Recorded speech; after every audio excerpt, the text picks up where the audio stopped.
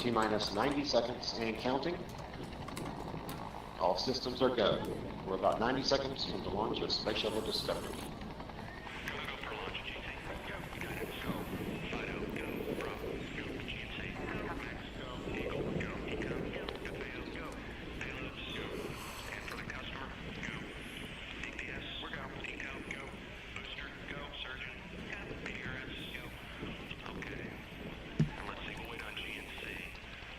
T-minus 60 seconds and counting. We are transferring to orbiter internal power at this time. Discovery is now running off its 3 onboard fuel cells. Coming up on a go for auto sequence start.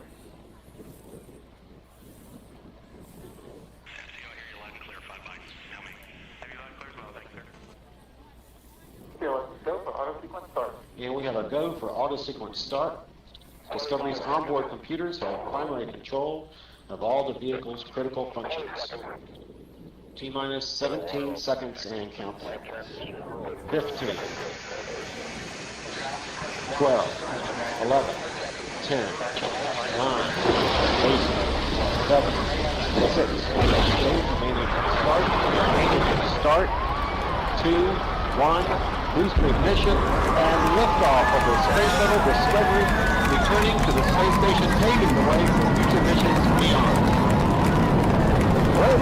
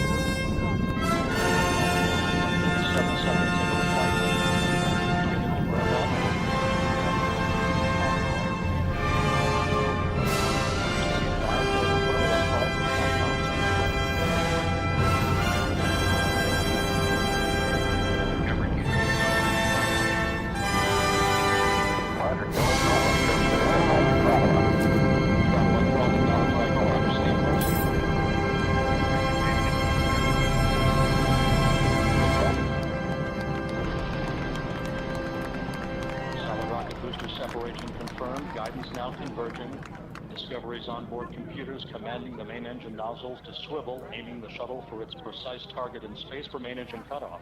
Should have a good forward link now and Okay, you sound good.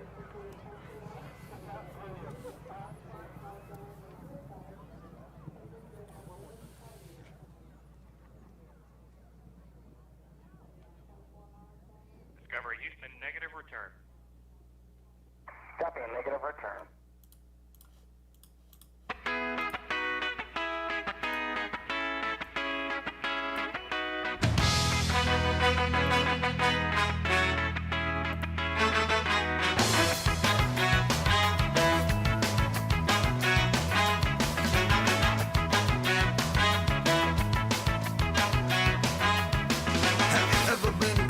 Tragedy, I've been close to folks who have.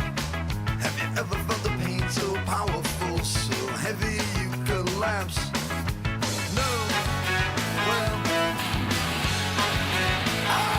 I never had to knock on wood, but I know someone who has, which makes me wonder if I could. It makes me wonder if I never had to knock on wood, and I'm glad I haven't yet, because I'm sure it isn't good. That's the impression that I get.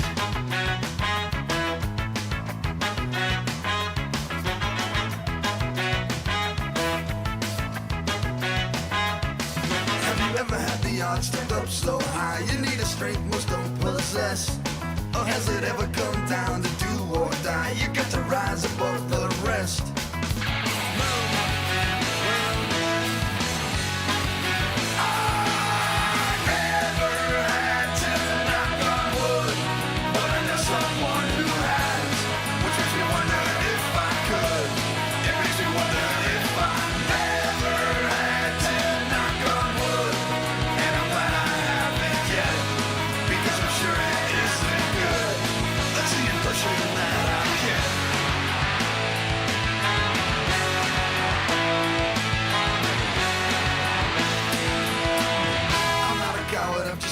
tested.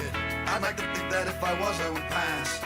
Look at the tested and think there before the grace go on. Might be a coward, I'm afraid of what I might find out. Never had to knock on wood, but I know someone who has, which makes me wonder if I could. It makes me wonder if I never had to knock on wood, and I'm glad I haven't yet, because I'm sure it isn't good. That's the impression that I get.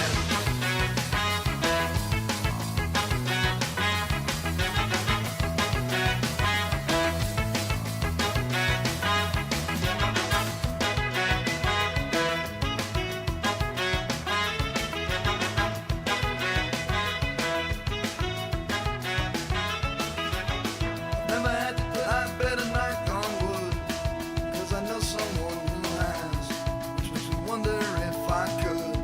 It makes me wonder if I never had to, but I better knock on wood, 'cause I'm sure it isn't good, and I'm glad I haven't yet.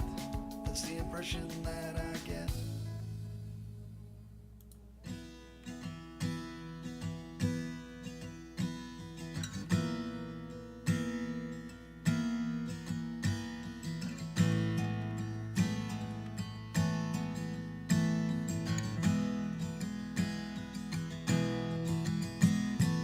When the night's getting cold, you're needing a shoulder.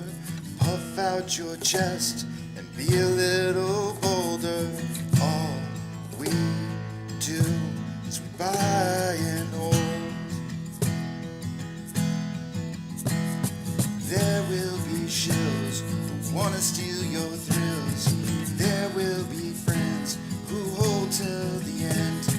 There will be doubt, fear and cloud, but it's all in your head. Those hedgies are dead. Panic and fear really are near, but it's not ours to own.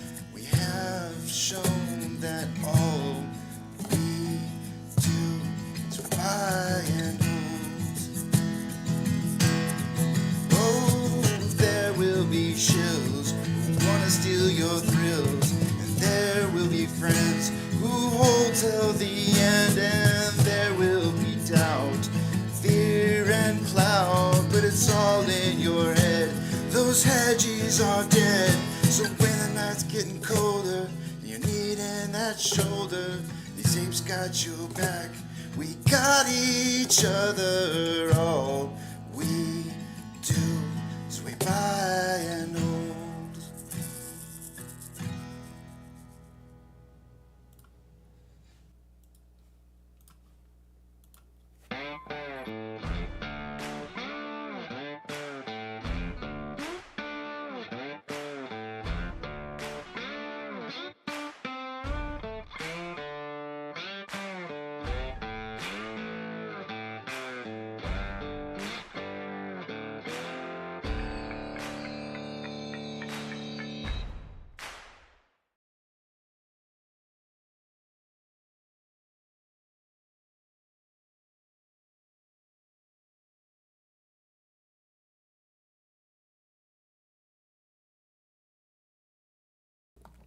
Are you kidding me?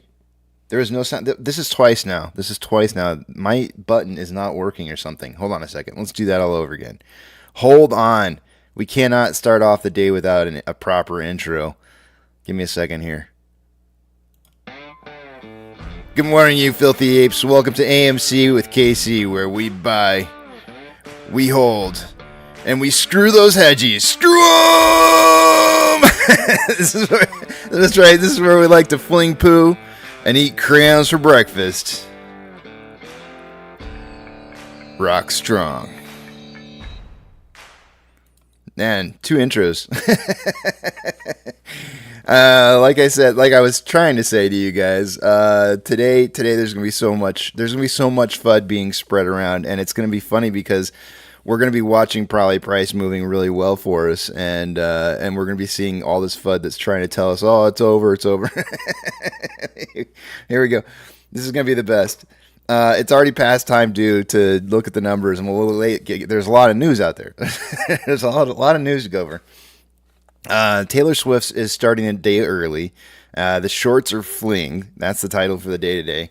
I'll show you here in just a little bit. They're trying to They're trying to represent the idea that they're closing positions as fast as they possibly can, and they're doing a darn good job of making it look like it's like they're done. I'll show you here in a few minutes where that's showing up in the numbers. And the sound's on now, Mike. You can't get me this time. And then the other part to this is that Adam Arendt's got a really weird post in this morning. There's some news there to read over. It's not really. It's non-related to what's going on. I think right now, as far as what's happening with closing of short interest. But Adam Arendt says, throughout my long career, I've successfully led many prominent companies, and I am proud of my impeccable reputation. In recent years, AMC's millions of retail shareholders have played a central role in my life.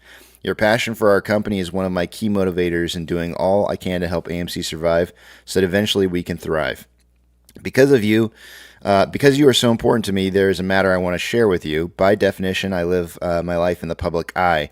Unfortunately, last year I became the victim of an elaborate criminal extortion by a third party who is unknown to me, related to false allegations about my personal life.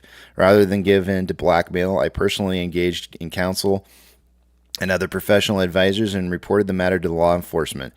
I did so knowing I risked personal embarrassment, but with my access to resources, if I did not stand up against blackmail, who could? A vigorous federal criminal investigation ensued, which resulted in the extortionist being arrested, convicted of a felony, and spending nearly a year in jail. At the time of the arrest, the U.S. Attorney for the Southern District of New York commended me having reported the matter to the FBI and the U.S. Department of Justice. This was entirely a personal matter. I was asked by law enforcement to keep this matter confidential during their investigation and subsequent court case.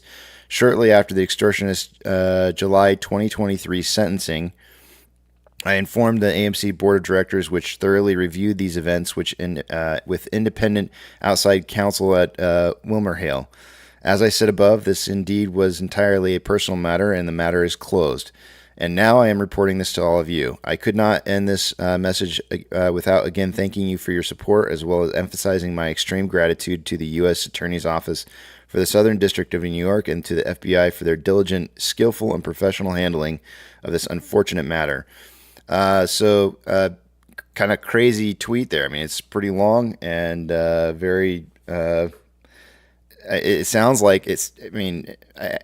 I don't know anything about the case, first off, so I probably really shouldn't even be saying what I'm about to say, but it sounds to me like somebody was trying to blackmail Adam Arendt for whatever reason. Obviously, I mean, there's probably plenty of reason to attempt to blackmail the CEO of a company that you want, that somebody may want to see not be succeeding in the going forward in the future. So I'm sure there's plenty of reasons why blackmail would be on the list of things to try to get Adam Arendt on. But let's take a look at what our numbers are, though. Let's see what we got going on here. I'm going to take you guys over the other screen here. I'm not going to be able to see what it is you guys are saying. So hold those personal thoughts, comments, questions, or concerns until you see the big tramp back up on the screen again. Give me 1 second while I... The question is was the extortionist somebody that we might know in the Twitterverse or someplace else, and did that person suddenly disappear back in July? Because if they suddenly disappeared back in July, then there may be a reason behind why they disappeared. Give me 1 second here while I clean my glasses.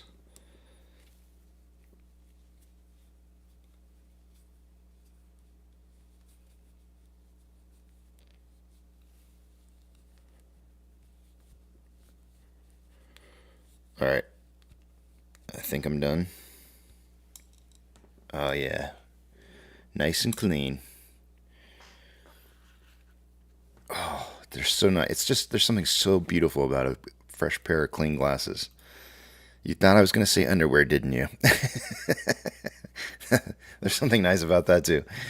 Let's see. Let's take a look at these numbers and see what we got going on here, because I know some of you may be wondering what the heck's going on, so we'll talk about it. Two-factor authentication. If you don't have it, you may want to consider getting it, as it could prevent somebody from getting into your account that shouldn't be in your account. When you do sign up for that, if your broker allows you to put in a secondary device to be able to receive access to that passcode, probably not a bad idea, as you never know when something bad might happen to your primary phone or device. Taking a look at short exempt volume for the day-to-day, it's sitting at 288.2 thousand shares. Going back up.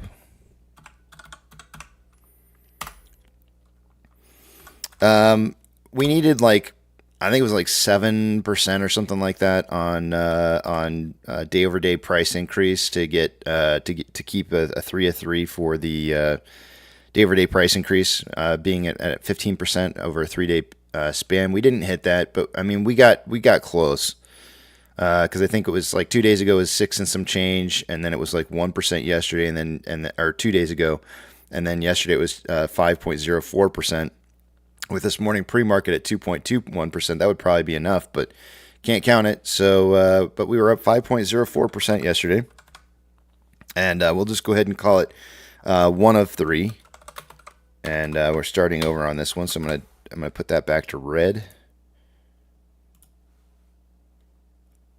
I think I am. Gonna try. Utilization. This is where you guys don't panic. Don't panic. 46.01% on utilization. Don't panic. Oh, hold on. I know people are going to start panicking. They're it's all over. No, it's not. This is good. 46.01% on utilization. I can feel the buttholes puckering up right now. 46.01 is the wrong way. Just hold on. We'll get there. We'll get to let's get through the rest of these numbers.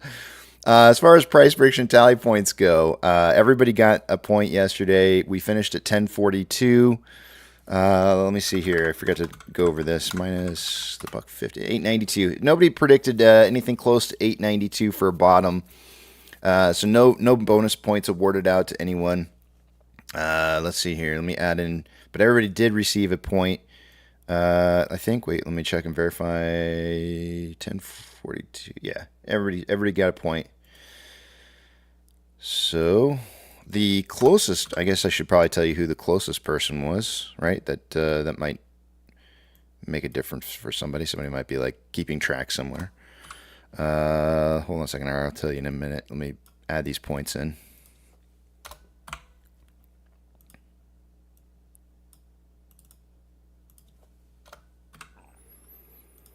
The closest price prediction for the day yesterday was 25.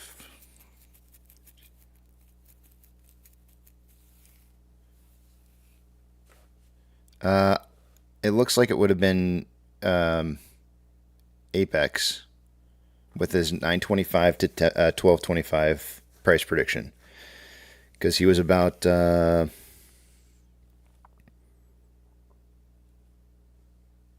33 cents higher than that price prediction, and I was 40 something cents, 41 cents higher. So he got me by just a little bit on the price predictions yesterday. I'm being closer. So let's take a look at Max Payne here. I'm guessing we started out the week at $8. We went to $8.50, then $9. And if I had to guess today, it's going to be $9.50.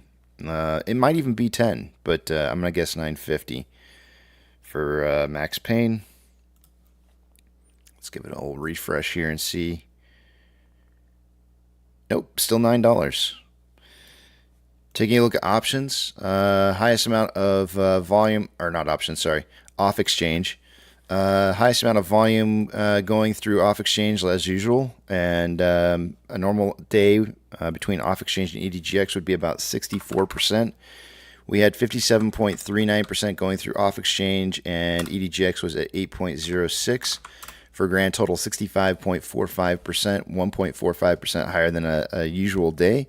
So it's pretty close. Not a whole lot of extra suppression going through those, suppression going through those exchanges, thus keeping price from being able to move up. CHX volume for the day was 5,302 shares, not a whole lot. GME CHX volume is 333 shares.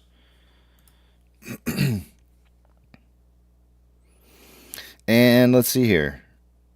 What's going on with institutional ownership? Yesterday it dropped by about almost 4 million. It was like 3.5 million.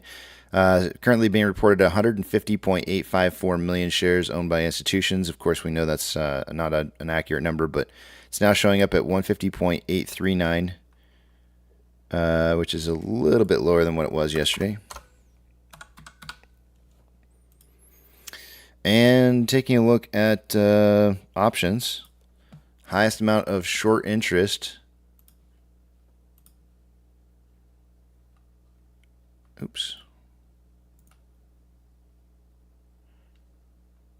Highest amount of short interest on the call side, open at a $10 strike. However, $12 is a very, very close runner-up. But as of right now, it is a $10 strike.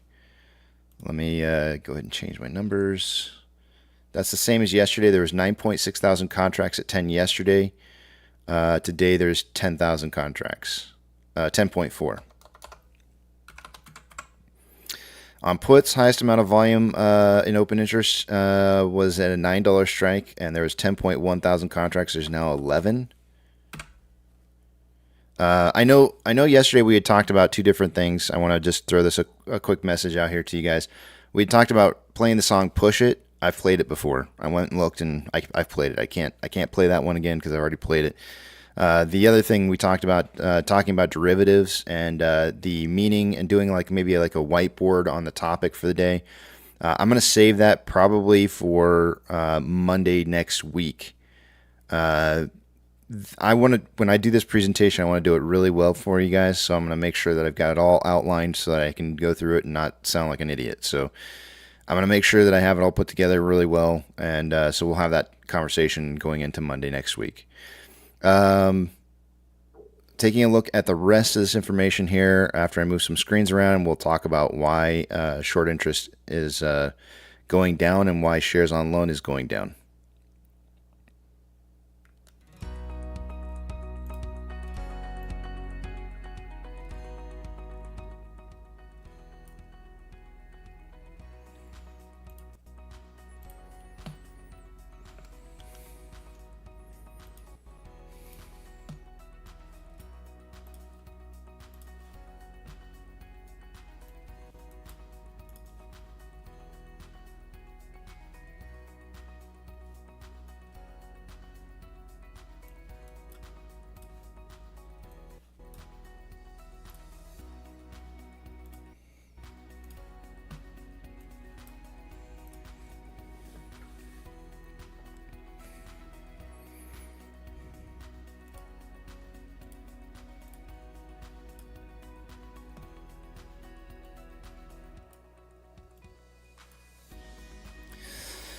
All right.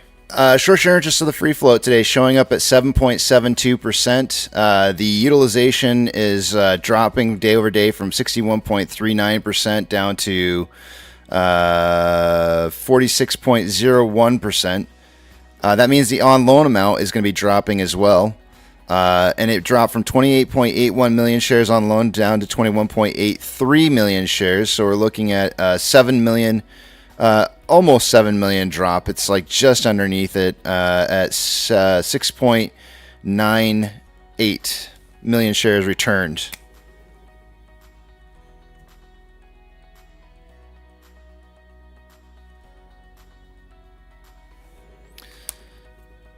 That's going to obviously cause the estimated short share interest of the free float to drop, the estimated short share interest of the free float to drop here. And it's going to drop from 9.09 to 7.72. On loan average age per day it should, in normal cases, this should be dropping regardless, especially with shares on loan dropping significantly. This should be a falling number regardless of whether it's old or new. But in this particular case, I think it's actually going to be going up. Oh, no, it did go down. Okay. It did drop down from 15.28 down to 14.18. That's the direction it should be heading. And security lending volume day over day increasing dramatically from 1.94 million to 9.71 million shares. So here's what's going on. First, we saw the very first thing that we saw happen was we saw an exchange reported short interest number coming in lower than what was being estimated. So this is the green cloud with the green line is the estimated amount of short interest that's being estimated. And you can see on the last reporting, they were a little bit high on their numbers, but it was still within the cloud of their estimates. And then you can see here that between September 15th and September 29th, there was a significant amount of shares that were in short interest that were returned. So, and it went from 22.15 reported to 20 or 17.16 million.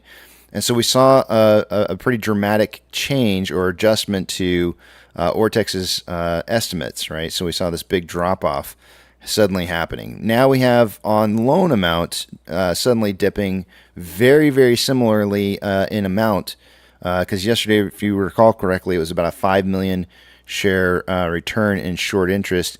Now we're seeing the on loan amount that's being reported on loan dropping an additional, what did I write down? 6.98 million shares day over day.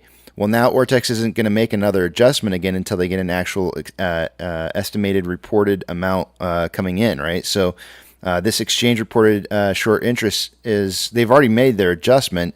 Now they're finding that on loan amount is dipping quite a bit, so they're going to continue with their adjusted amount of short interest, and they're going to be basing it off of that. So they're always their formula is always estimating about a third of whatever is on loan, whether it being added or taken away, is always in short interest. So there could actually be stacking short interest right now, and they would actually be reporting this as a dip because the on loan amount went down.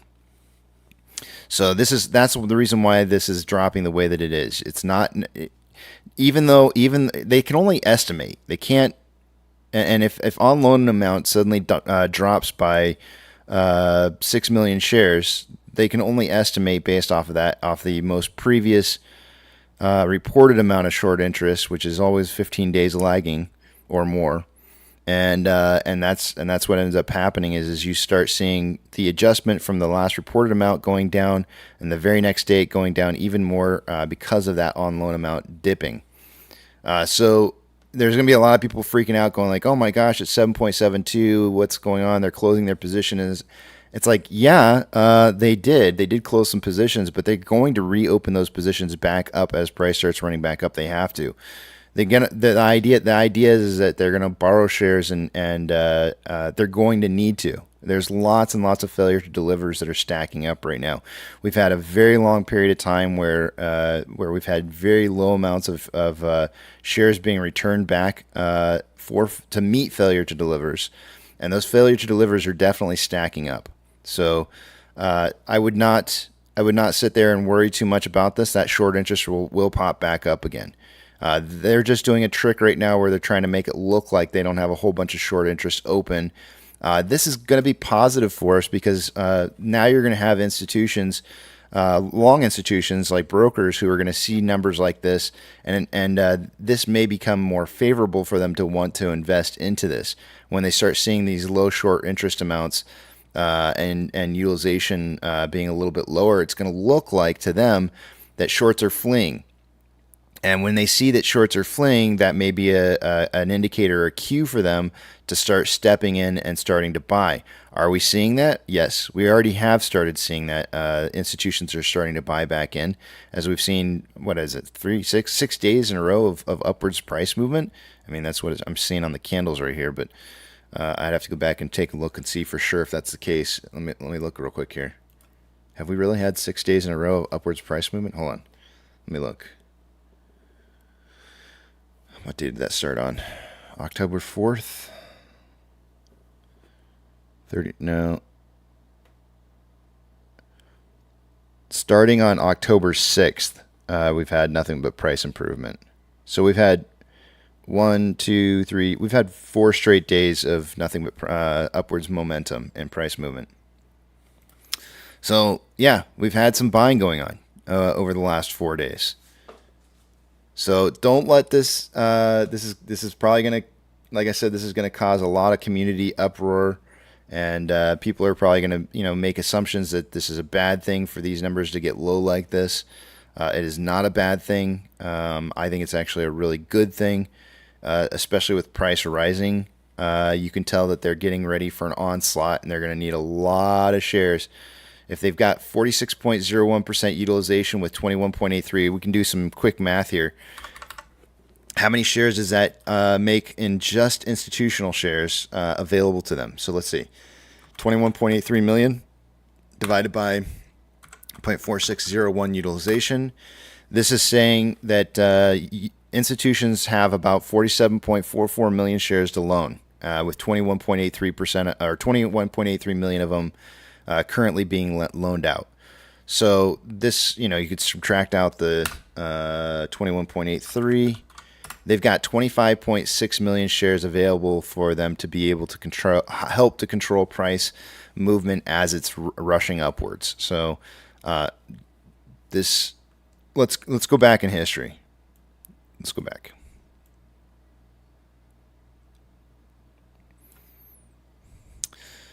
Do you see the big drop off in on loan amount prior to the June run? Look at the on loan amount dipping. It went from 17.33 million shares on loan all the way down to about 14.11 million shares on loan, and you can see the same kind of thing happen back here, with the exchange reported short interest dropping from 10.64 down to 9.92.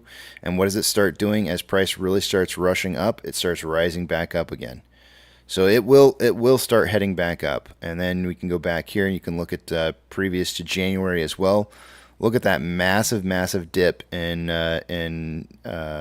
estimated short share interest to the free float, dipping from like 72.62 all the way down to 24.8. So this is like massive dip beforehand.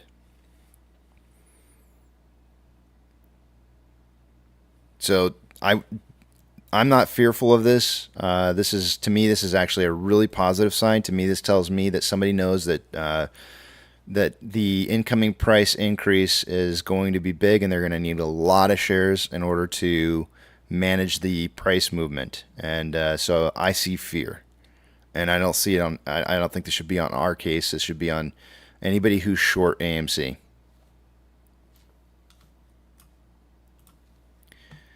MMRI.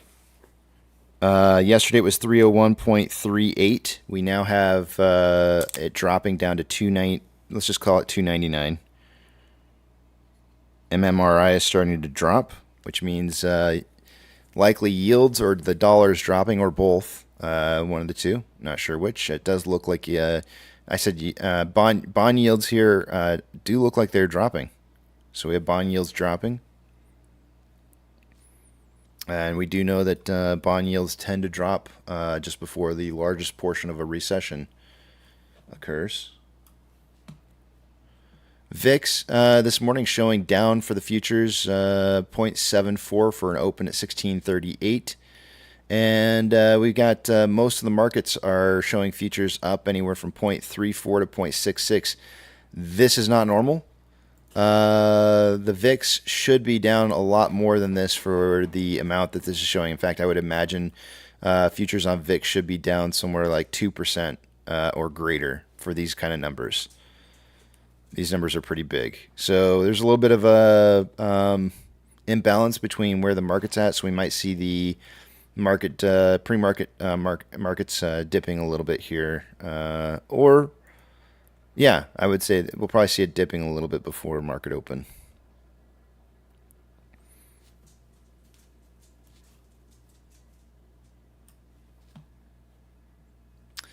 Let's see here. Taking a look at orders by Fidelity customers from yesterday. AMC and GME are the only two I'm looking for on this list. AMC made it. We managed to maintain staying on the list throughout the day. We had a 49.05% buy to 50.95% sell ratio.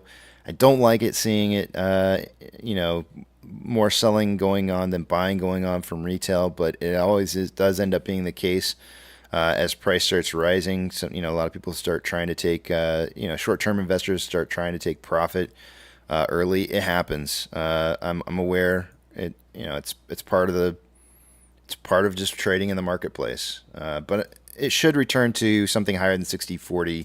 I'm hoping by today. I hope by today. SSR trigger price for the day today is going to be at $9.38. We have 3.1 million shares available to borrow so far this morning. Showing up. This should be a red flag for many of you guys out there who are paying attention. If you suddenly have utilization dropping and you suddenly have 6 million shares on loan suddenly being returned, but yet you don't see this number driving upwards, which I imagine it will drive upwards, we may see a really large quantity of shares being borrowed here and then it driving right back to the same value that it's been at, and those shares will probably be utilized for shorting. But as of this morning, borrowing goes, we had 1 million shares borrowed right here and then returned between 6:48 and 7:04. Then we had 1.3 million shares borrowed here, so we're looking at 2.3 million shares borrowed. They have returned all of those, most of those, so far this morning already. How much did I say? Is it 2.3? I can't remember what I even just said. 1.3 plus 2.3 million. Yesterday we saw about 2.4 million shares borrowed in a single day, so we're really close to the same amount of borrowing that we had going on yesterday. Fees showing up at 1.2%, and ETFs have already had all of their shares borrowed out. 66.9 thousand contracts are out of the money on the calls versus 39.7 thousand contracts that are in the money. 64,000 contracts are out of the money on the puts versus 2.9 thousand contracts that are in the money.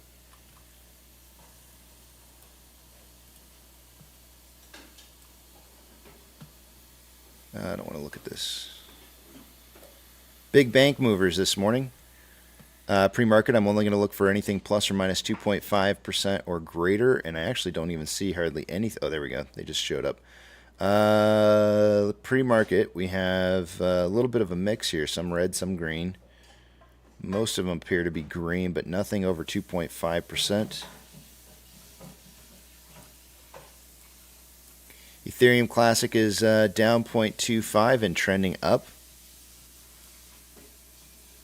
The US dollar is down 0.11 and for the most part trending up. Oil in the pre-market is up 1% and traded 330 shares this morning. And it says it looks like it's on an uptrend a little bit here, but it opened down and then came. It's been trading kind of in a range, so I'd say consolidating. Let's see here. SPY this morning is up 0.41.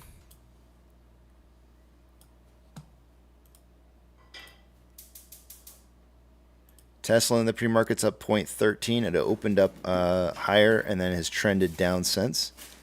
Amazon is up 0.59, opened up higher and is a little bit consolidation, maybe a slight downtrend currently.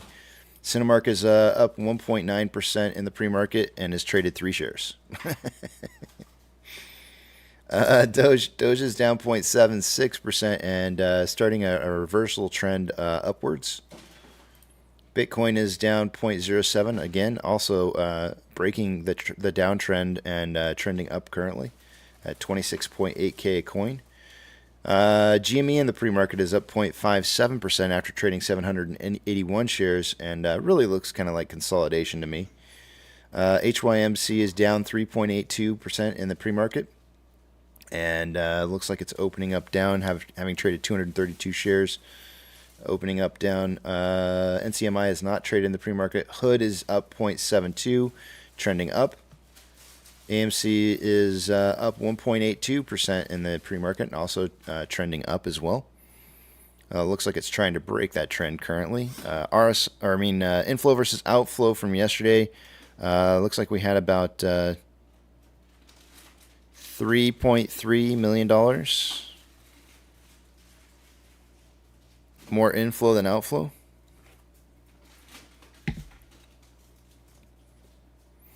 $18.57 thousand shares traded so far this morning on AMC. On a 4-hour chart, we have more buying pressure than selling pressure with an RSI of 78.99, which is above, signaling overbought. On a 1-hour chart, more buying pressure than selling pressure with an RSI of 71.51, which is signaling overbought. On a 30-minute interval, we have more selling pressure than buying pressure with an RSI of 69.21, which is almost signaling oversold. It was overbought. It was signaling overbought earlier and has dropped below that just fractionally. On a 5-minute interval, there's more selling pressure than buying pressure with an RSI of 58.48, which is it's above average. 1-hour time interval for Ichimoto.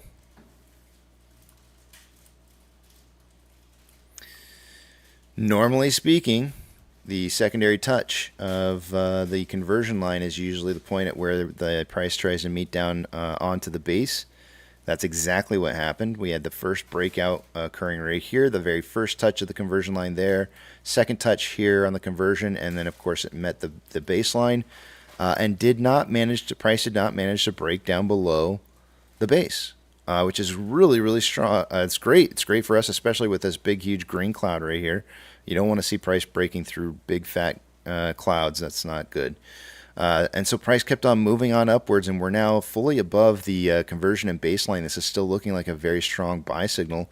You can see that the lagging line is overpriced line, which is it needs to stay above $10 and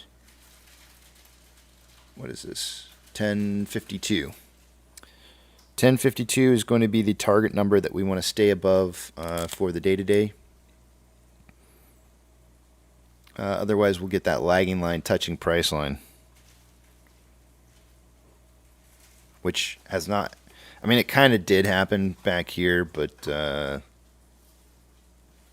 think high was 1008. Yeah, lagging line touch price line right back here, but it was very, very brief. So this is still looking really, really strong here. What I don't like about this, RSI is hot. Not real hot. It's at 72.11. You can see that the vortex indicator is showing extreme signs of strength this morning as the VI negative is heading severely down. VI positive is heading severely up. TTM squeeze is showing a renewed strength after a short sign of weakness. So possibly a more upwards trend on price based off of what the 1-hour chart looks like. And on a 4-hour chart, first break above the conversion and base after the cloud is right here. And you have your first touching point here, your second touching point right here. This is usually where price would like to try and meet up with base, which is currently sitting at 941, but we're not getting that.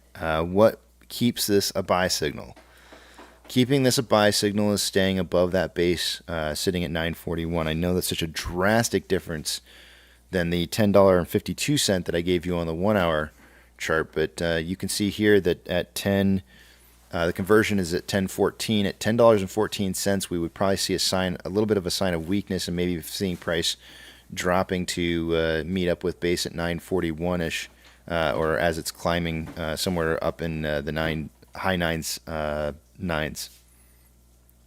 Lagging line is nowhere near price line at this point in time, and it wouldn't even come close to touching for another, including today as a trading day. At this current level, it wouldn't even come close to touching for another 5 trading days.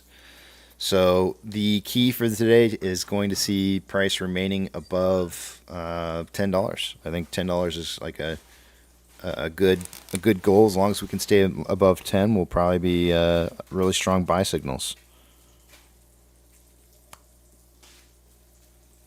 And we're moving in towards the thicker portion of a green cloud, which means that the likelihood of price dropping through the thicker portions of a green cloud are less likely, and that's more favorable for us as we're moving upwards in price. We got our pokey stick of volume coming in here with 123,000 shares, giving us a grand total of 143,000 shares traded so far for the day today. It's very, very similar to what volume was like yesterday. No, volume was lower yesterday.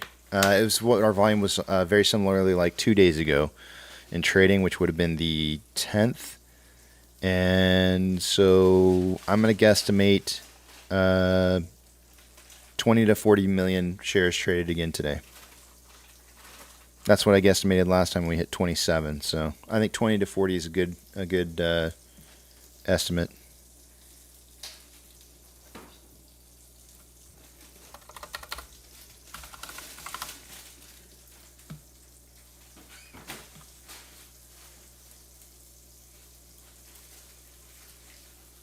Let me get all of this back on the screen here. And with that, that's all I got for you guys. Price predictions. Did TB come in this morning? He might have come in this morning. I missed it. Let's see here. I'm going to search real quick here through the messages and see if he's got something in here.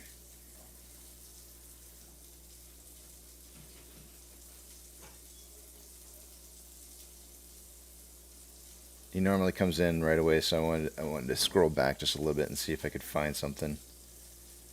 Yeah, I don't see anything.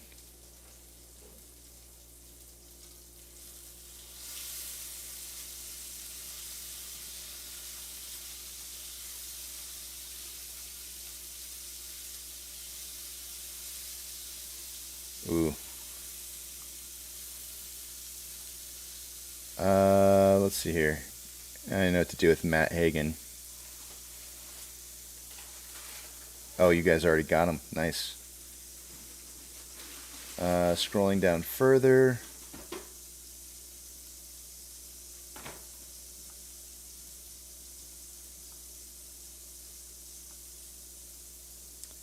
Yeah, we know what to do with you guys.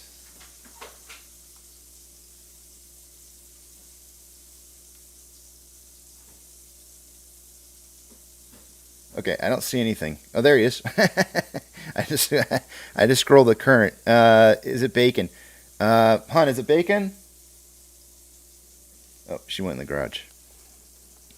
I'll let you know. I have a feeling it's sausage again. We'll see. We'll find out. Yep, it smells like sausage. I think it's sausage. You guys keep thinking it's bacon. It's sausage. Let's see. TB is going 9.25 to 12.25. For a price prediction. How is it sausage?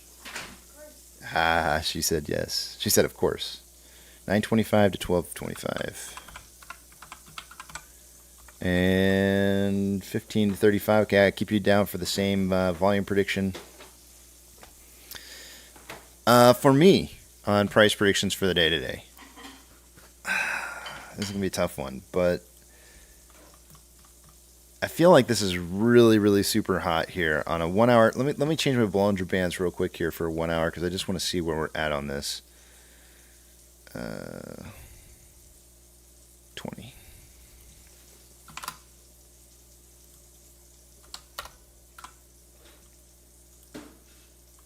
That's so hot.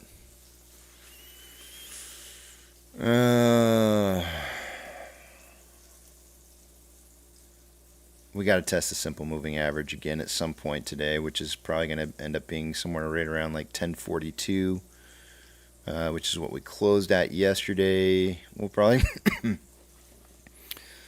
come back down and retest that.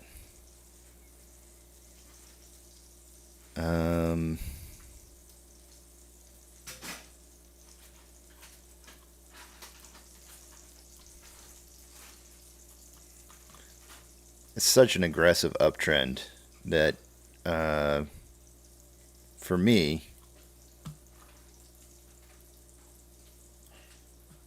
makes it very, very difficult to figure out where price is moving to.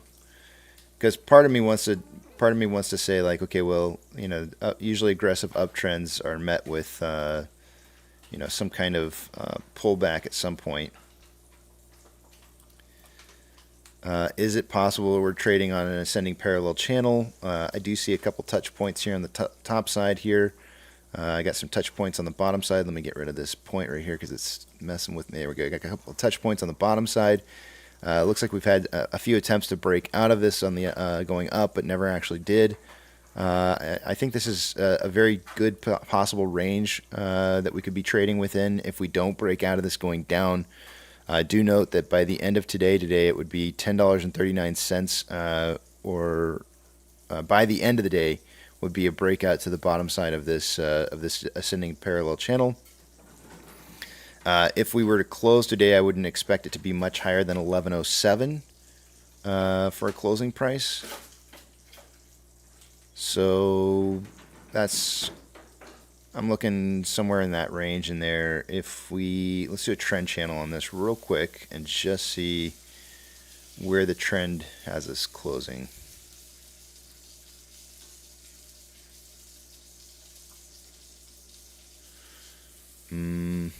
Here.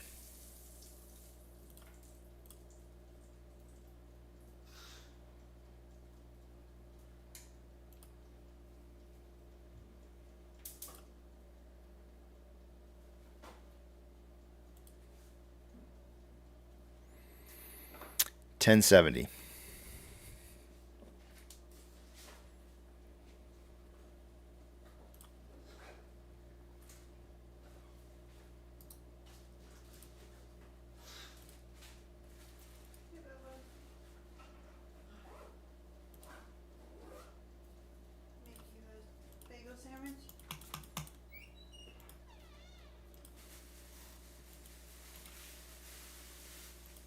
Uh-oh.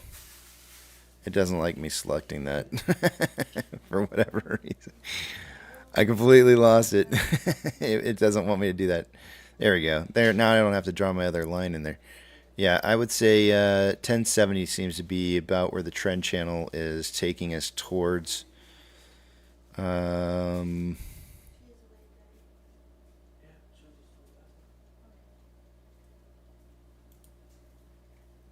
I like 1069.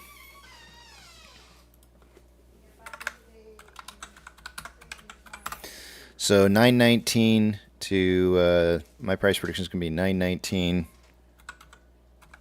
to 1219.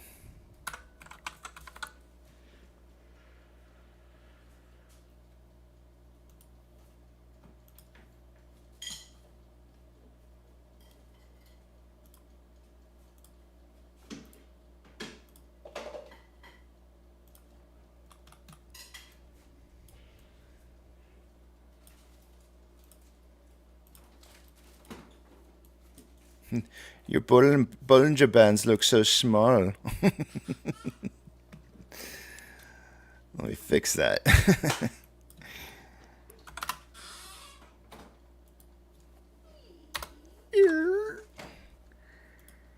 Man, that almost sounds... My fridge sounds like Lou.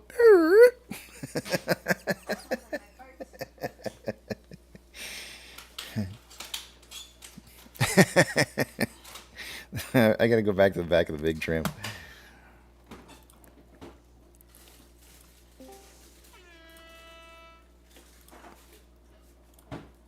And they're off.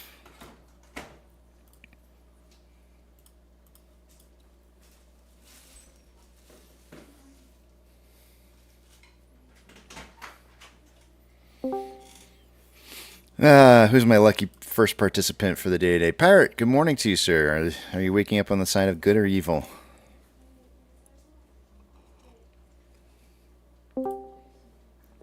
Evil it is. Good morning, Casey. Good morning. No. I'm having a wonderful morning. I have woke up to an abundance of settled cash. Been busying myself here in the last few days with harvesting a little extra powder from some other plays I've involved myself in just to busy my hands, and it worked out nicely for me. So I've had to. I'm not a margin guy, as you know, so I had to wait for the settled cash, and pleasingly enough, it's there this morning. So I'm ready. I'm ready and eager to do battle today. Nice. Apex is saying, since we're all here, I'll keep my bullish sentiment and roll the dice with a 11:01 close, 9:51 to 12:51. Apex, I got you down, sir. It does seem like we're due for a pullback, so I'm glad you're keeping that $9 price range available to you a little bit there, just in case.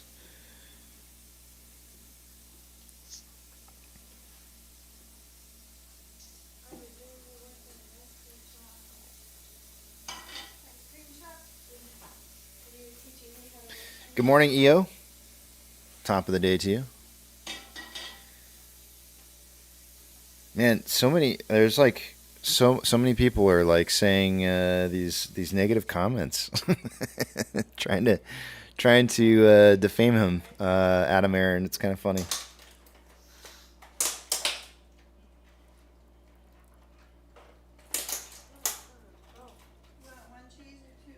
Said it before. I'll say it again. One sick monkey, they don't cancel the circus, even if he's the big monkey.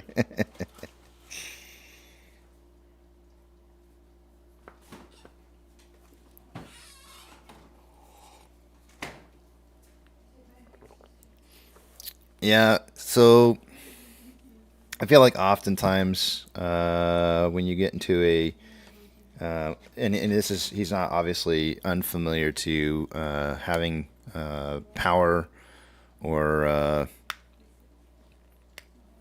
fame, I guess.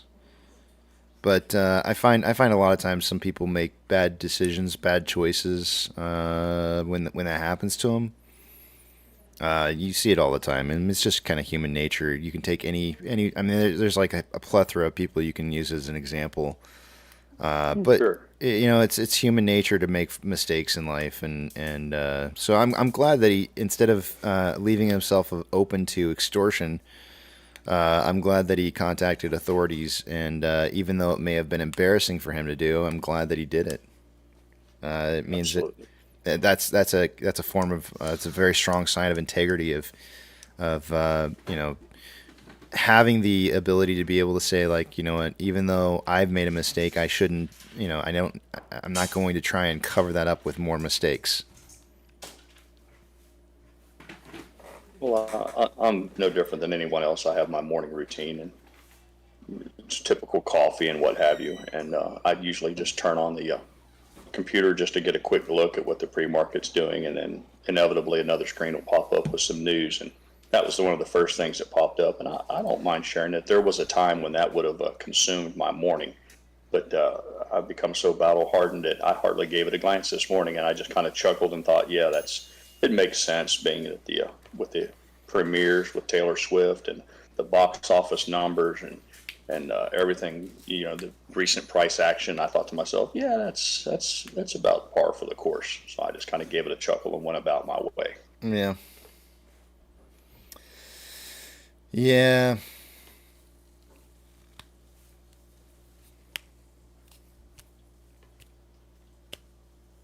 I haven't even read the first sentence about it, but I would say that I don't know, a man his age and he's not exactly a Spring chicken. representative of the Tom Cruise he doesn't necessarily fall into the Tom Cruise supermodel cohort.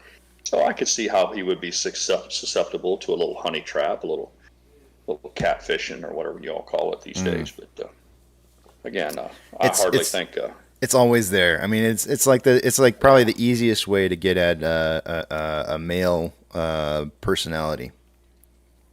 Sure. And it's just the easiest way. Well, I hardly think that everyone's going to wake up today from coast to coast or globally and say, "Oh my Lord, AMC sent someone some naughty pictures, and I need to sell all my stock ASAP. Mm-hmm. Sell. Yeah, sure. Yeah. I would and I don't want to mention any names, but I've actually had some I feel like I've had some attempts to try and get me to stumble down that road as well, and I'm not going there because I know exactly where that's going to lead to. So, nah. Well, I sent you those pictures in confidence, Casey. Listen, man, I went out on a limb there, and I thought maybe you felt the same way. So there's no need to rub salt in it. I understand if you don't want to play along with trading pics with me, but there's no need to embarrass me in front of the rest of the crew. Yeah. It's so easy to get caught up in that kind of stuff, though. I can understand.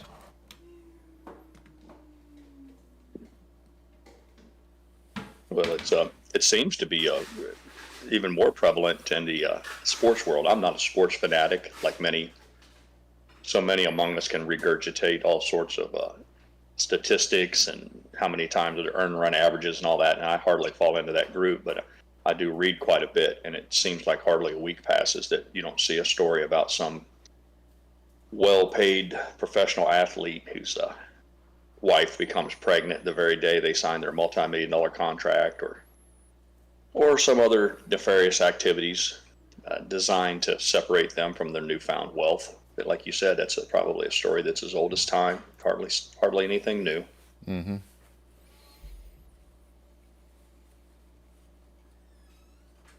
Maybe it's in the car. Chimp to Silverback says, "Is this a situation where any news is good news as long as it brings eyeballs to the story?" Well, I don't know if I'd call that good news. Yeah. There's always an element of that, though. I see where he's going with that, and he's not entirely wrong. And there's no such thing as bad press. I mean, free advertising is free advertising, but just it's more. I guess that's a silver lining. I admire him for his ability to look at it in a positive light, though. It's more, I think, and I'm going to scroll back to this tweet right here. I think it's more of an attempt to try and make this less of a topic than what it should be. And Taylor Swift, she tweeted out 12 hours ago, premiere day, and I can't really wrap my head around this, but look what you genuinely made me do. Due to unprecedented demand, we're opening up early access showings of the Eras Tour concert film on Thursday in America and Canada, as in tomorrow, meaning today. We're also adding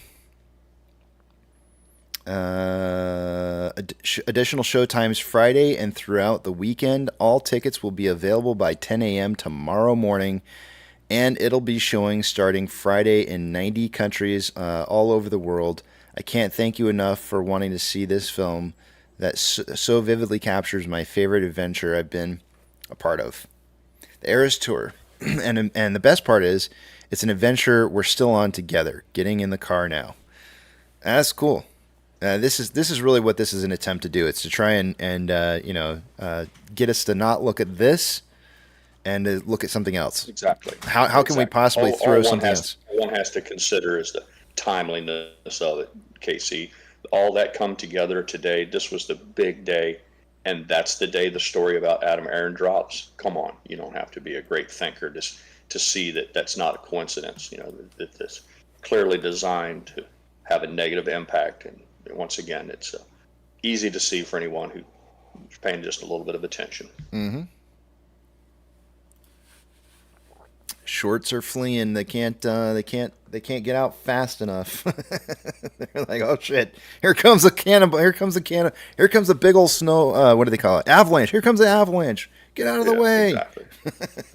Well, if this is their big secret weapon, if this was their go-to, they've been saving it. Like saving it like their silver bullet. That's pretty weak sauce. It is. It is weak sauce. They're like, we'll save this, we'll save, and that's how those things are done. It's much like a political hit job, or the mainstream media is notorious for spiking stories to help a candidate they endorse, or the opposite, and it's no different than that. I'll show you how we defeat this. UConn's like desperation. Watch this. This is how we defeat this. You come in here to Taylor Swift's thing, you like it, you retweet it, you repost it.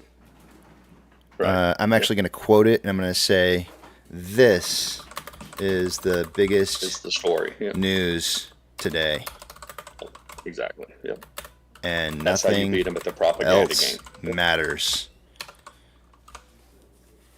And that is how you beat this. You take that information buzz that they're trying to push, and you turn the narrative and you say, no, as the masses, I am not going to sign up for what it is you want me to say or try to perpetrate as being the hot topic item. This is the news item that needs to see the most amount of views, not what it is that you're trying to portray as being the most important thing to talk about.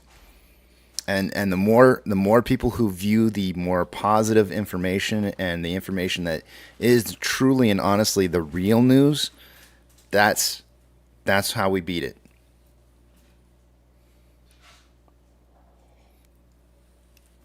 And you just don't buy into. And all the hookers down there loved him. He had these beautiful golden curls. Oh, my man come through. Oh, it's like Christmas morning. Y'all know like Christmas morning when you get that brand new toy. Preacher come through with some beautiful sound clips from yesterday. Oh, see, today just keeps getting better. That literally, I will take the heat for. Oh, I will take the heat. You are so fucked. I will take the heat. Fucked. I think right now, if I was you, I would trade places with Adam Aaron. If you think Adam Aaron's on the hot seat today, oh my God, you are so very fucked. Well done, preacher. Well done, my man. Your bonus check is in the mail. I'll take the heat. That's pretty good. Nice one, preacher. Oh, I'm going to go out on the limb here and say that's just the tip of the iceberg, my friend. Yeah. Yesterday's little conversation with your mother yielded all sorts of low-hanging fruit. Our cup overfloweth. Oh man, I will take the heat. Oh, you don't have any choice, man. You have no choice. You're outside of the wire on this one. Just smile, boys. Smile. Smile and wave. Smile and wave, Smile boys. and wave. Smile and wave.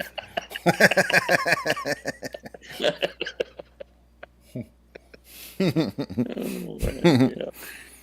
It's shaping up to be a great day. I just knew it was going to be great today. Oh man, that's hilarious. Poor preacher, man. He said he sent a text. I don't know if you caught it in chat that he's working, so he can't join us in the back of the big tramp. But he did looks like he took a quick moment there to submit that for our listening pleasure, and we're forever grateful. Yeah, and I'm sure he can't talk. Sure. I said we. I'm forever grateful. I'm certain you're not, but I'm forever grateful. Oh man. anything to draw some of the heat off of me, Frank, and some of the others. Down there loved him. He had these beautiful golden curls.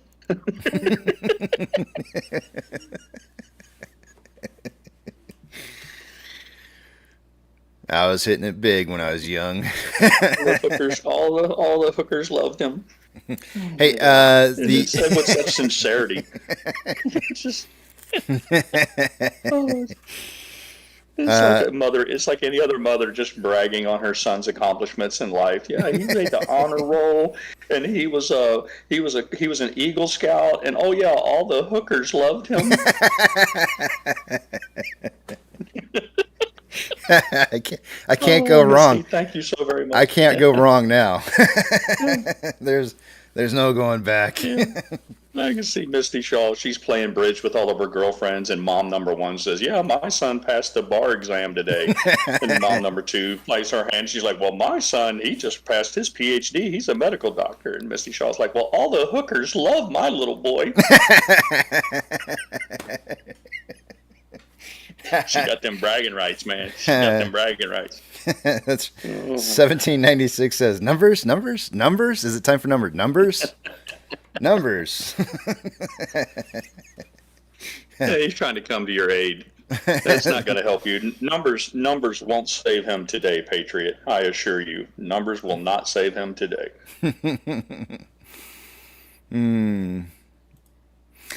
Well, we are up 1.44% for this morning so far at $10.57.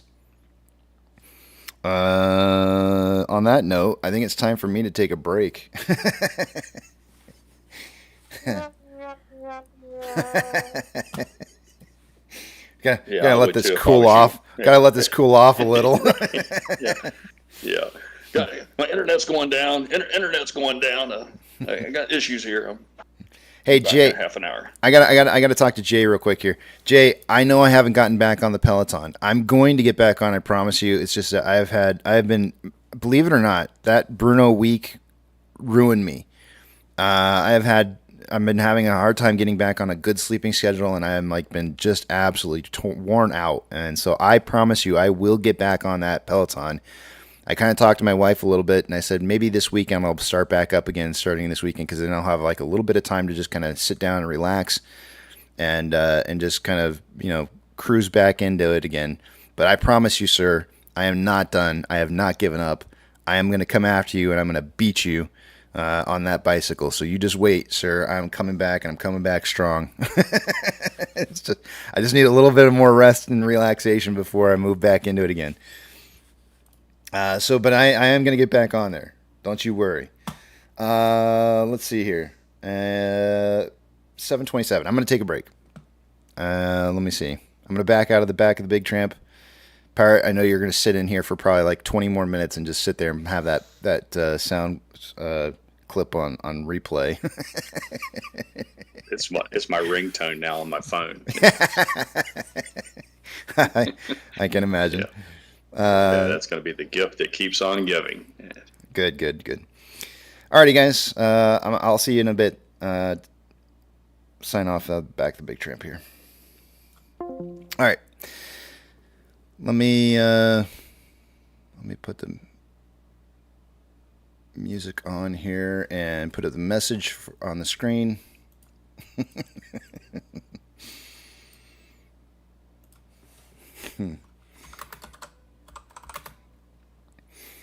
Let's see. We'll be back at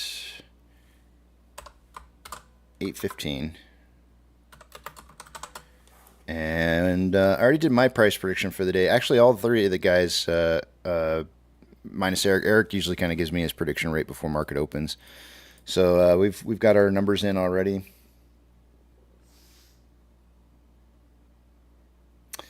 CPI number reports in 2 minutes. Let us know how that turns out. I'll take a look at it with you. Well, actually, you know what? Hold on a second. Maybe I will stick around just long enough to take a look at that. The only problem I have is that I literally pull up the CPI data right off of the .gov webpage. And I swear to you guys always get this information way faster than I do. And I'm like, how in the world is that possible? Why is it that the .gov website can't print it before anybody else does? It's just insane. But anyways, I got the page pulled up, ready to go. So let's see if I wait 3 or 4 more minutes, I might be able to.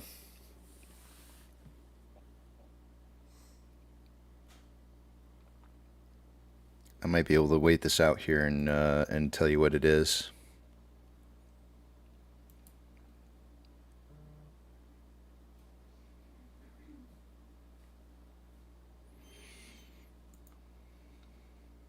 I wonder if there's any predictions for this for today. The predictions for today on PPI or CPI, 0.3 is what is being estimated.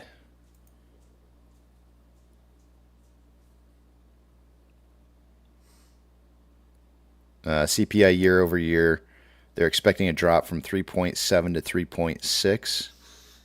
Those are the estimates by MarketWatch. Core CPI year over year, they're expecting from 4.3 a drop from 4.3 to 4.1.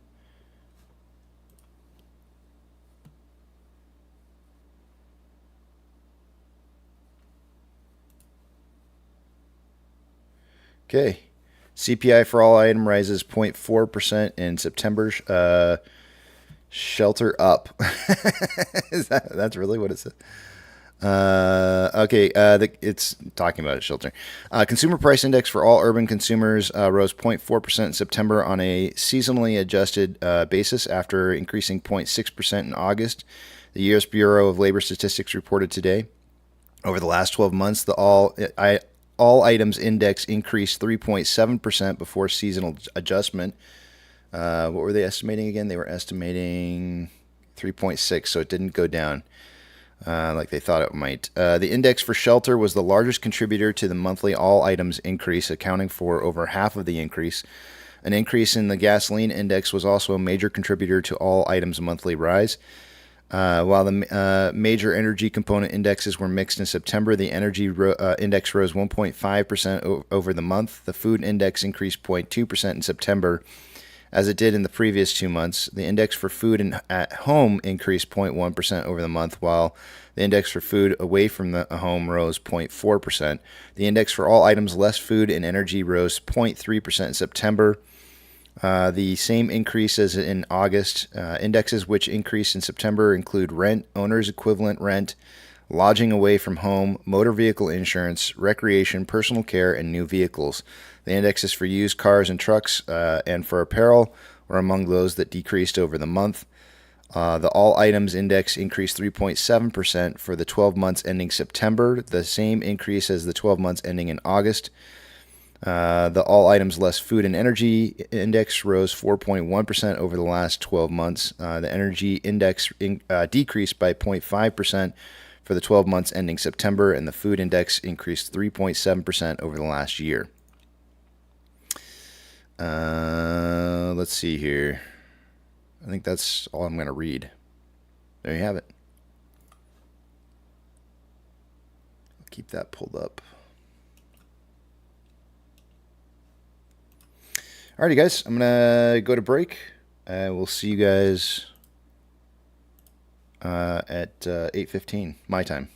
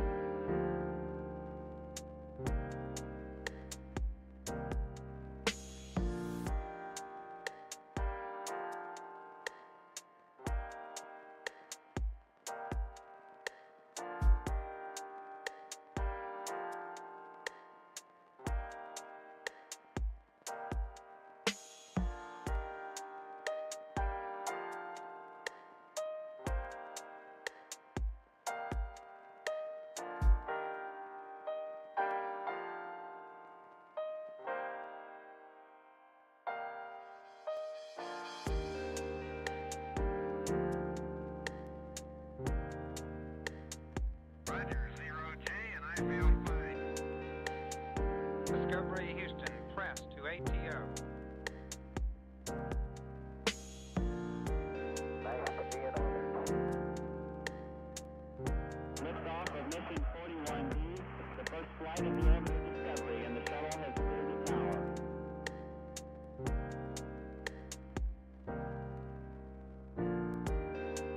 3, 2, 1, 0, 0. Discovery, go and throttle up. Discovery's 4 computers now have primary control of critical vehicle functions.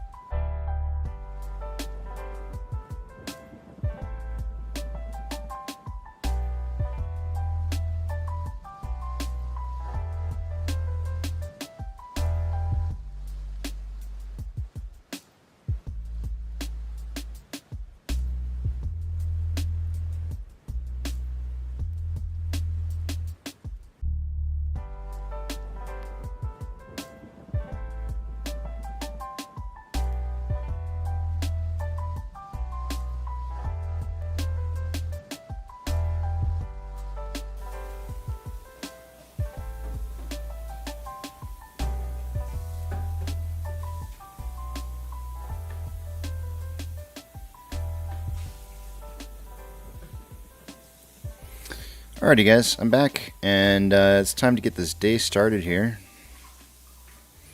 I would give price predictions, but I already have.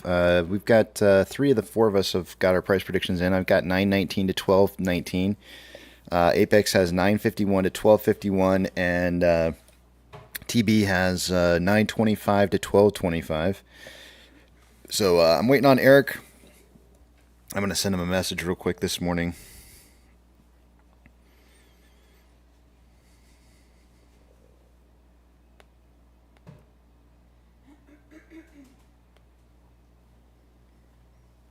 Alright, cool.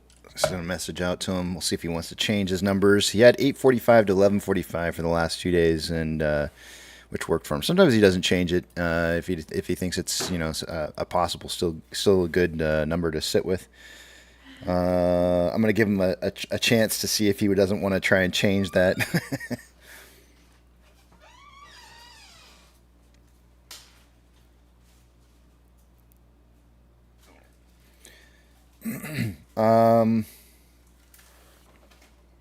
We got about 10 minutes before the market opens. We're up 1.39% right now at $10.57. I've identified what appears to be an ascending parallel channel that we're in right now. These usually are bearish in regards to when price breaks out of this channel. It's usually tends to trend downwards. The only time that ever is not the case, and this happens, I want to say like 90%, 90+% of the time, when it breaks out to the top side of an ascending parallel channel like this, it means we're on the back side of a cup and handle. Like 90, I want to say like 98% of the time. And so if we do see a breakout to the top side of this ascending parallel channel, It'll be in another parallel ascending channel, but slightly higher than the one we currently are in right now. So if I do go out to a 1 hour chart here, you can see where the idea of a cup and handle type pattern is perhaps forming. So it's a possibility, but I'm not trying to get any excitement up here, just letting you know that if we do break out of this ascending parallel channel, there's a very good potential reason why that might be. You can see here that as we are moving up, we are filling a little bit of a gap here. Once we get up to around $10, almost $11, once we get around to $11, there's a chance that we could pop really quickly to somewhere around 1475-ish. And then start to consolidate a little bit more before and fill some more gaps on the way up.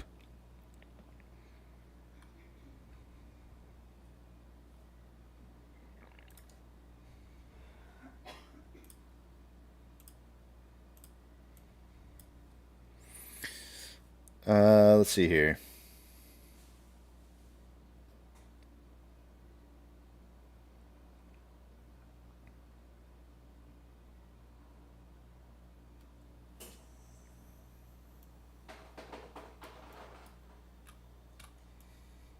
Zoom in on this just a tad. VIX in the pre-market right now showing down 1.06 at about 1592.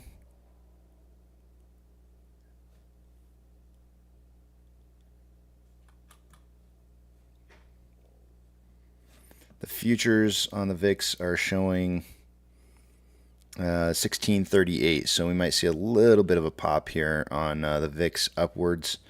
But I'm seeing the VIX futures down 0.74% from yesterday's close.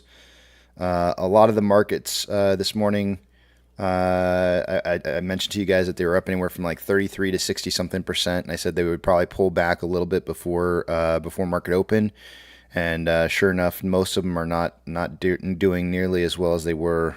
For example, like the SPY, which I think was up like almost I think it was like 0.4% earlier this morning, is now only up 0.05%.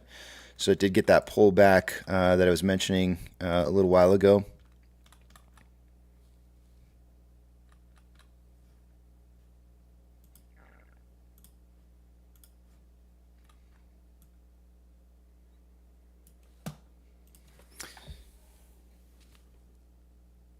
Eric's going to go 9 to 12.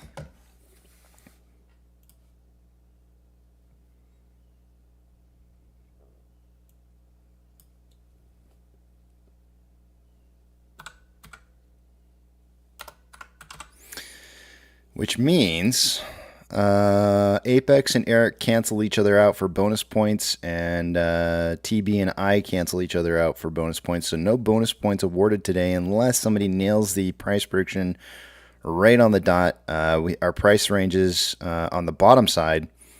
Eric has 9 to Apex is 951, so there's about a 51-cent spread between our price predictions. Not a whole lot.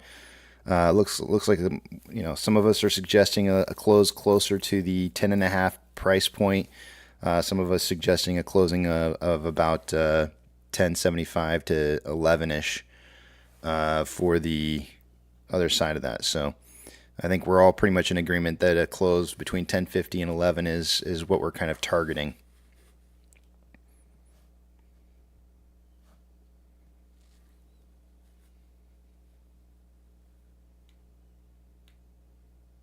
Albert says, "Ooh, inflation came in hotter than expected, so now the algos will have to be programmed to buy in spite of the fact that they should sell."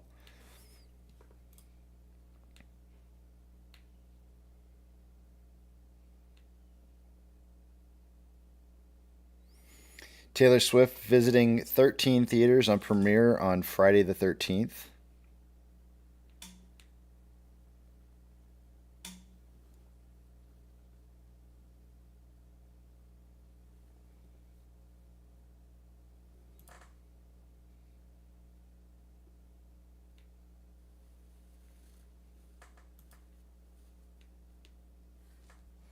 We got about 3 more minutes before I start 2 more minutes before I start the intro for the day today.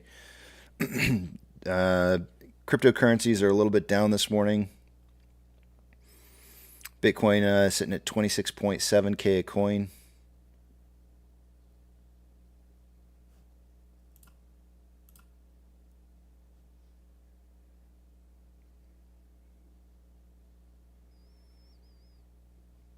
US dollars heading up. Earlier this morning when I showed MMRI, it was down significantly from where it was at almost a little over 2 points, I think, and finally breaking below 300, just slightly below 300 at 299. Currently, I'm looking at it though, and it's showing at 303.77, so it's moving around quite a bit.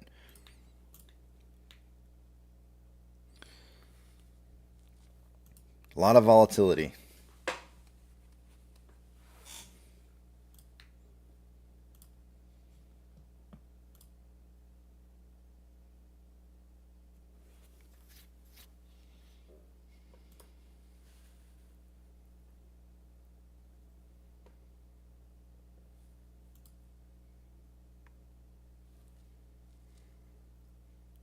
We got about 30 more seconds here.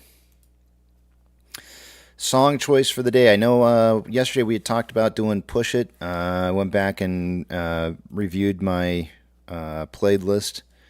And unfortunately, I already played that song, so we didn't do that.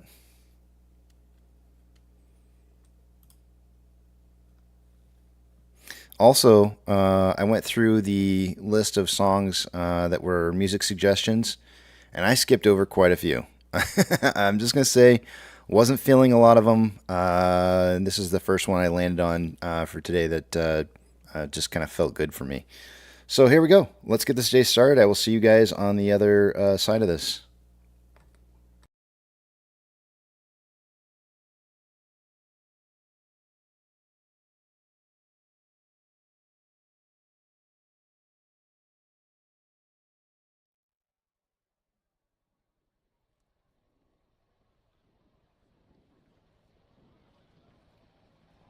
T-minus 90 seconds and counting. All systems are go. We're about 90 seconds from the launch of Space Shuttle Discovery.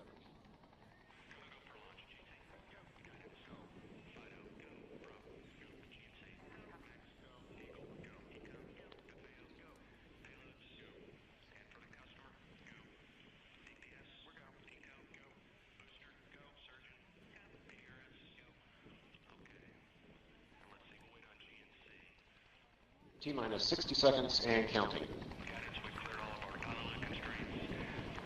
We are transferring to orbiter internal power at this time. Discovery is now running off its 3 onboard fuel cells. Coming up on a go for auto sequence start.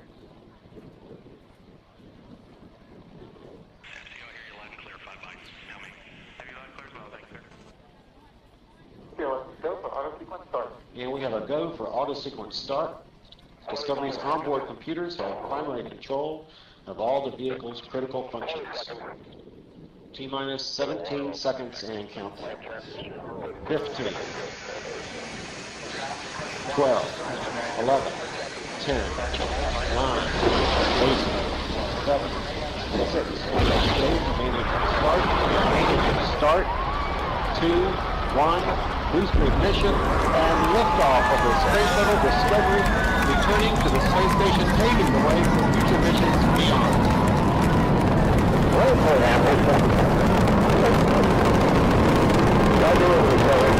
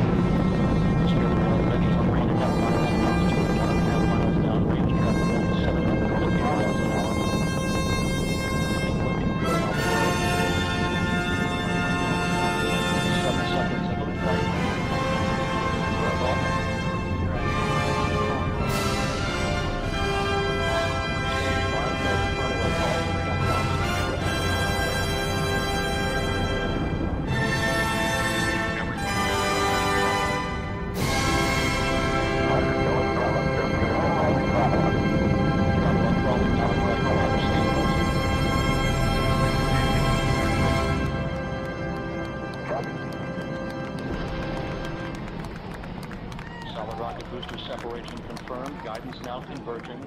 Discovery's onboard computers commanding the main engine nozzles to swivel, aiming the shuttle for its precise target in space for main engine cutoff. Should have a good forward link now in SM. Dan, you sound good.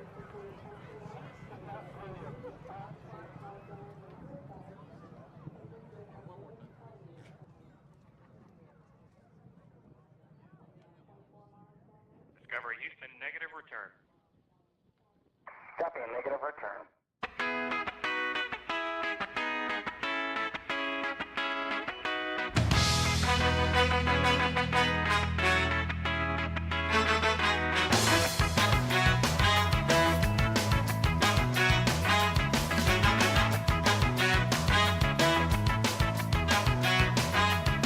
Have you ever been close to tragedy or been close to folks who have?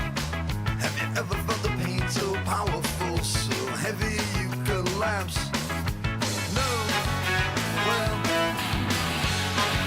I never had to knock on wood, but I know someone who has, which makes me wonder if I could. It makes me wonder if I never had to knock on wood, and I'm glad I haven't yet, because I'm sure it isn't good. That's the impression that I get.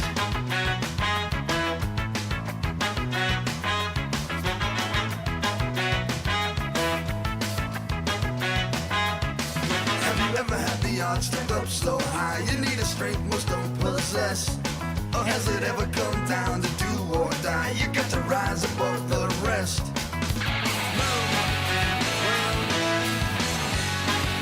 I never had to knock on wood, but I know someone who has, which makes me wonder if I could.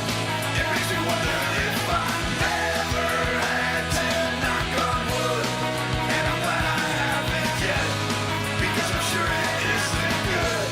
That's the impression that I get.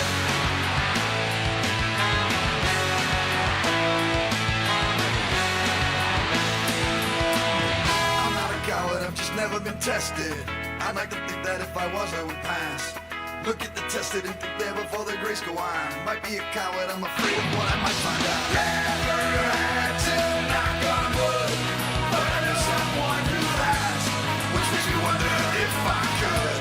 It makes me wonder if I never had to knock on wood, and I'm glad I haven't yet, because I'm sure it isn't good. That's the impression that I get.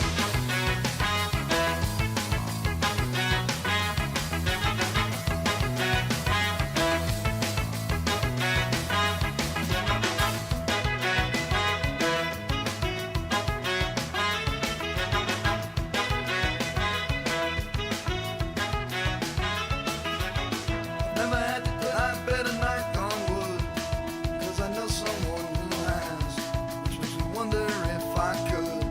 It makes me wonder if I never had to, but I better knock on wood, 'cause I'm sure it isn't good, and I'm glad I haven't yet. That's the impression that I get.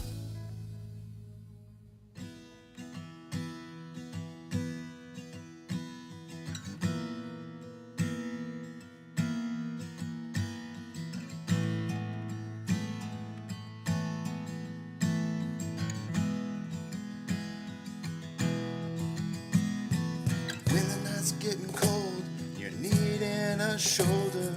Puff out your chest and be a little bolder. All we do is we buy and hold. There will be shills who wanna steal your thrills. There will be friends who hold till the end. There will be doubt, fear and cloud, but it's all in your head. Those hedgies are dead. Panic and fear really are near. It's not ours to own. We have shown that all we do is buy and hold. Oh, there will be shills who wanna steal your thrills, and be friends who hold till the end, and there will be doubt, fear and cloud, but it's all in your head. Those hedgies are dead. So when the night's getting colder, you're needing that shoulder, these apes got your back. We got each other. All we do is we buy and hold.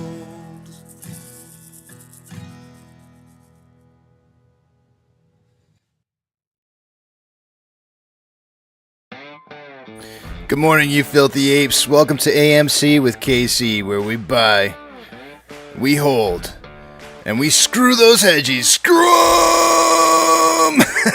That's right. That's why we like to fling poo and eat crayons for breakfast. Rock strong. Good morning, guys. The title for the day today is Taylor Swift is starting a day early. Shorts are fleeing. We'll cover some of that news in regards to what the shorts are doing and why they're doing what it is that they're doing.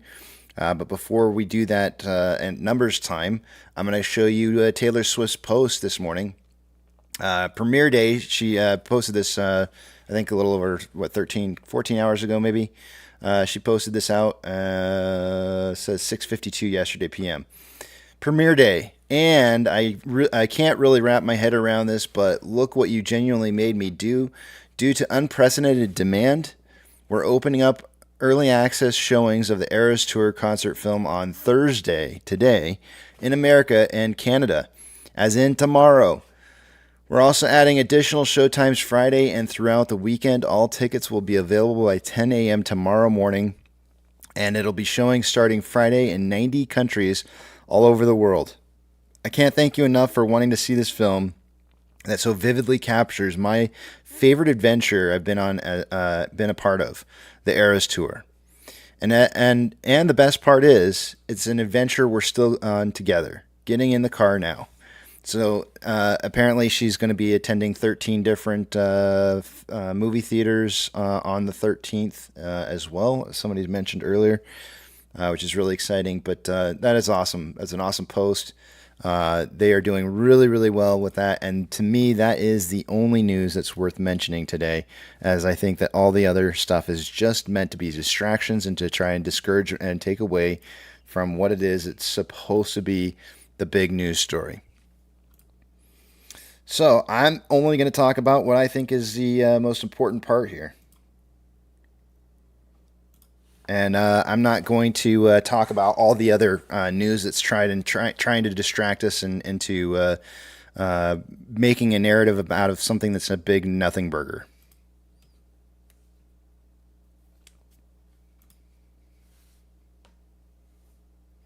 It's 8:39, and I got to go do something really quick. Give me 1 second. I'll be right back. I gotta go do something real fast. I'll be right back.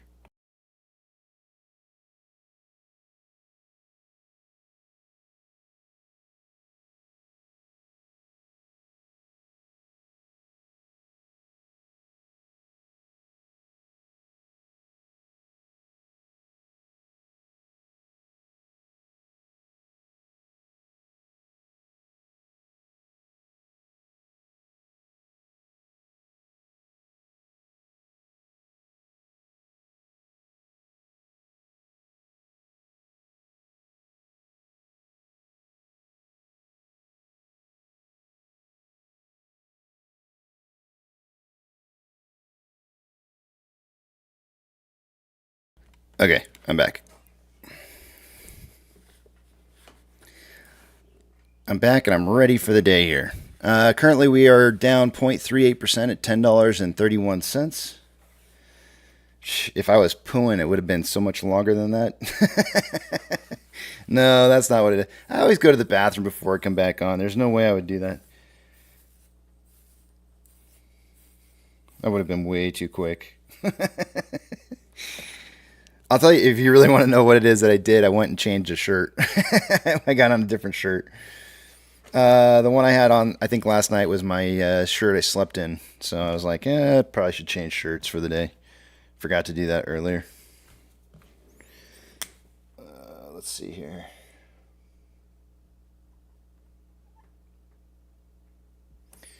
I just accidentally erased something on my board. I had to write back on. All right, I'm going to head back to the back of the big tramp here.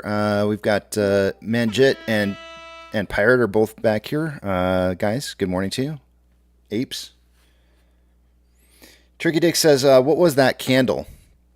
It was a single share that was traded through probably an off exchange, if I had to guess, and it was for $11.16.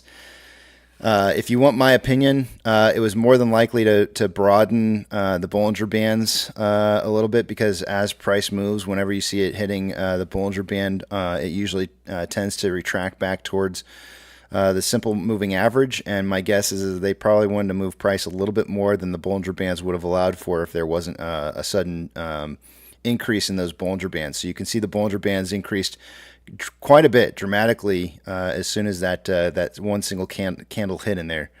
So by doing that, by causing that to occur, this now gives them a little bit more leeway on being able to move price in one direction or the other, and before they get a little bit of a retracement in algo trading.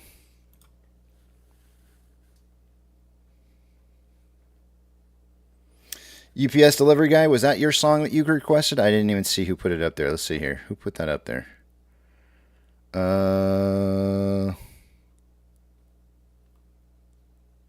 Yeah, it was. It was you. You're welcome.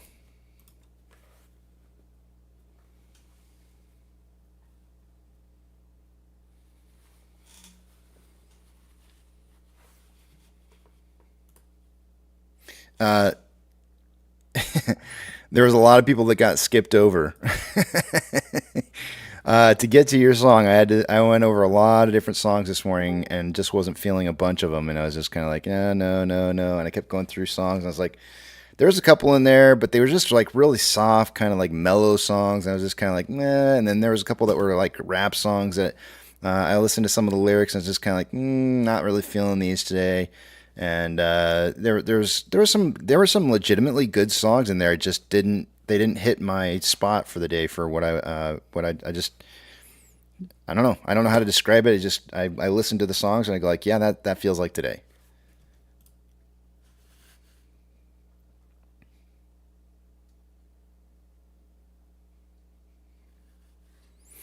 Most of them do seem to be NTR as of right now. They're not all of them though.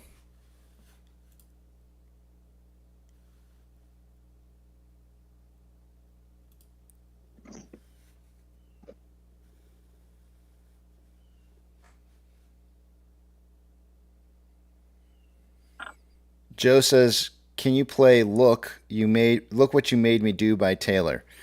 I mean, tomorrow's Fuzz Friday, so probably not tomorrow. And we've already got today's song in, so I could maybe do it Monday.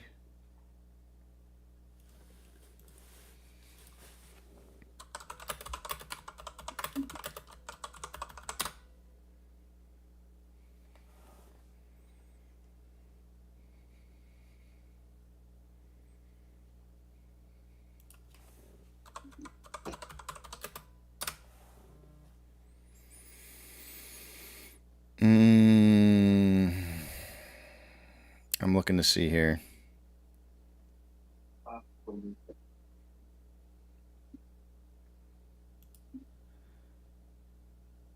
Give me 1 second. I'm looking. Somebody asked the question is what is NTR? And I don't know exactly. It's saying the only answer that I see here is FINRA trade facility, over the counter dark pool. They don't want you to know. That's what I'm seeing. I'm trying to look for a more official answer here. Let me see if I can find one. Let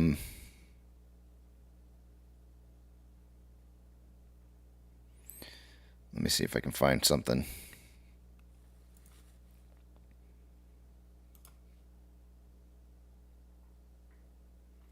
Nope, that's not it.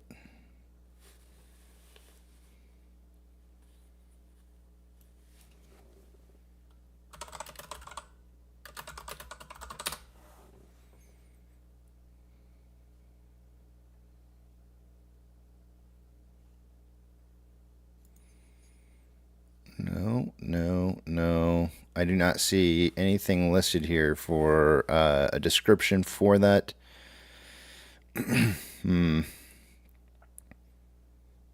I'm gonna guess that it's like it's probably like non something. If I had to guess, non-transacted, non some. I don't know. I'm looking to see if I can find it, but I'm not seeing anything that's popping up on here.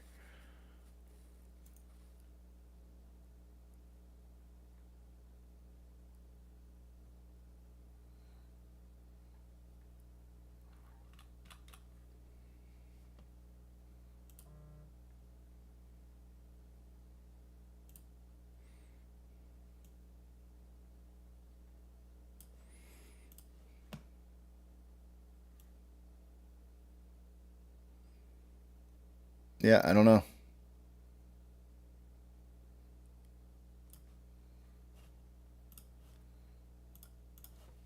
Good question. What I would do is I wouldn't actually use this. I never actually use, whenever I have a question about orders that go through and I want to find out what exchange they've gone through, what I do is I actually go to Fidelity Active Trader Pro, and I go to the time and sales for Fidelity Active Trader Pro, and I actually look up that single minute and I look to see what they report for the exchange. Because I've never used Weeble's reported exchange over here on the side, because I really don't. Some of the exchanges that they're reporting on here, I have no idea what they are.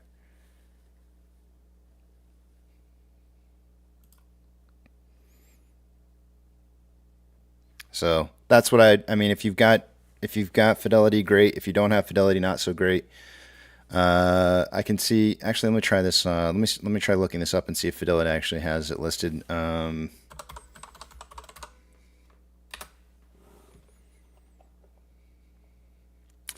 Yeah. See, they don't have anything in here. But what I can do, it's very difficult for me to pull up Fidelity Active Trader Pro while I've got you guys on the live stream. Every time I've ever tried to do this, it always crashes. I don't know why, but there seems to be some kind of problem with me streaming and having Active Trader Pro open. So I'll try. I'm gonna take you guys over to the other page here real quickly so that I can do that, because I can't pull it up while you guys are watching. Let me try this and see if I can do it, because what I can do is I can cross-reference one of those NTR trades and see what they show up on the time and sales. NTR not truly real. Son of a gun, Active Trader Pro. It says you're running a version that's not up to date. Hold on a second here. Let's see. Come on.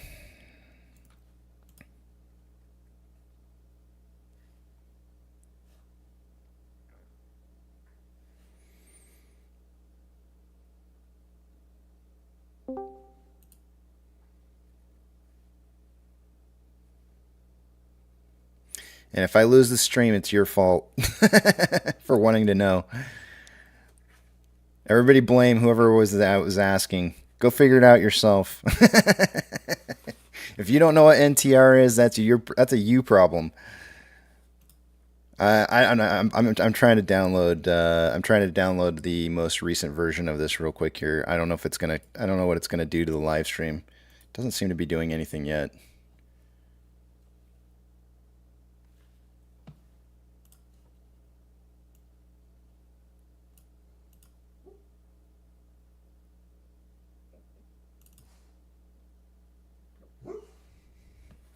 All right, here we go. Moment of truth. If the live stream crashes, this is we'll know. I always have a problem with this. Send it. It pisses me off that I can't run this at the same. I'd love to have this running, and I never have it open because it always seems to have conflicts with. I'm not sure if it's conflicts with OBS or if it's conflicts with just live streaming in general, but it always has problems in it, and it drives me nuts that I can't have it open in the background.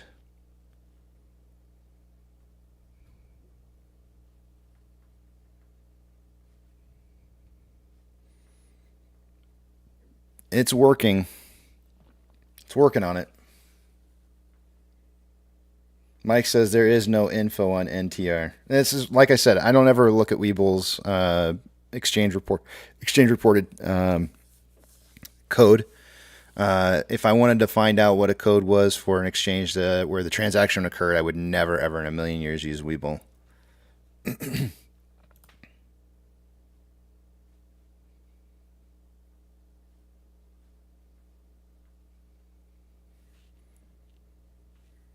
And unfortunately, I can't even... If I pull this over to the other page, hopefully it's not going to do anything. Let's see if I can take you guys back to the other page and not have something... Oh, it's almost done. Come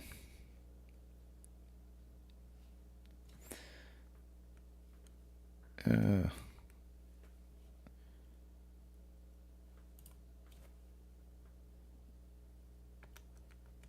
All right. That should work. We'll see what happens when this pops up. I might have to take you guys off real fast here. All right, application installed. This is really weird. It says installing still, but it says installed. It's like, okay, which is it? I'm gonna take you back over the other page here real fast. I'll just see if I can manage to get this to pop open here.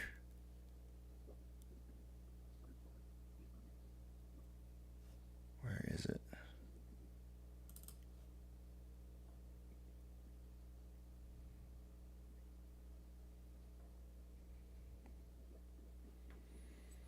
Working. Ah, it opened. Is the live stream still on? Live stream still on? Oh my gosh, this might work. We're good to go. Yeah. Holy moly. Miracles never cease. Uh-oh. Miracles never cease. I got dings. Dings are going on. It's not loading.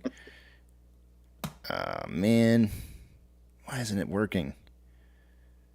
Every single time I always have the same problem. It just gets to a certain point, it just hangs up every time. I feel like...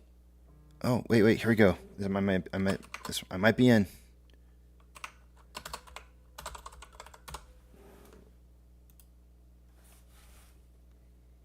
Maybe.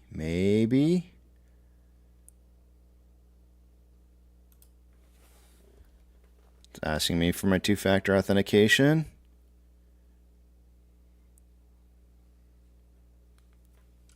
I approved it. Oh, come on. Do it. You can finally do it. Hopefully. Come on.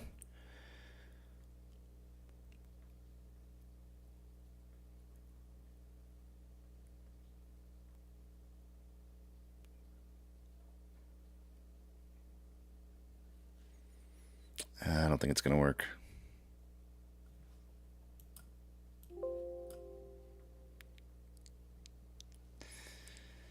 Yeah. This is why I usually, T-Mac usually helps me out. Like anytime I've ever had, because I know she's got access to this. Anytime I ever see something weird happen with time and sales, I'll usually like do a shout out to her to ask her if she can like send me a screenshot of the time and sales for a specific minute. And then she usually sends me something, and then that way I can see what it is without having to stop the live stream. Yeah, I can't even move it. It's completely... Oh my gosh, this is really bad. I've got to be... My computer's like on overload right now. It is not happy. Okay, the good news is I have it open. The bad news is that I don't know if I can... I'll say I got you guys back up on the page there. I've got the... Let me open up time and sales for this.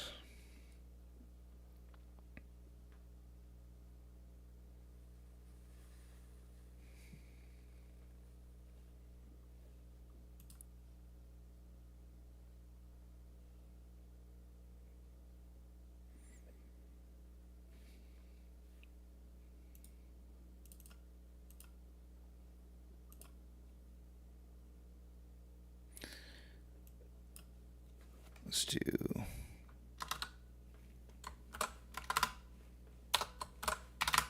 It's actually working.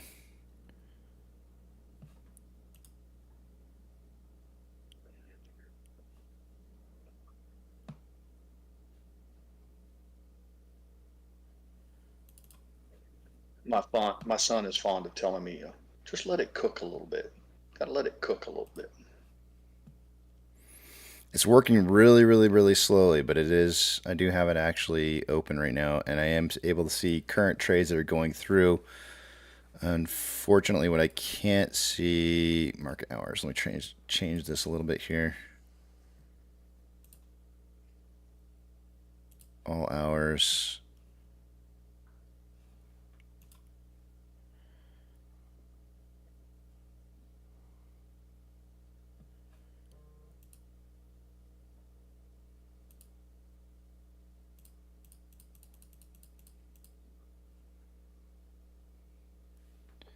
All right, this should work.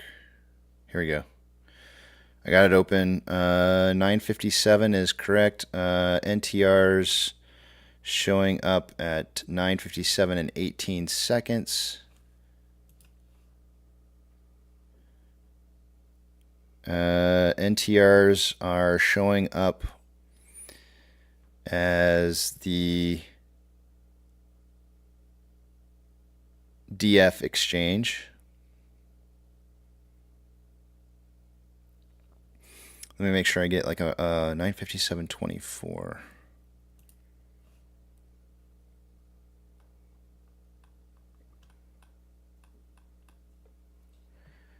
Yeah, it looks like it could be a number of different exchanges. I'm seeing DFs as some of them. Some are DEX. The bid exchange is coming from MEMX, and sometimes the ASIC exchange is coming from either a code of P or MEMX. It seems like it might be like the NTR portion of this doesn't seem to be tied to any one specific exchange, because there's multiples listed from what I'm seeing on the time and sales here compared to what's actually being listed up on the screen here. All of these are showing completely random different exchanges, so it could just be like, it could be a random code that they use. It's like non-generic. It could be like non-generic trading exchange.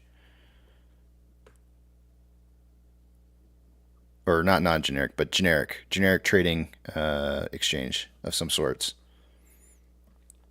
So in other words, like not probably just off exchange of some type, more than likely.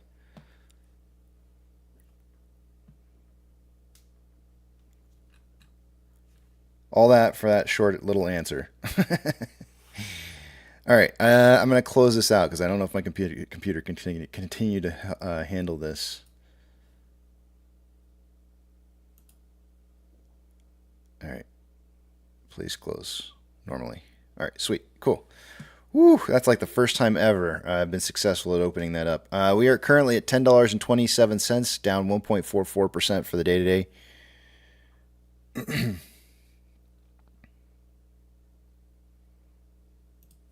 More than likely, off exchange, yeah.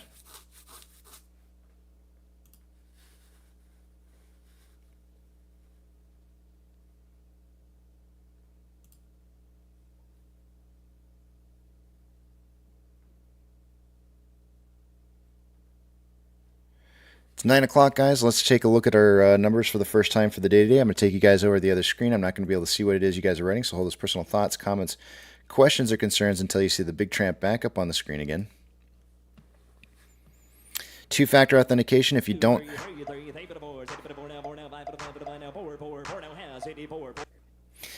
Two-factor authentication, if you don't have it, you may want to consider getting it, as it could prevent somebody from getting into your account that shouldn't be there. When you do sign up for that, if your account allows you to put in a secondary device to be able to receive that access code, not a bad idea to utilize that, as you never know when something's going to happen to your primary device. Having said that, let me move a couple of screens around and we will get right into these numbers.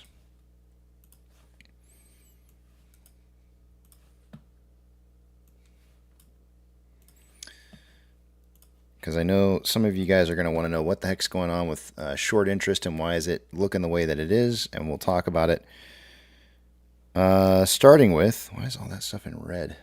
Starting with The top left-hand side price predictions for the day today. I've got 919 to 1219. Eric has 9 to 12. Apex has 951 to 1251, and TB has 925 to 1225. That is not meant as financial advice. It's just simply four apes trying to figure out what we think price is going to be by the end of the day.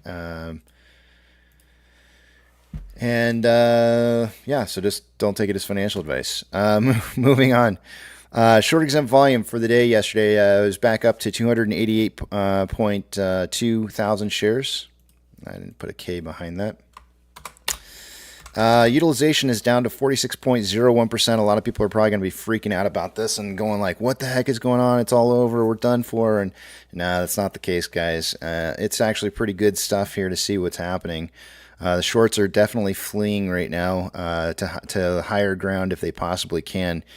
And I'll show you that here in just a little bit when we take a look at Ortex. But day-over-day price increase yesterday was a 5.04%. So that's marking one of three. I had to reduce that back down because we didn't have 3 days in a row of over 15% increase in price. And then moving on to Max Pain, it's $9. Still was $9 yesterday. So we remained at a $9 Max Pain price for the day today. Off exchange data by this time of the day, I would expect to see about 44% going through off exchange. EDGX to be right around somewhere between 10 and 11%. Off exchange right now is at 50.34% going through there, and EDGX is sitting at 9.84. Combined total on that 60.18%. That's about 6.18% higher than it should be by this time of the day. CHX volume is 1,090 shares, not very high. GME's CHX volume for the day today is sitting at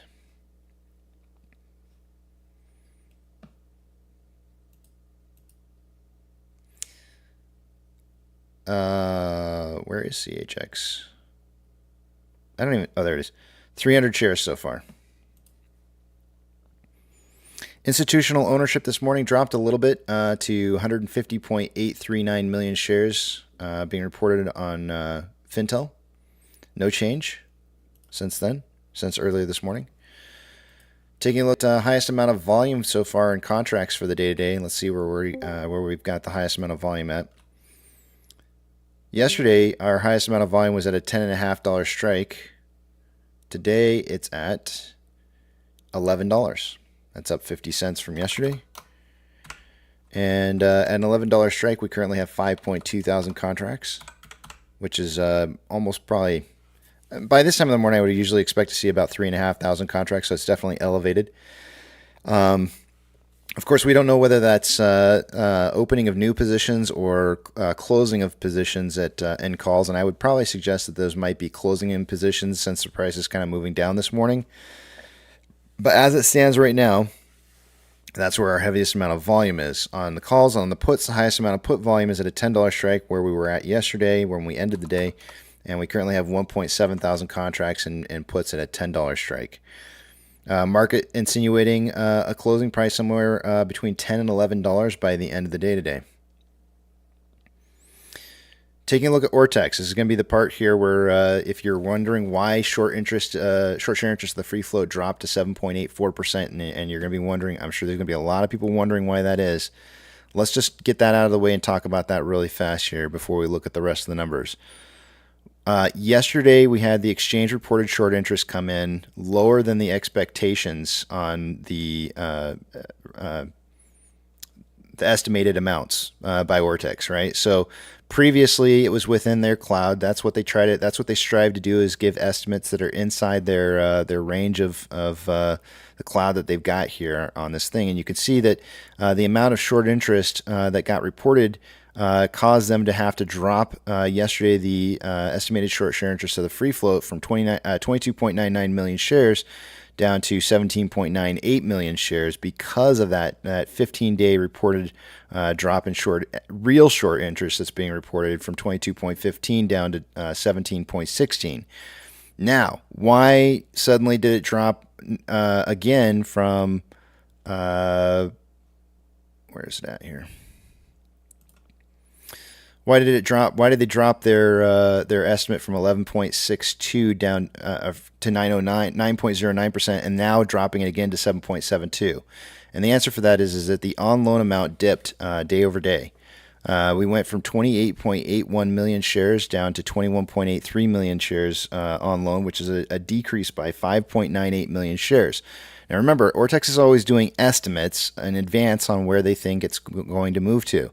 So when they get a new estimate that shows up 15 days ago in the past that shows that price is or not price, but exchange reported short interest is dropping, they make the initial correction. But then when you have on loan amount coming in at a lower value by almost 6 million shares, they make the adjustment again. So they've made two adjustments now based off of where on loan movement is, and also versus where they're currently forecasting where short interest is at compared to what was last reported 15 days ago. There's an inherent problem with this. They can tend to overshoot.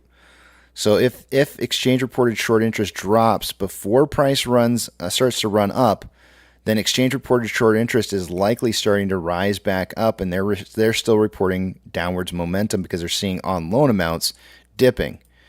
So this is the inherent problem where when you're estimating for the futures, but you're looking at the past and the current amount of movement, it can become quite difficult to guesstimate where this is moving to.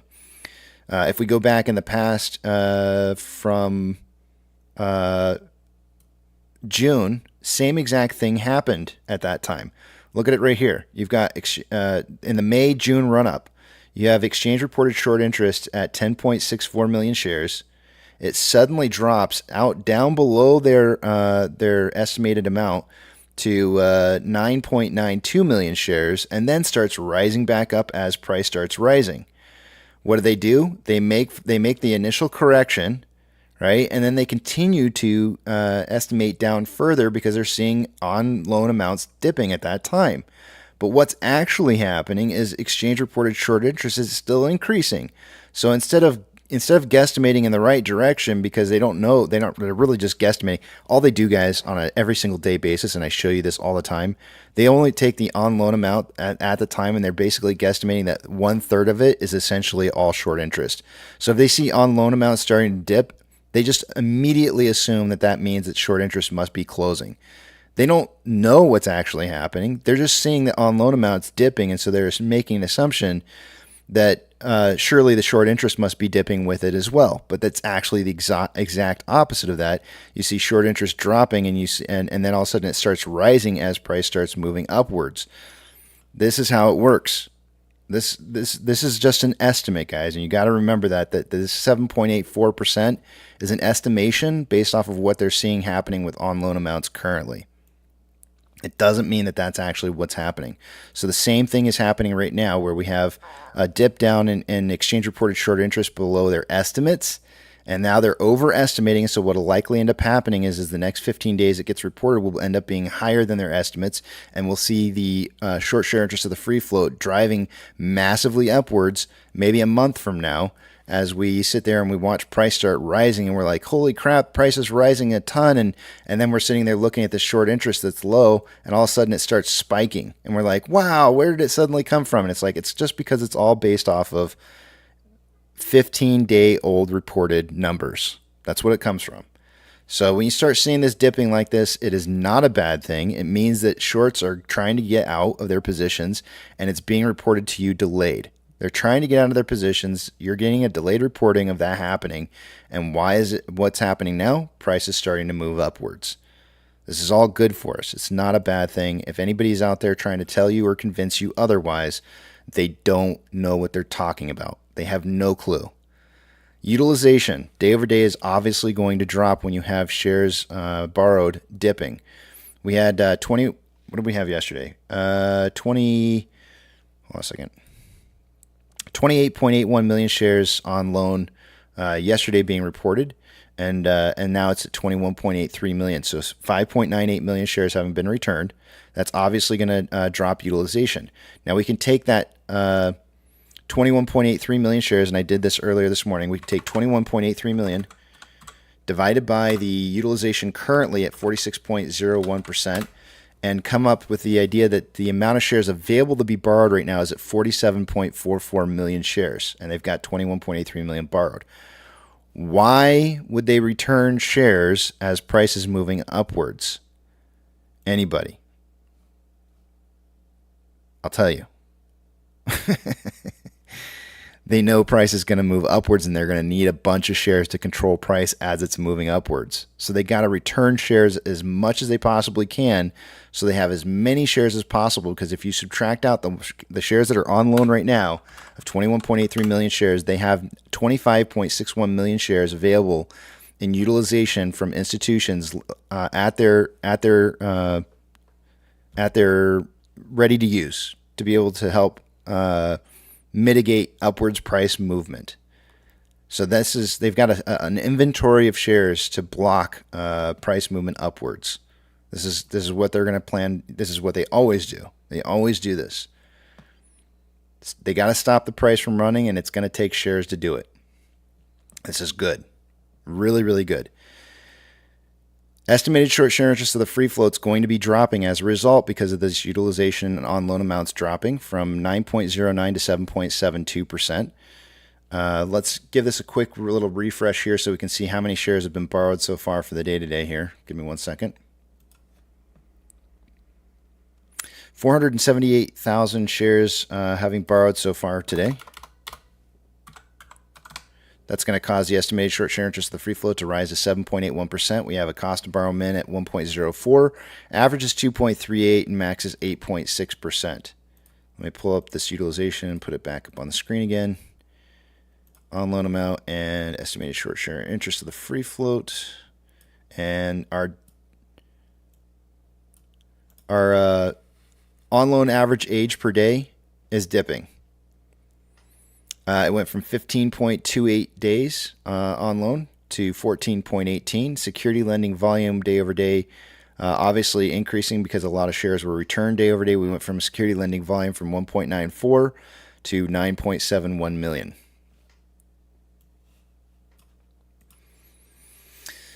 MMRI. Oh my gosh, this thing is so wild. Earlier this morning when I looked at it, it was 299. It's now back up to 306.28. Either bonds or dollar or bond yields or dollar American dollar value is moving up, or both, because this number is driving up pretty dang quick here. Looks like maybe a little bit of both.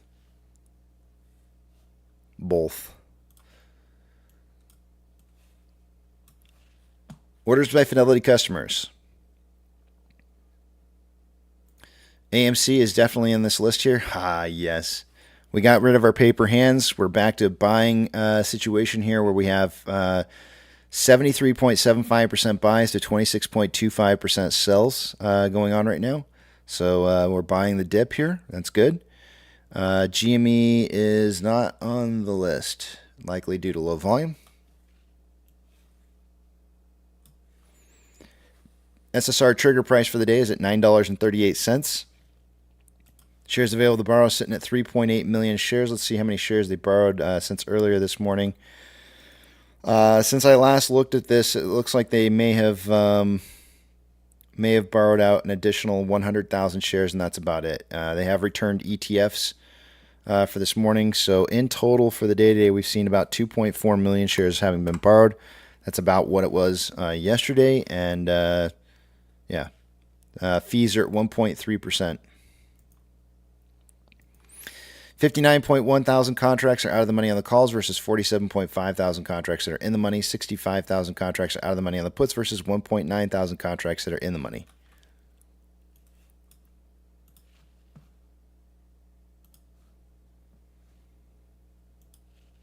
NASDAQ is up 0.27. Dow Jones is down 0.34. S&P 500 is down 0.09. We have 4,196 decliners to 1,728 advancers. The market is on fire, hot lava. Don't touch the floor. It'll burn you.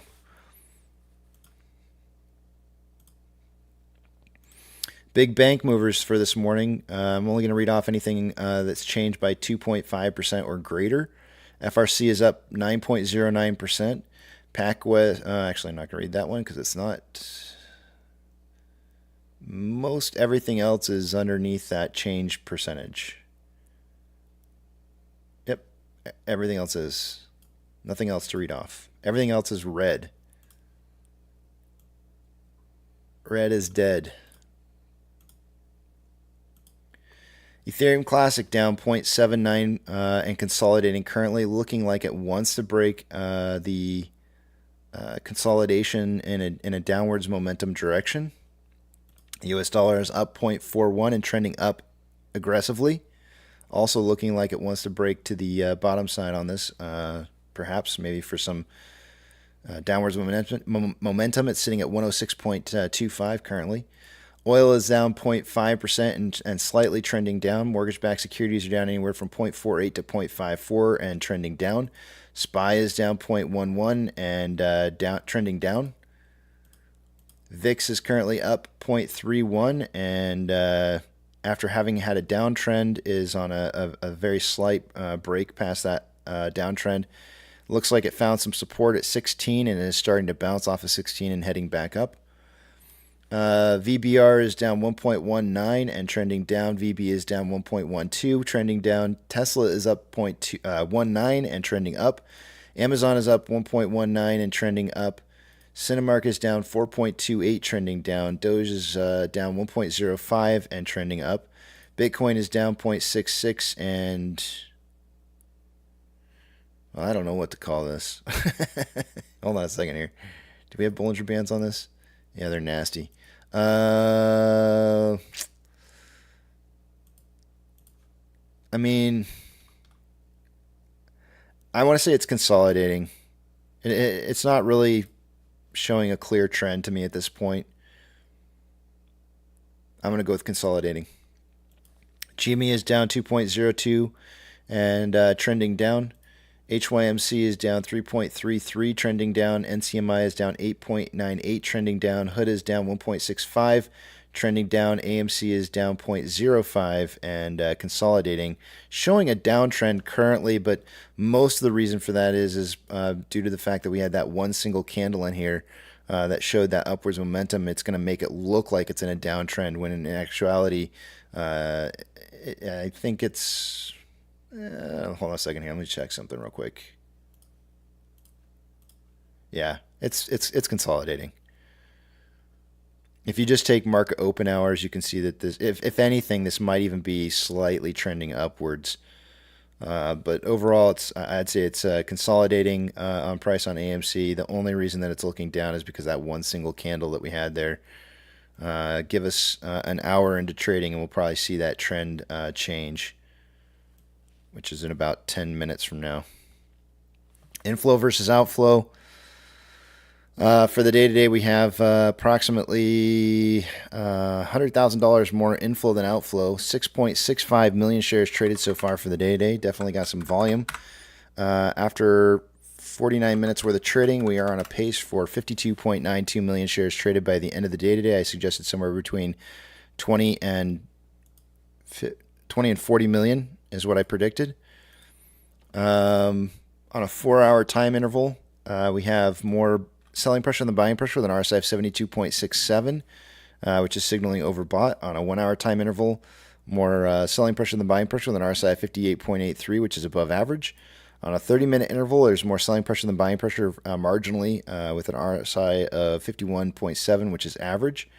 And on a 5-minute interval, actually, let me go back to the 1-hour.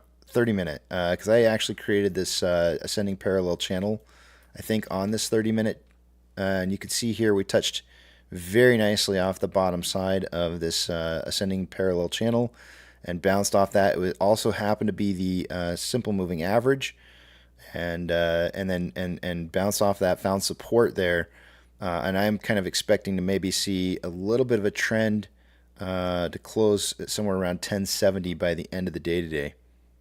Kind of like in this range in here. I don't think even though an ascending parallel channel is a bearish indicator and means that price should break going down, I'm not necessarily thinking that's going to be that today will be the case for that. At some point it will break this though. I don't know where or when. More than likely it could happen tomorrow as we're starting to reach some Fibonacci retracements at around $11, which also happens to be where we could see exponential price movement upwards when we break past 11, as we have a gap. Our gap fill will have been completed by that time. And they probably won't want to see us running past 11.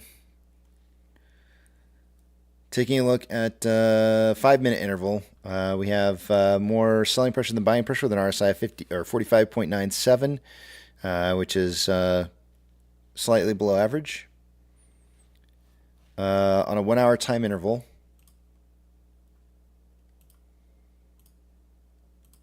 Ichimoto has a lagging line above price line, conversions above base, but price is now below base.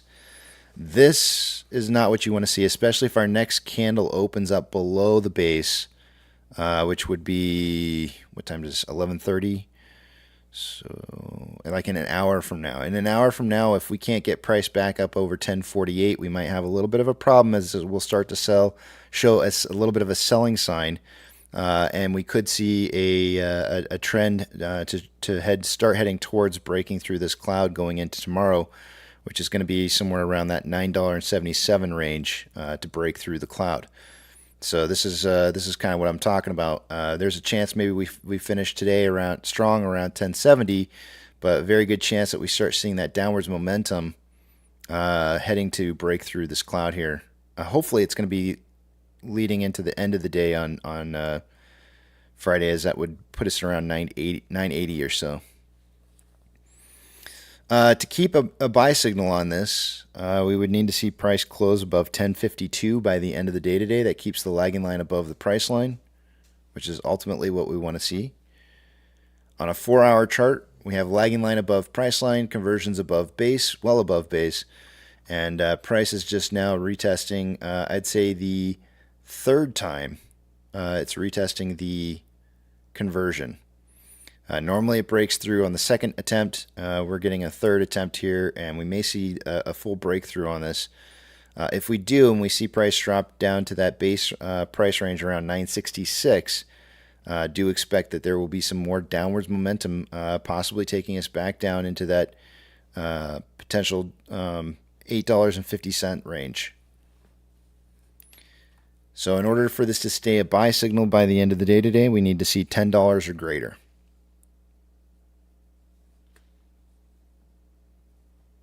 And with that, I'm sure we got some more negative news here. Let's see.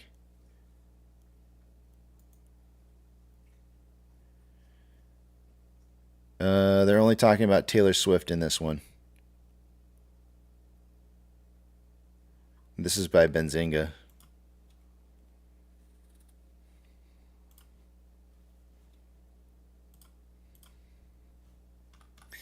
All right, I'm going to head back. Am I already back in the back of the big tramp?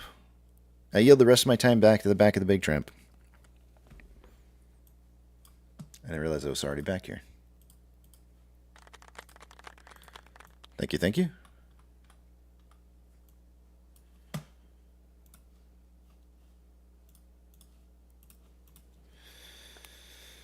Let's see here.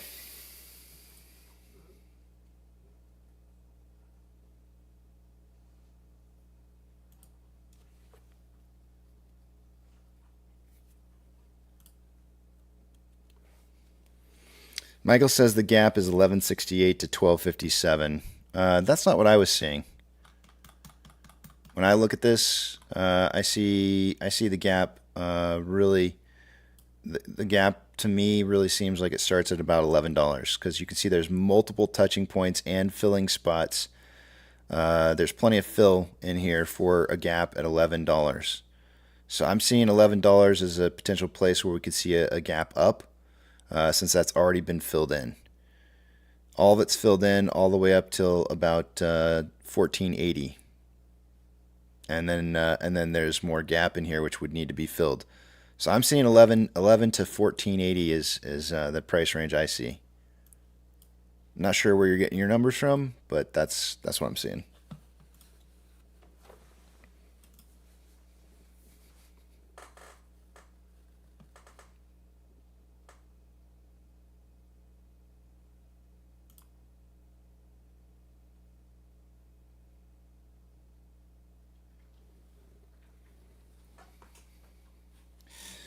Jason says, "What do you make of the Adam Aaron tweet where he talks about someone attempting to blackmail him?"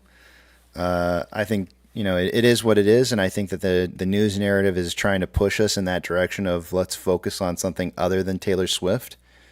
I think the big news here is Taylor Swift, and I think that every opportunity that they try to take away from us talking about the real news topic of the day and not what's which is the important thing, and talking about something trivial like this is absolutely ridiculous. So I'm not even going to feed into it. I'm going to completely avoid talking about it for any more because I already talked about it once this morning. And for me, it's an absolute non-issue and is dead. I will not talk about it further. I do have something for you to talk about. Wait. Before you say that, I got something. I know exactly what it is that you're going to want me to talk about. And it's this. Yeah, it's this right here, right? And all the hookers down there loved him. He had these beautiful golden curls. That's really what you did. Wow. Well, it is actually related to that. You're right. And I just happened to do a search on DuckDuckGo for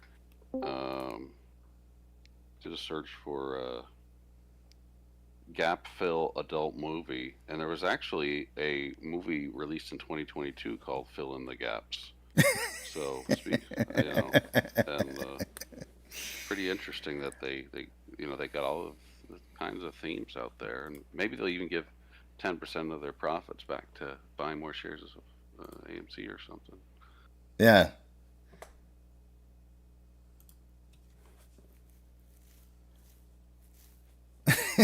Cue the porn jazz. Wait.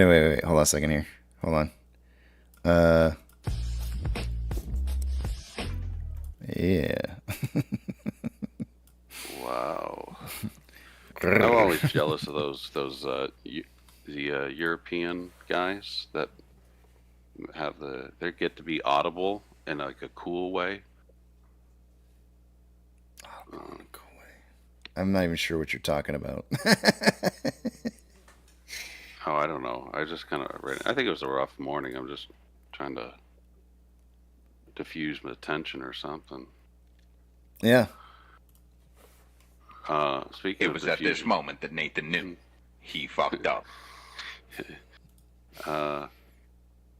There was been some heated stuff. I don't know if you already talked about this today. The whole options thing, kind of going on. I know, like, I'm not into options, and I'm not. Yeah, but it's not my cup of tea. I like shares, real cold hard shares. Mm-hmm. But some people are a little twisted about kind of what happened with options following the split and stuff. Yeah, I saw a lot of talk this morning about AMC One options not being valued correctly. I'm not sure exactly what was going on with that. I'm not sure the specifics. I did see a post about that. Obviously, I'm not trading any AMC options at all, so I'm not in the nose of what's going on there. But I did see something that was put out. I don't know. I want to say within the last couple days about them not being priced in correctly. Here, let me see here. It is. I think it is. It's been kind of confusing people, and it's been confusing brokers as well. Just like much of the aspects of this. Mm-hmm. They're not getting the pricing correct on it or something. Yeah. It's like because you don't see any. There's been no change all along to the strike price on the options chain, which. I guess when it comes to reverse splits, options chain stuff can get kind of twisted. But again, I'm not, I don't know really how that works because I don't do it. But it's just, I think it's just something to be. I think there may be some chatter about that, here and there over the next few days or something. The talk is when you exercise, it reduces 100 to 10. Boss has been talking and looking into it. It should reduce to 10. I don't know why it wouldn't. Unless unless you're talking about like current option, like so if you're talking about AMC current options, those shouldn't be reduced. Any contracts that would have been purchased after the reverse split and conversion should have been on the new options chain. I'd have to go back and take a look at some of the different filings that we had from a while back and see, but any options that were purchased prior to the reverse split and conversion should get reduced down to a 10. Well, it depends because there's 3 options chains. There's actually one options chain out there that still, I believe, has Ape involved in it as well. So you would actually get, that one should be worth 200, which should be reduced to a 20. So it just depends on when you purchase the contract and when the expiration date was. So like there should be some leaps in there that should still be awarding the Ape shares as well, which are now AMC, so it should be 200, and those would be reduced down to 20. If I'm not mistaken, I'm pretty sure those are still out there. Yeah, there were some guidance letters from OCC, and I don't know if you'd want me to post them in the chat. Maybe we could look at it maybe later or something. But it is weird kind of ratio that's going on there. But I don't know. Maybe I shouldn't have brought it up. But I just thought it was kind of interesting because we do have some folks in the community that do that. But yeah. That's why I stick with shares. But that's just me. Wolfie's saying AMC, AMC1, and AMC2. Yeah, those should be the 3 chains. And the AMC, if I'm not mistaken, the AMC2s should be the ones that are still receiving 200. And that's correct. Frank says plus the 7.5 for the 100 AMC. That's correct.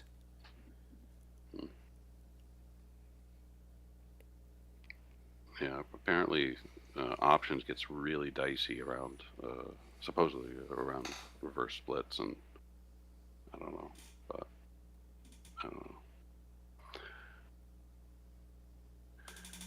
But, yeah, but it was nice to see that Swift starting early. That was nice. It's nice, a nice post from her. AMC1 says, but you have to pay 100 shares to exercise 11 shares. OCC screwed us.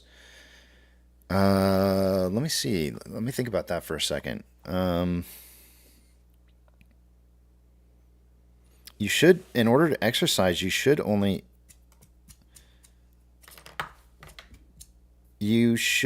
have to pay the rate for the strike. No, they didn't screw you. The price is just drastically different from what it was prior. I think I see where you're going with that. So you're saying, so let's say for example you had a strike of I'm trying to think of like what a good example would be here. Because actually I can't imagine anybody who had bought calls that were in the money at this point. Because that's what you would be suggesting. Because you're saying exercising, you would have had to have purchased in the money calls back in a long time ago. Because that's the only way you would be able to exercise them at this point is because price is so much further down. So if that's what you're suggesting, then I guess that's a possibility, but you would have been paying huge amounts of premium on that if that were the case. I can't think of a situation where you would have paid a premium that high for in-the-money call options. So it's almost like it's a mute point, AMC1, because you're suggesting that they screwed you, but it's not. They didn't screw you. The price is just dramatically lower from where it was previously to where your strike prices are. So there's no way. I mean, I just don't see it. I don't see how you can have any call options that would have been purchased that are in the money right now. None.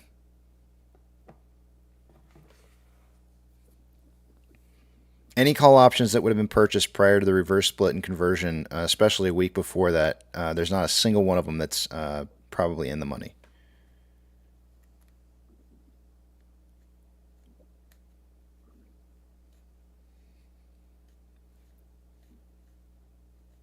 And so you would be paying, if you were trying to exercise a contract that was open right now, the amount of money that you would be paying would be extraordinarily higher than what it is that you are seeing for a price right now.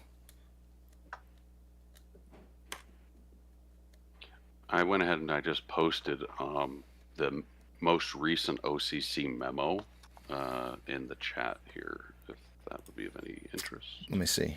That's for the subject of that one is for the cash in lieu of settlement, and then I'll post one more in here for the actual determination of deliverable from August 26th. This one may be a little bit better, even though it's dated from August 26th.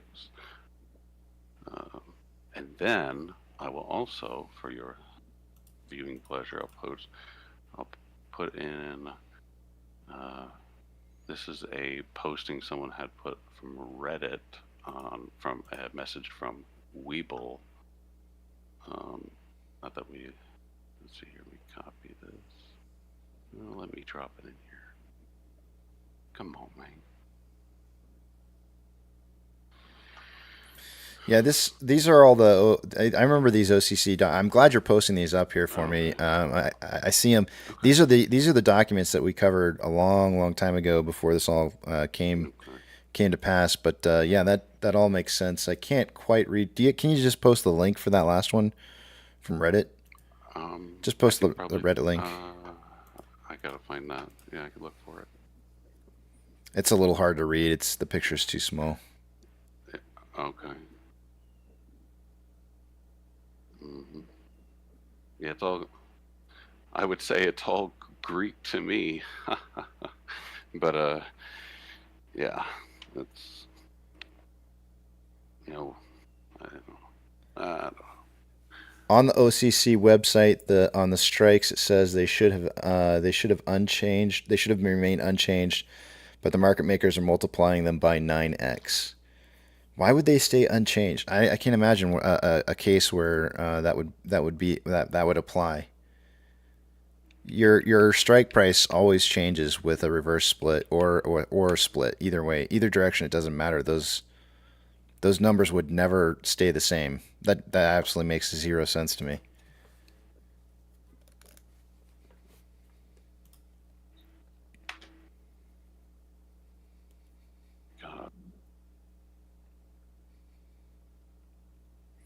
Yeah, that's about right. AMC 1, that's exactly right. You said you have January 24th, $5 contracts. It will cost me $500 to exercise. We'll only receive 11 shares. AMC 2 contract. Yeah, those numbers sound exactly right to me because we're at about $1 a share right now compared to what in contrast. So those numbers are very accurate. Those seem right to me.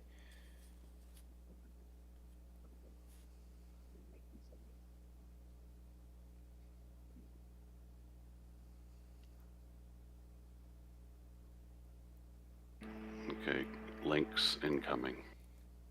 Here's one. The OC. This is directly to the OCC. Ooh, NC Proud Dad says because the strike price is unchanged, but the quantity of shares you get back changed to 11 instead of 100. But that, if that drops, then that. Hold on a second. Let me think about this for a second. If the quantity of the shares that you get back drops.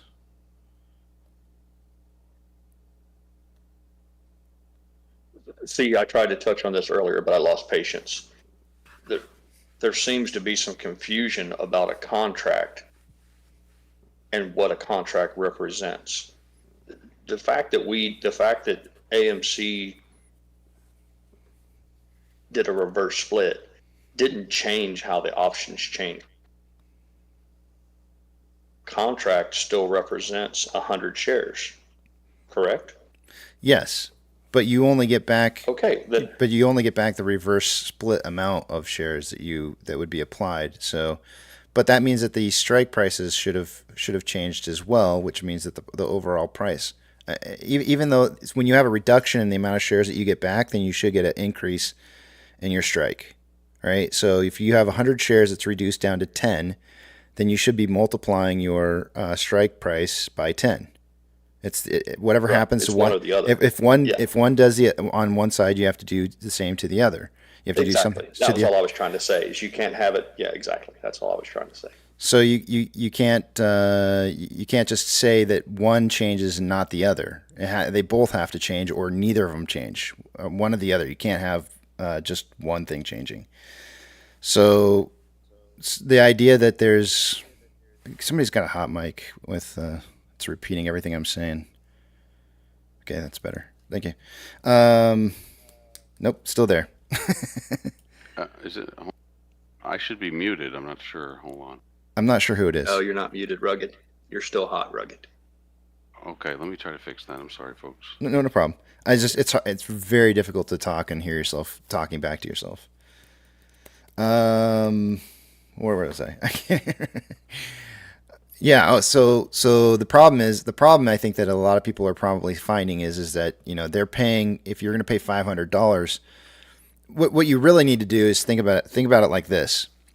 If you buy one share right now, how much is that share worth? $10.53, right? That's what the price is. Exactly. How many shares was that share worth in quantity prior to the reverse split and conversion? It's worth 10. It was worth 10. Exactly. So you're buying 10 shares when you buy one share right now.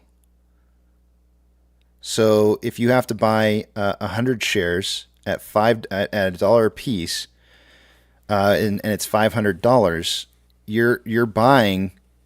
Let me see. Let me think about this. They shouldn't force you to buy 100. They should force you to buy. They should only force you to buy 11. That part doesn't quite make sense to me. Because you're buying the equivalent. You should be. You're by buying 11 shares, you're buying the equivalency of what would have been 100 shares in the past. So that doesn't quite make sense to me. I'm not sure on that part. The price, the amount that you're spending seems to make sense to me, but not the quantity.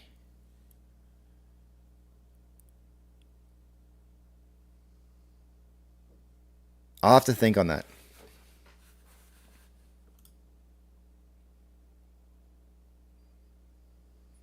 So it should be 115.83. Exactly. Yeah, that's exact. Something like that. Yeah.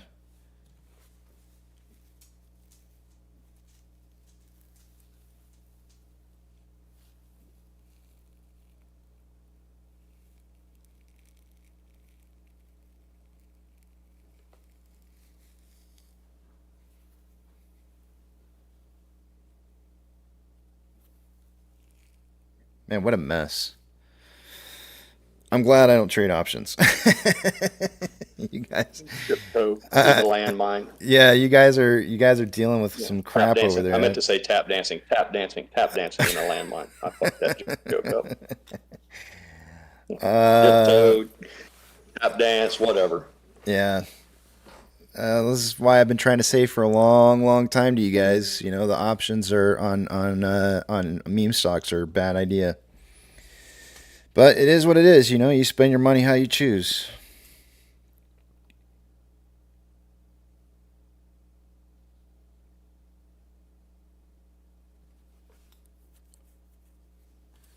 Yeah, that doesn't. I don't know. That's not really making a whole lot of sense to me. The strike prices should have moved, if that's the case.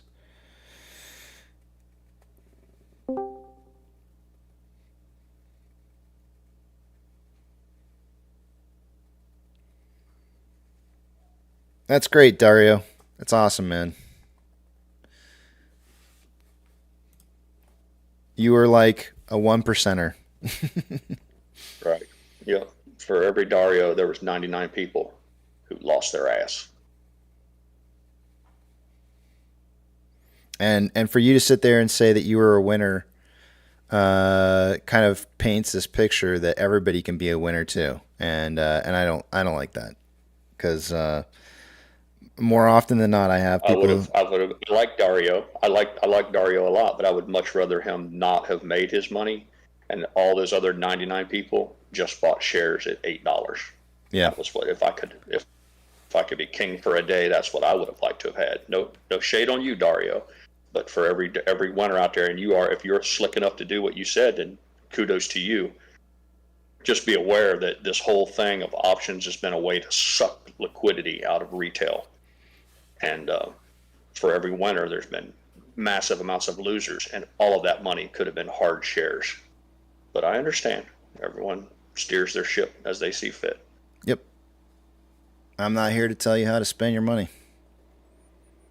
I just don't want to see you lose any more money into the pockets of the guys who we are actively trading against. So every time I see losers, and trust me, Dario, for every time there's one of you who says that you're winning on the options, I hear more than 10 people that come back at me and say like they're losing their ass on options.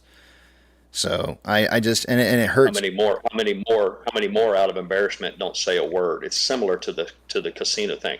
Have you ever met anyone who went to a casino and says they lost their ass? It's always either they won big, or I broke even. Never once did I have a military buddy come back from a drunken weekend at a casino and go, well, I fucked away my whole paycheck. But I knew it happened. Yep. Yep, there's definitely. I mean, you same thing could be said. Like if you were to stand at the doors of a casino and you ask every person, "Did you win or did you lose money?" You're gonna find people who walk out of there who won money.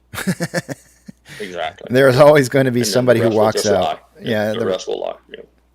Because no one's proud that they got skinned. Yep.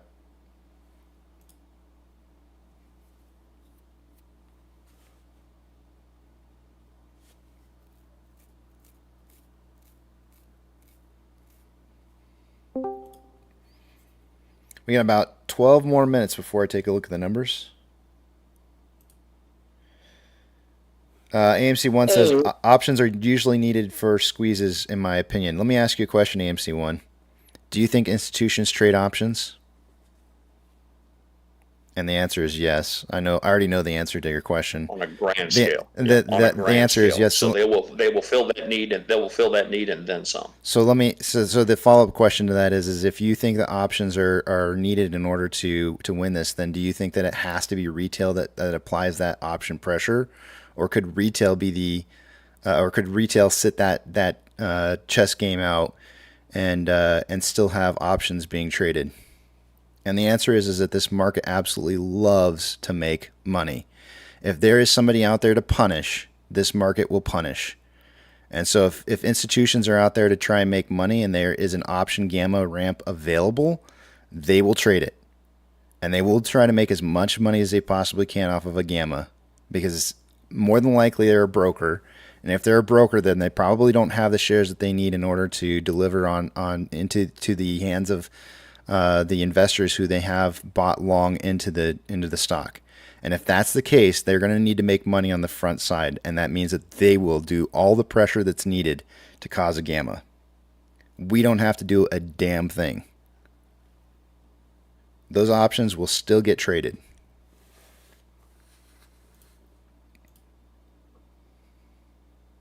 But if you just like to gamble, which a lot of people do, I found we have a massive gambling problem within our community. Massive gambling problem. If you so choose to gamble your money like that, that's your choice. It's your money, and you can decide to gamble your money however you want to, but we do not have to cause a gamma. The market will do it on its own.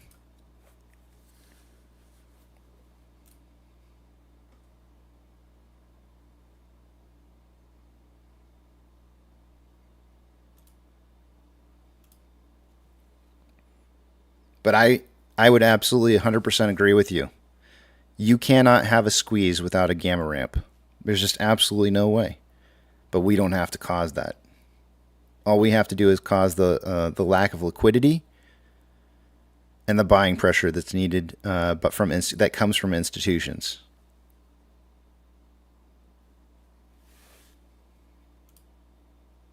Dario D is a good egg. He's here. He's supportive all the time, and I'm certain he's just anxious to share his good trade.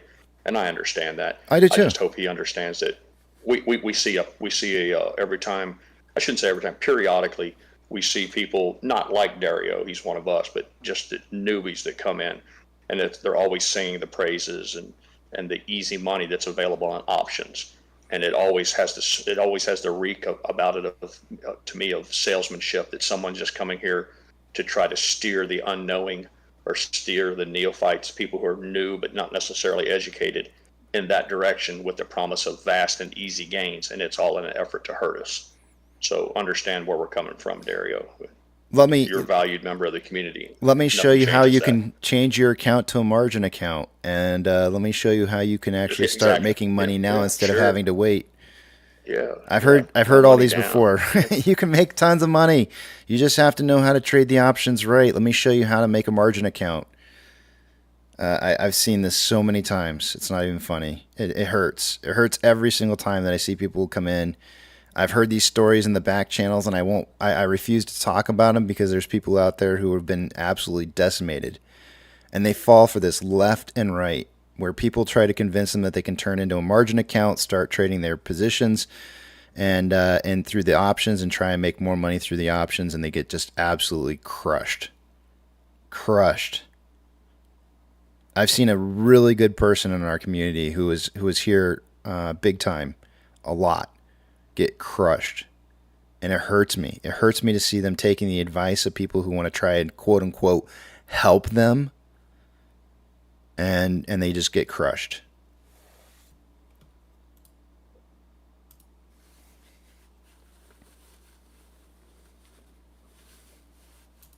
It's sick. It's really sick. Certainly doesn't help matters that in this world of social media and everyone's need to show how well they've done, and I understand that. I'm as guilty as the next guy as far as to being a braggart. But it's unfortunate that a lot of these videos that are intended to show how great someone's done paints a false picture, and it's always and almost without exception, they're all related to wins in the options chain. But people fail to realize that most of those people who have done that are very savvy traders and well accustomed to the inner machinations of the options chains, and they are not. So it's like I like to compare it to someone who played a little high school ball thinking they could go up against a professional league pitcher. You get your head handed to you. But I'm just a drunken pirate.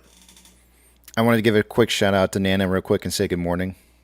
And also, I want to, Nana, I just posted up a question to you in the chat, just because I don't discuss the problem, but I know just let me know if it got resolved or not, because I want to see if there is a problem. I need to try and look into it and see if there's a way to fix it.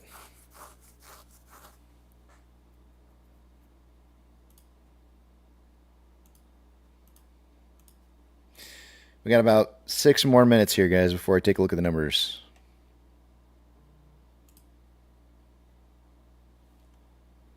Currently, we're at $10.35, down 0.67% for the day today. Almost everything is red on my page here except for Amazon. Let's take a look at some of these other things. We've got the U.S. dollar is the only thing green on this other page. Let's look at banks. Is there any banks that are doing well right now? There are a few banks that are green right now. That's a little bit of a change, but not by much. Most everything else is red. So overall, we're not doing too bad right now compared to the rest of the market.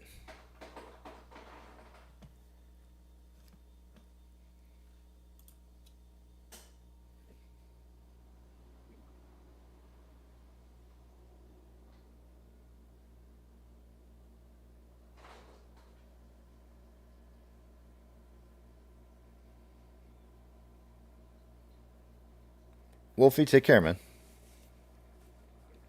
Have a good day, Wolfie.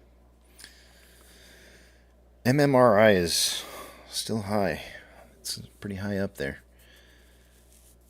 We did get CPI numbers in. If you guys weren't here earlier, CPI numbers came in a little bit hotter than expectations. Not much. They were expecting a drop by 0.1, and it just stayed the same month over month. So we're not seeing inflation reducing. At least not by the standards I think that the Fed would like to see. Let me just check real quick here. I haven't looked at this yet today to see if it's changed at all. But I'm going to look at the probability calculator for the chances of seeing higher rates by the Fed. Let's see what it's saying here. We have 20 days, 3 hours, 3 minutes, and 14 seconds to the next FOMC meeting to make that decision. Currently, there is a 12.7% chance that there's going to be a raise in rates this month. Or I'm sorry, I should say in November, on November 1st. The 13th of December when they meet, there is currently a...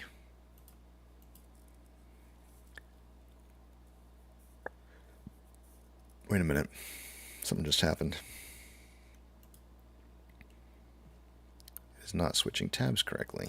I think I need to reboot my computer. It is time to reboot. What the heck is going on here?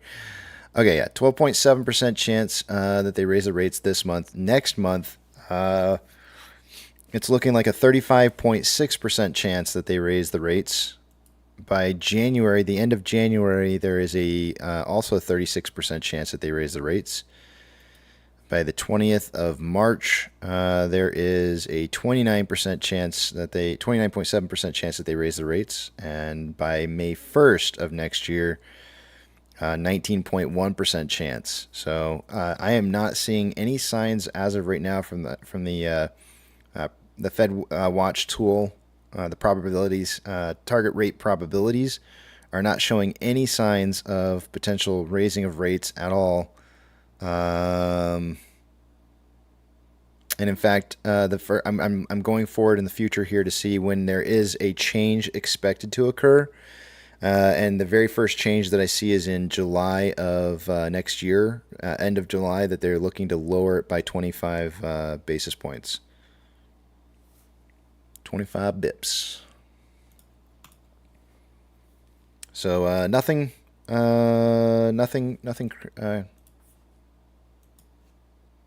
unusually different than normal.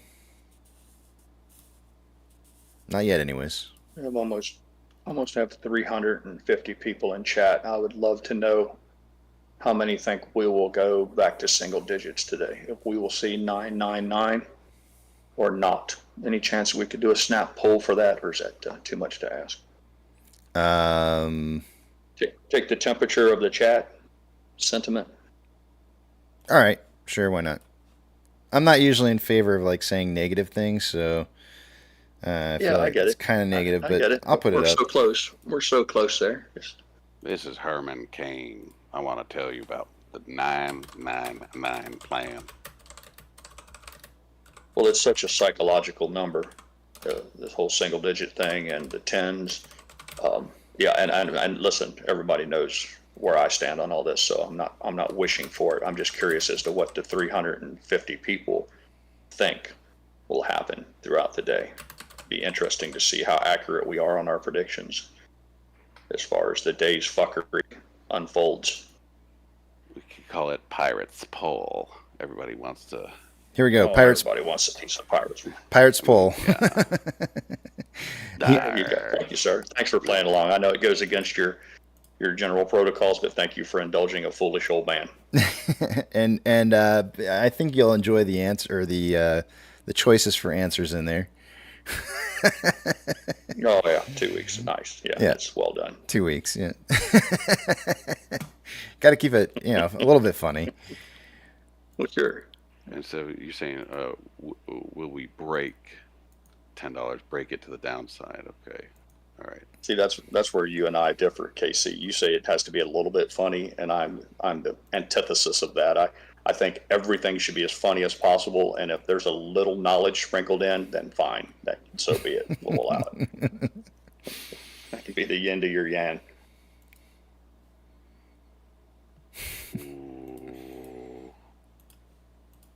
69, nice. Like.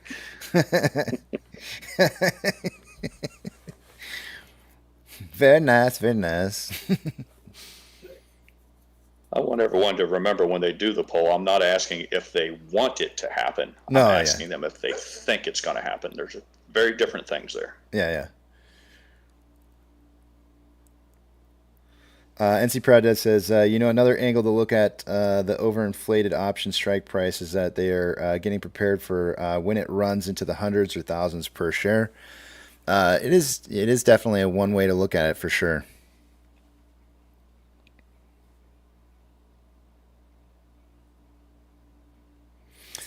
Think about this, NC Proud Dad. There's likely a chance that there's people out there who are probably considering closing out those options, right? And this is not financial advice, by the way. I just want to be very clear. I'm not trying to suggest anything in particular here, but if there were people so inclined to keep those options open and expire worthless, they would never tend to see any kind of potential gains out of those positions if they were to do that. But if price did suddenly start trending upwards very, very strongly in the upwards direction, those options could absolutely explode. And I'm not trying I want to be very clear that I am not trying to play on your hopes. That is not what I'm trying to do here. I'm just saying that I can see why this would be, if you think about this, what happens when you close out a call position and it's not in the money? If you close early and you lose and you take a loss, it turns into negative pressure, right? It's not showing a bullish sentiment and where it's moving to. So how do you suggest, this is a perfect example, and I kind of wanted to talk about it today, but I don't have a presentation put together for you guys yet. And I want to talk about this on Monday, but so I can have a chance to kind of do like a storyboard for myself before I go into it, so I have something to reference off of. But this is, the idea behind this is how do you get call positions to essentially fold their positions so that the institutions can walk away with your money. And this is it.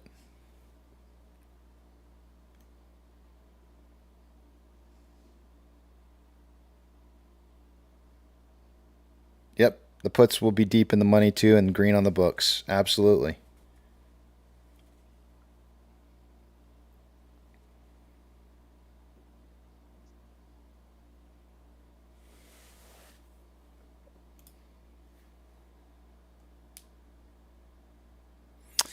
And all the hookers down there loved him. He had these beautiful golden curls. Numbers? Is it numbers time? It's numbers time. Numbers. Come on, play the numbers one.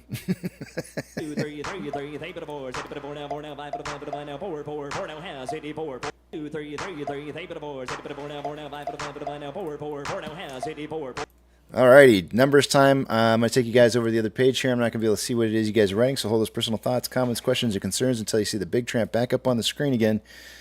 Let's take a look at see what we got going on, where we're at right now. Starting with off exchange. By this time of the day, I would expect to see off exchange at about 60% between that and the EDGX exchange.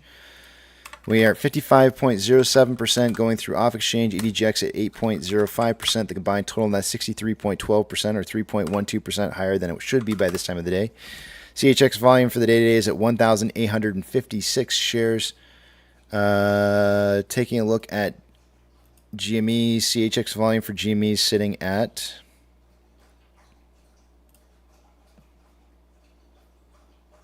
I don't know why I can't just load up this page. 300 shares. Nothing unusually large on both AMC or GME going through that exchange. Taking a look at Ortex, as of an hour ago, there's 478,000 shares having been borrowed so far for the day today. It is now being reported at 463,000 shares. A little bit of a drop there, but not much. Not enough to really change the estimated short share interest of the free float, which is at 7.81%. Cost borrow mins at 1.04, average 2.37, max 8.6. Shares on loan for the day today is at 21.83 million shares. That's approximately 5.98 million shares less on loan today than there was yesterday. And Ortex is estimating, actually, I don't think I figured these numbers earlier. Let me pull up how much Ortex is estimating of short interest was closed out. Of course, remember it just being an estimation. 909 to 772.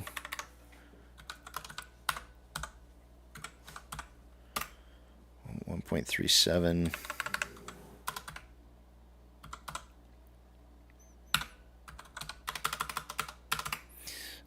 Yeah, so this is almost half. They're estimating about 2.7 million of that was in closed short interest. Remember, it's just an estimate. My guess is that they're probably overestimating. Taking a look at options, highest amount of call options as of an hour ago was at a $11 strike with 5.2 thousand contracts. It is now, that has changed to a $10.50 strike, which is where we were at yesterday when we ended the day. We went from 5.2 thousand contracts at 11 to 7.8 thousand contracts at 10.5. And on puts, highest amount of volume for the day today is at a $9.50 strike. That is down from the $10 strike it was an hour ago. And there was 1.7 thousand contracts at 10. At 9.5, there's now 6.7 thousand contracts. That means that the market's now guesstimating that the closing price today is going to be somewhere between $9.5 and $10.5 by the end of the day. MMRI is at 307.19. An hour ago was at 306.28, so it's definitely moving up. Moving on up.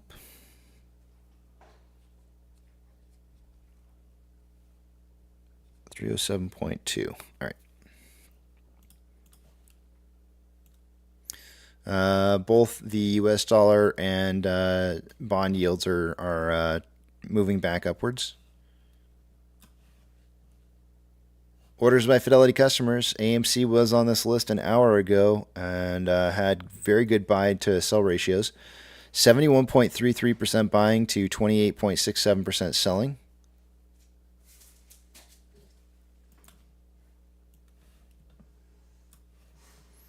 Trigger price for SSR for the day today is at $9.38. There's currently 3.9 million shares available to borrow.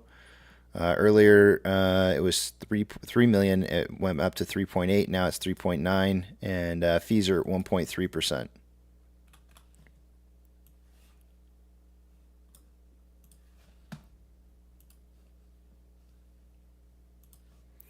NASDAQ is up 0.11. Dow Jones is down 0.28. S&P 500 is down 0.09. We have 4,304 decliners to 1,665 advancers. The market is more declining than it is advancing, and especially from the last hour. We had 1728 an hour ago, so the market is more declining now than it was an hour ago. Watch out for that hot lava floor. It will burn the crap out of your feet if you touch it.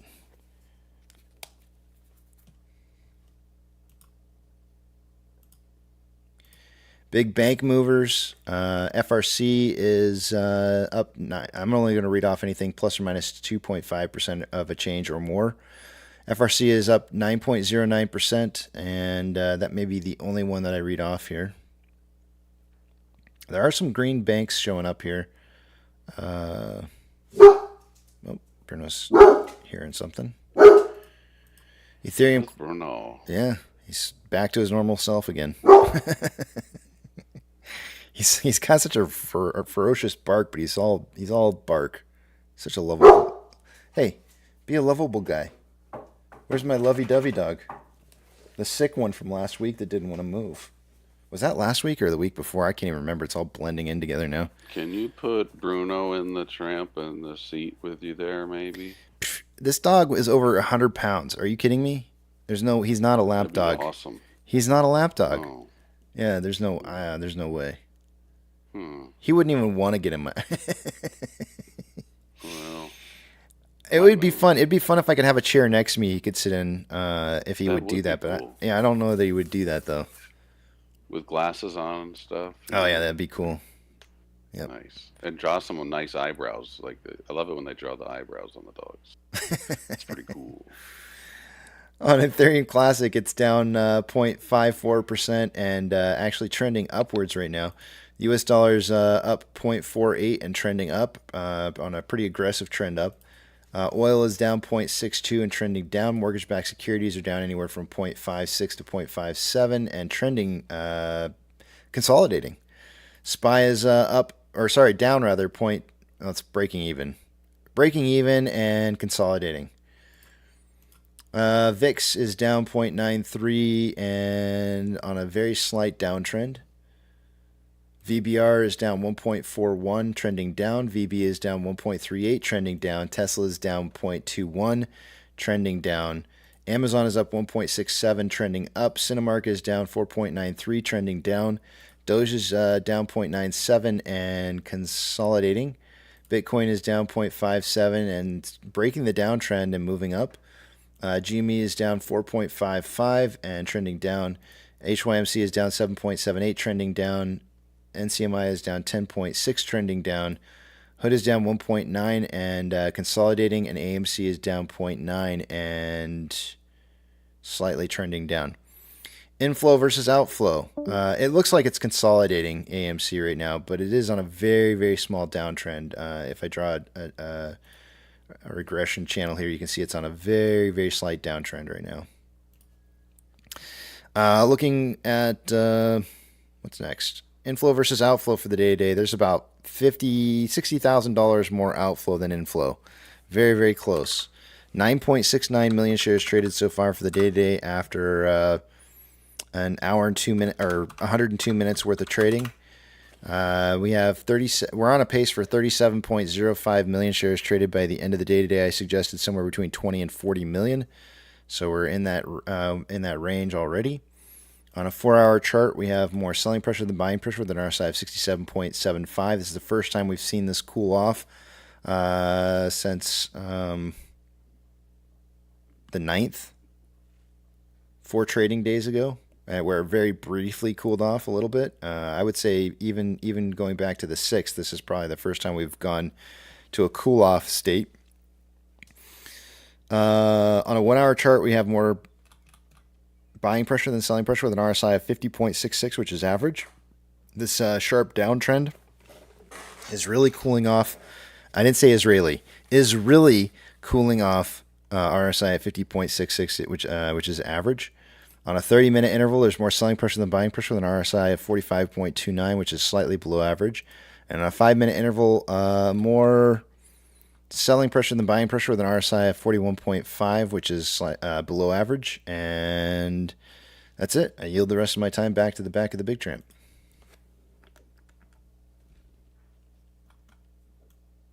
That was not... Thank you.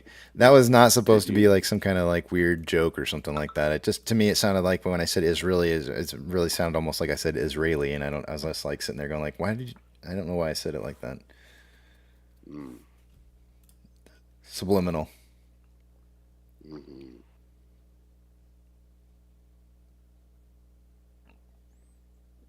Drycruff.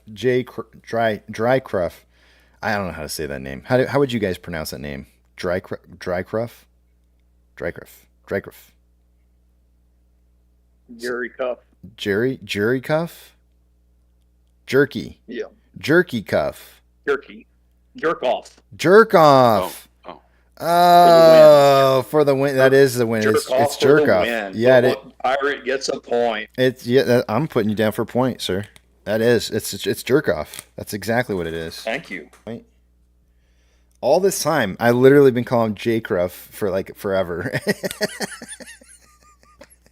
He's probably. Well, we don't exactly get bragging rights. It took 6 guesses for us to hit that nail. We swung the hammer 5 times before we hit the nail on the head. J-Cruff, I have to keep calling him J-Cruff. How long did it take you? How long have you been? He said, finally. I got you, man. I got you, jerk off, man. I got you, buddy. Oh my gosh. Stick with pirate, man. I'll take you to the promised land. Hopefully, jack off. Hopefully you. Hopefully, no, jerk. Jerky voice. It's jerk off. Hopefully, not Jack. Hopefully, Jack you is already. A different guy. Hopefully, you already participated in Pirates Poll.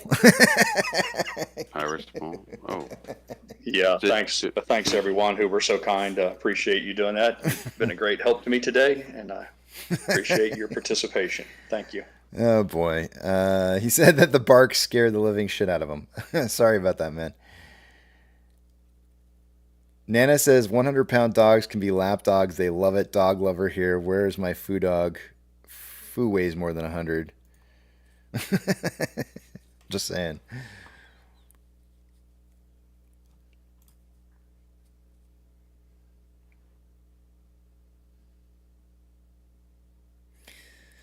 Apex says, as of October 6, 2023, Taylor Swift's Eras Tour concert film had surpassed 100 million in advance ticket sales globally. AMC, which is distributing the film, reported that the film broke its record for highest ticket sales revenue in a single day.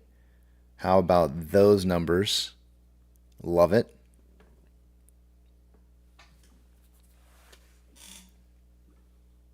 It's jack off.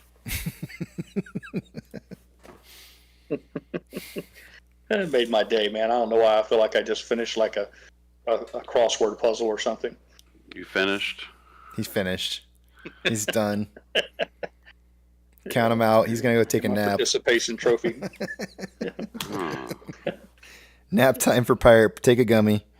Yeah, that's it. Yeah, exactly. Bowl of ice cream. Yeah, don't even bother trying to participate in movie trivia today. Hell no, man. I put points on the board, man. I got points on the board. I'm good. You can suck it, Frank. Jerkoff says, I've been waiting months for that. He's like Jesus, and these people all count themselves as big thinkers. He's like, nobody gets it. Not a single person gets it. Poor guy. I'm glad that I would love to take responsibility for figuring it out, but I mean, I knew there had to be something there. I just didn't realize what it was. I shared with the chat that I owned a company that took care of did arbor work with trees, and I bought custom license plates for my company trucks. And there's only so many ways you can do tree man, tree boys, all that stuff. So my personal truck, I went with Tree Guys, TREEGYZ. And I never thought for a minute that it spelled jizz. So I caught a lot of flack over that one from guys, man. And tree the chief among them was the tree jizz guy. But the guy that always busted my balls over it was a porta potty guy. And I said, well, at least I'm not the shit tank guy. Is that where you basically come back at him and you say, like, don't get all sappy about it? No, but I should have. Wow, I wasn't. Yeah. That would have been much better. Maybe I can revisit that and hunt that guy down. Yeah, you need to. That would be a good one. Yeah. He was a porta potty. He owned a bunch of porta potties, the little honey buckets for concerts, events, and stuff, and he made a great deal of money at it. But I told him, I said, well, at least I'm not the shit box guy. Yeah, we won't get in that shit box, boy. What is can you tell me the letters on that license plate again? TREGYZ. GYZ. I thought surely this says Tree Guys, isn't it? Didn't that make sense? Sounds like three guys. Okay. Trey, yeah. Three guys, yeah. Just like what we are doing right now. Okay. Apex says domestic pre-sales are more than 10 times higher than any other cinema engagement event. There was a very even distribution.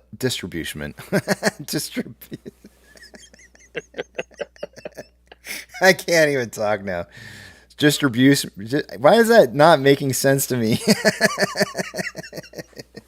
Disbursement of sales over the 3 days. I don't know why I had a problem with that right there. You should say jerk off and I'll take you to the promised land in one sentence.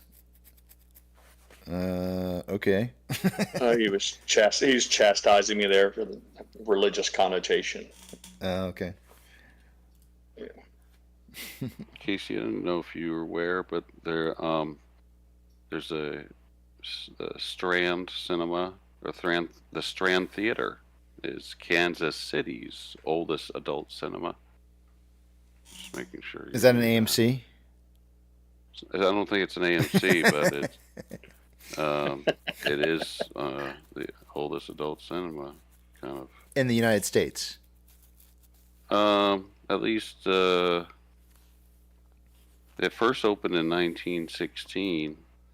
I fail to is believe the- that the United States was the first adult cinema location in history, because I quite frankly think that Europeans are way more progressive Absolutely, absolutely. than the You're telling me United that States. Paris, France didn't have at least one peep show? Yeah. No, I don't think that's the case. It's just that it's the oldest adult cinema. Oh, I don't so know. practically a national, practically a national landmark then. Apparently, they started. They opened in 1916, but then they switched to showing adult films in the 60s. Well, then it's not really. It wasn't really an adult cinema until the '60s. Then. That's correct. Yeah. So you're telling me the oldest adult film place is only 60 years old? Yeah. Yeah. That doesn't seem right. I don't believe it. Yeah, those numbers don't seem to line up.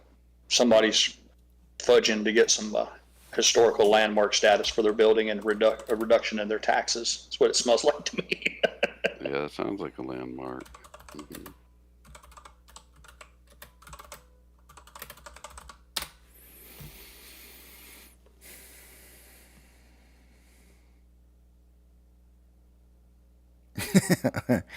This is you type in oldest adult cinema in the world, and the very first thing that pops up is El Satario.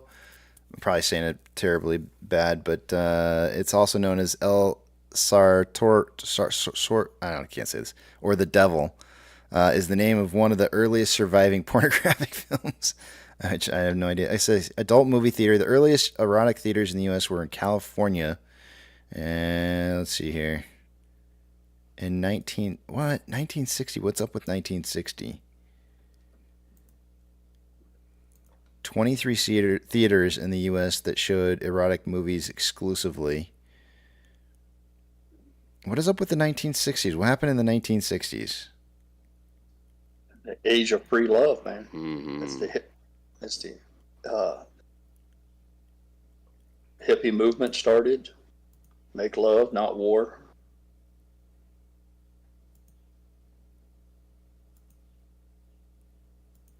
Height Ashbury, Flower Children, that whole.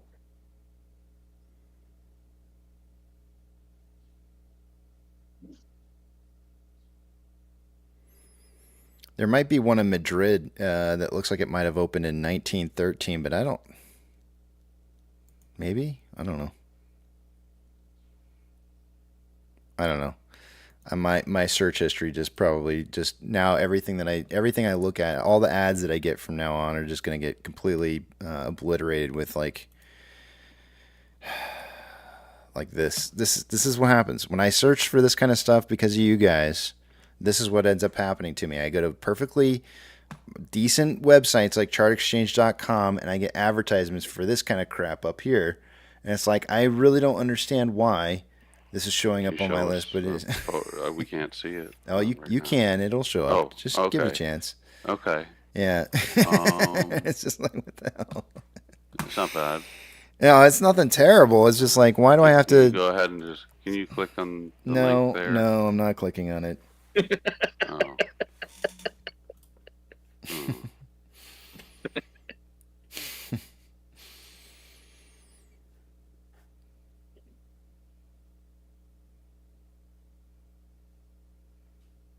Apex says, just a reminder, AMC Entertainment Holdings is one of the most shorted stocks in the market. According to one source, AMC's short squeeze is guaranteed if its profits continue to increase. Most sharded. DD214 says, Casey, clear your cookies cache.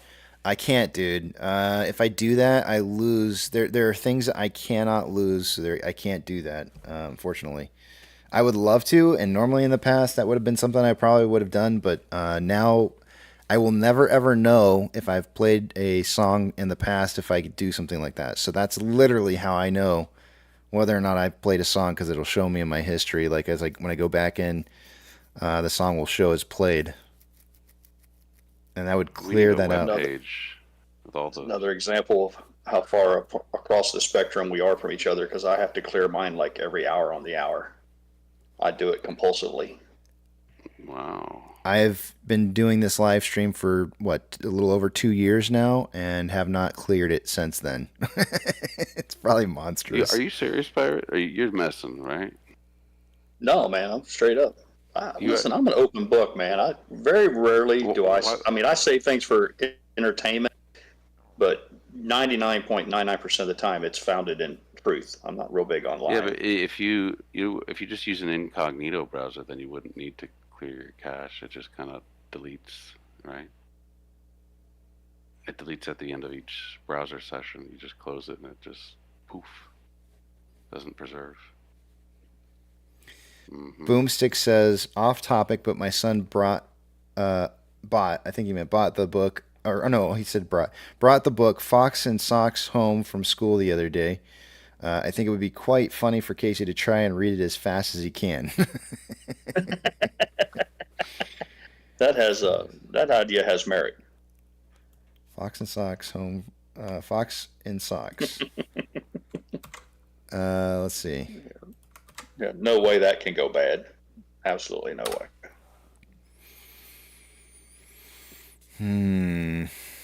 So, I'm looking at it right now. The part that made me laugh a little bit was the very first thing that my eyes found on there was socks on chicks and chicks on fox. It just made me laugh. Fox on clocks on bricks and blocks. Bricks and blocks on knocks on box. Faster. Yeah, we need a metronome to set the tempo for this thing. There's no way. I am not built for that kind of stuff.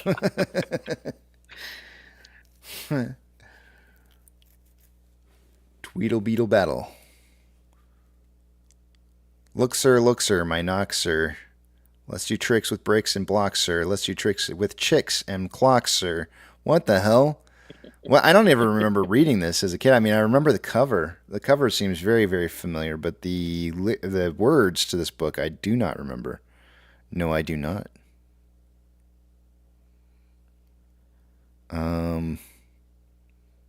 Gooey goo for chewing. That's what that's what the goo goose is doing. What the hell is this? Wow. What I can tell you that there's a reason these books shouldn't be in those libraries. If sir, you sir choose to choose sir with the goo goose, choose sir, do sir. Oh my gosh. You can't talk about goo in these books. Come on. Oh boy. I don't want my kids reading that stuff.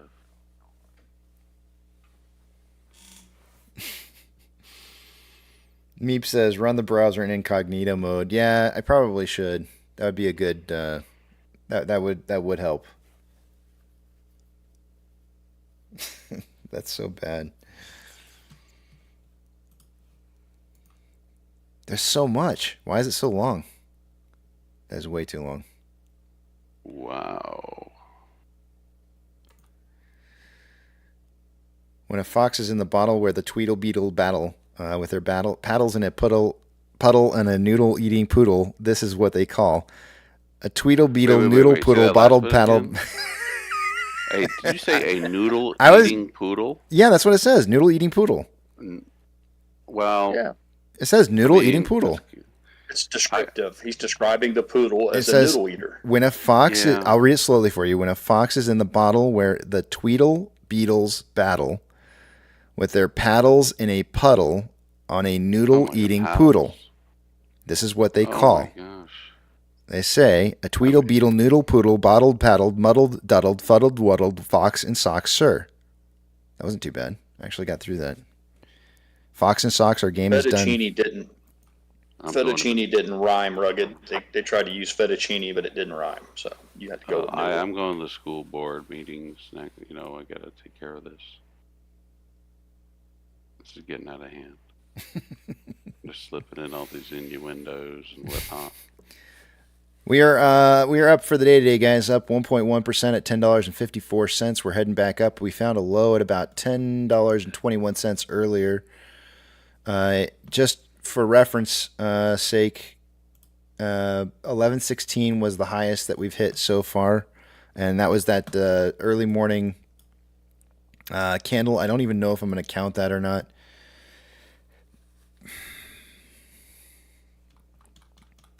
I'm not counting that 11:16. That was fake news. What I am going to count is at market open, the high that we saw was 1072. So our current most high is 1072. Based off of that number alone, plug that into my synthetic price failure.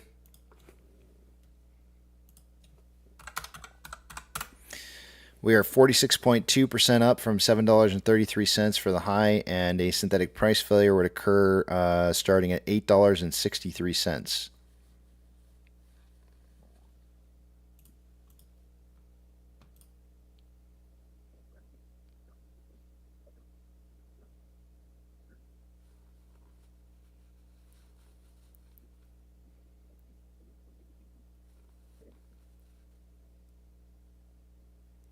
Did you guys see somebody had recorded at Taylor Swift's premiere opening? Adam, I just forgot his name. Adam Sandler was there? Yeah, apparently he took his daughters to see the show. That's some nice free public PR, some nice free advertising. Mm-hmm. That's pretty cool. Kind of wondering who all was in there. He's if I read it correctly, and it wasn't fake news, apparently he's getting ready to go out on a tour, a comedy tour. So maybe he's looking at this with an eye towards changing his business model as well. Ooh, yeah. Interesting. Yeah. Well, sure. Yeah. I mean, I was old enough to remember when Eddie Murphy go out with his Raw tour, RAW, I think it was called Raw, and it was, he packed houses. I hope y'all got your movie tickets for today, because it's already, the tickets started, I would imagine it was based off of Eastern Standard Time. Let me check and see. Because it could be West Coast. I don't know. But they did open up some theater movie times for today, which everybody who thought that they were buying, everybody who thought that they were buying for the first day on the 13th now have to deal with listening to everybody who went today instead telling how it turned out. At my movie theater, they are showing it on 2 screens. They have 5 movie times available, 2 on one screen, 3 on the other. 6 and 9:45 p.m. are the times they have available. And the seats are still somewhat kind of open. The best seats are all taken, but I should send a picture of this to one of my girls. Said that she didn't necessarily want to go, but then she found out all of her friends wanted to go, and so now it's a thing for her. Give me 1 second here. I need to take a picture of this and send it to her real fast because she could potentially go tonight and see it. Let me send this to her real quick. She will absolutely love me for this. Give me 1 second. I got to send this to her.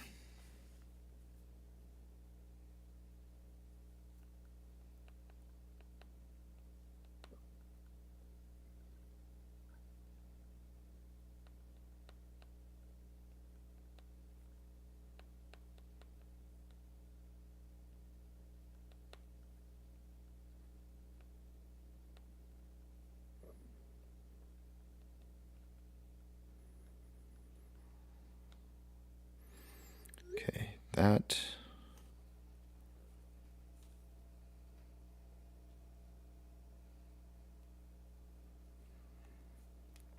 All right, I got texts out to her, so we'll find out if she's going to have to ask her friends real fast if they want to get in, because there's an 8:30 showing tonight on one of the 2 screens that we have that has like some pretty decent seats still open right now. So I don't know if it just opened up or not, but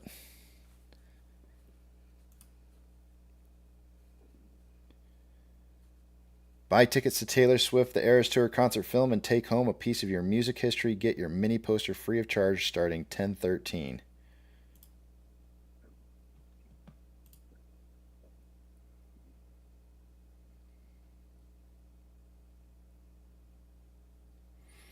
JM says, at my theater, lots of seats still available today. Tomorrow is completely sold out for 18 showings.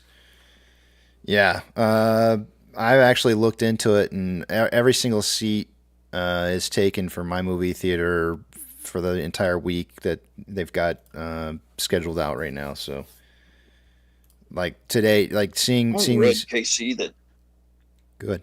I read that that they mark us the theater as a showing is sold out if 75% of the seats are sold.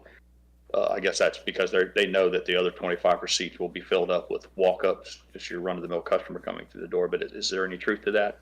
Not that it's that big a deal. I was just curious. Is that how that works? What do they do? 75% preset. 75% of the seats are sold. They consider that a sold-out show. And that's a great question. I don't know the answer to it, but what I do Pre-sale. have Pre-sale. Yeah. I should have prefaced it by saying pre-sale tickets. If they do 75%, then they consider it sold out because they're relatively certain that the remaining 25% will be bought at the box office that evening. Give me 1 second. Bruno's barking, and I had somebody drop off a package, and I want to make sure that nobody's stealing a package now. So I'll be right back. Give me a Do minute. your thing, man. Do your thing. Okay.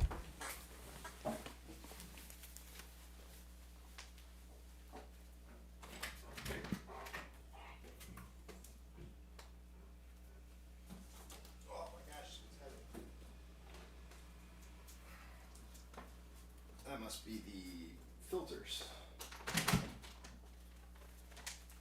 Holy crap, this one's heavy.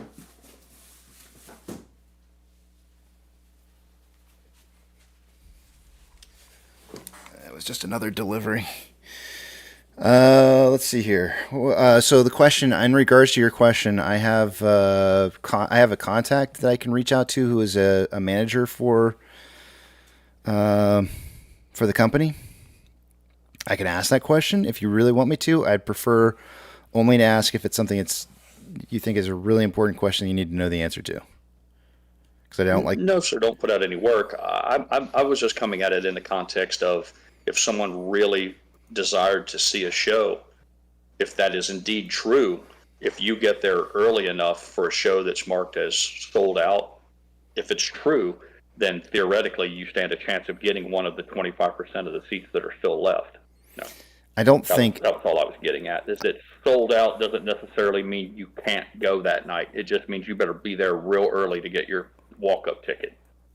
I don't think AMC does it that way because they do the seating by picking your seats, and that would mean that they would have to have seats pre-reserved. And I can tell you right now, I can go into almost any one of my, I can almost go into any one of the movies at any given time, and I can find some empty seats here and there that don't even in filled up things. You can watch them over time. You watch them like filling up, and it's like I don't think it has.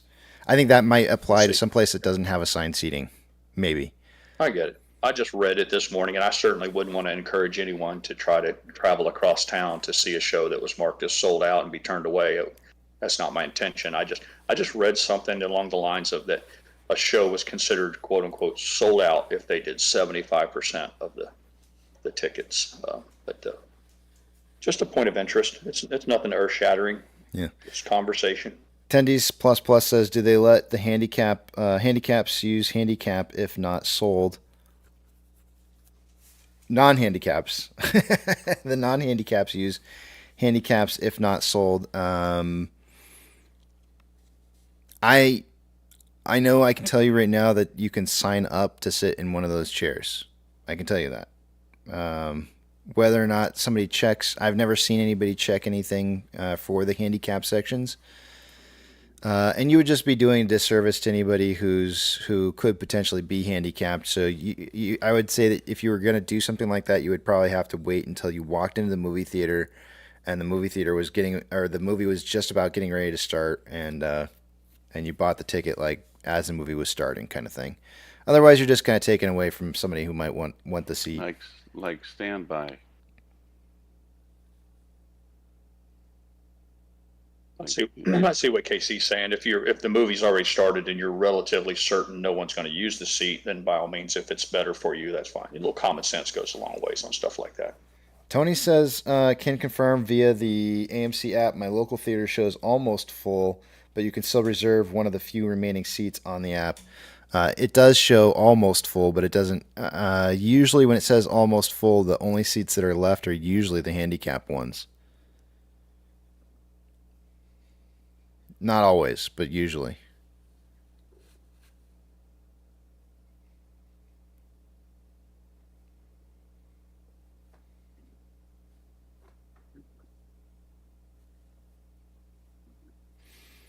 I'll say this. When I went to go see the Elvis movie with Adam Aaron, he sat in one of the handicapped chairs, but he actually, I think, really is handicapped. So I think he had a reason for why he was sitting in those. But I know he was sitting in everything was sold out in our theater, so I don't think there was a choice for him to sit anywhere but there.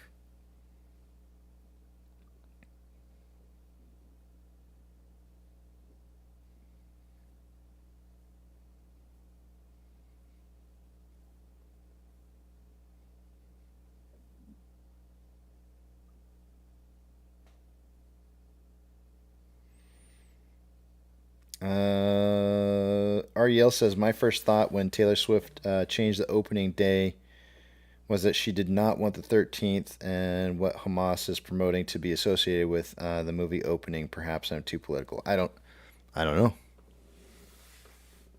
What's up with the 13th? I don't know what that's all about. Well, there is a call to action. Oh, okay. Jihad. Yeah. Some of the more extremist have been calling for jihad and On the 13th specifically? call to action by worldwide Muslims on the 13th, on Friday, to rise up for the great and final war and all. Gotcha. Okay. Interesting.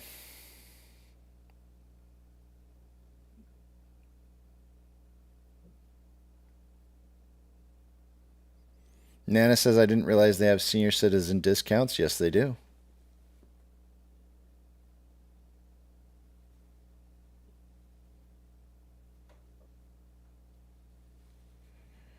Frank says he was moving just fine in his blackmail video. Too soon. I don't know what his condition is, but I know that I've seen him in plenty of videos where he limps a little bit. So I know he's got something going on. I don't know exactly what it is, but I know he does have a little bit of a problem.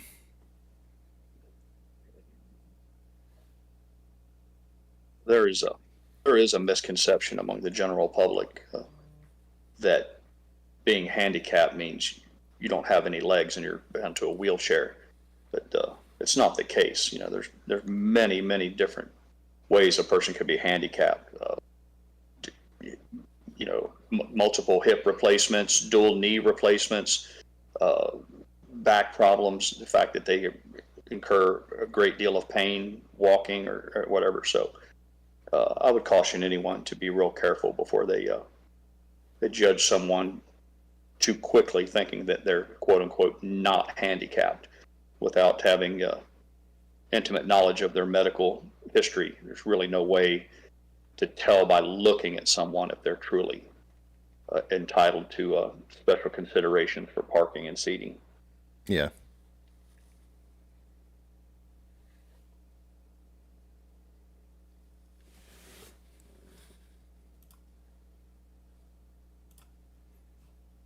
Okay, I just got rid of the Fox one. I had the lyrics, or not the lyrics. I keep saying wanting to say lyrics. I had the words up on the screen. I was like, okay, I'm done with that.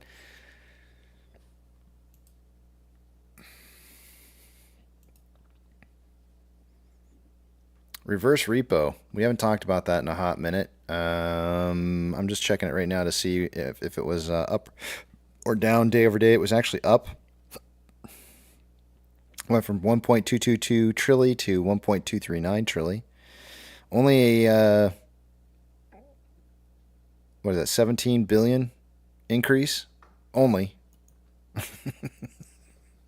It's insane to me to think in numbers like that. 17 billion in overnight settlements.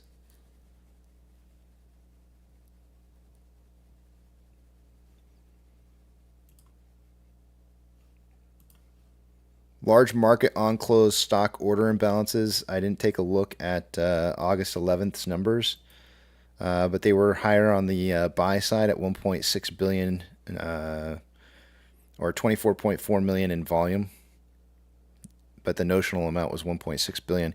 AMC was not on the list, which means we didn't have a large quantity of buy or sell volume that did not close.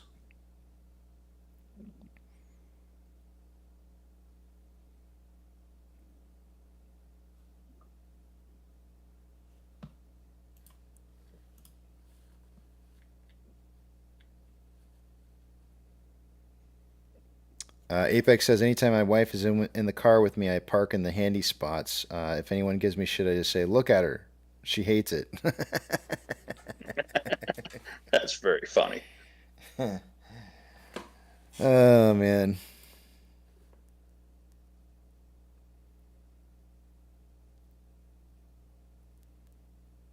My wife, I always try, I'm one of those guys who looks for like one of the more closer parking spaces that I possibly can. And I don't even care if it's not a shady spot or not. And she's like, why don't you just go park where there's some shade? And I'm like, I don't care. So she's like, what's wrong with you? Don't you like walking? And she says she's the kind of person that will park way out in the boondocks if it means she can get some shade. For me, I just don't really care. I'll just park wherever's closest.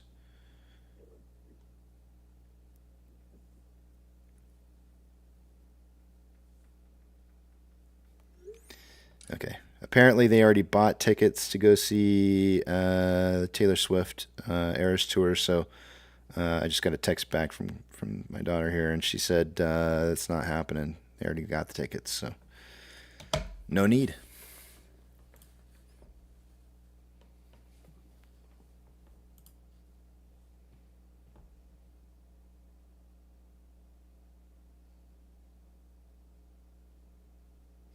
Dynamite says, I try to embarrass my wife in public on the regular. Sounds healthy. Oh, wait, I can do emojis now? Look at this. I can throw hearts. Nice. I can throw parties. Woo, party. That's cool. I'm the guy that pulls up in front of the store, lets Mrs. Pirate get out and walk in, and then I just go on about my way, park or sit somewhere way off out in the distance, and she knows where to come look for me, or I keep an eye out for her. But you'd be surprised how many people who just lose their damn minds over the few seconds it takes me to briefly stop the car and let her step out and close the door before I pull away, as if it's some sort of just gigantic social faux pas. I mean, I get it. The people who park there, I'm not talking about that. I'm just saying to pull up in front of Wally World, let her bail out of the car as quickly as she can and slam the door as I speed off.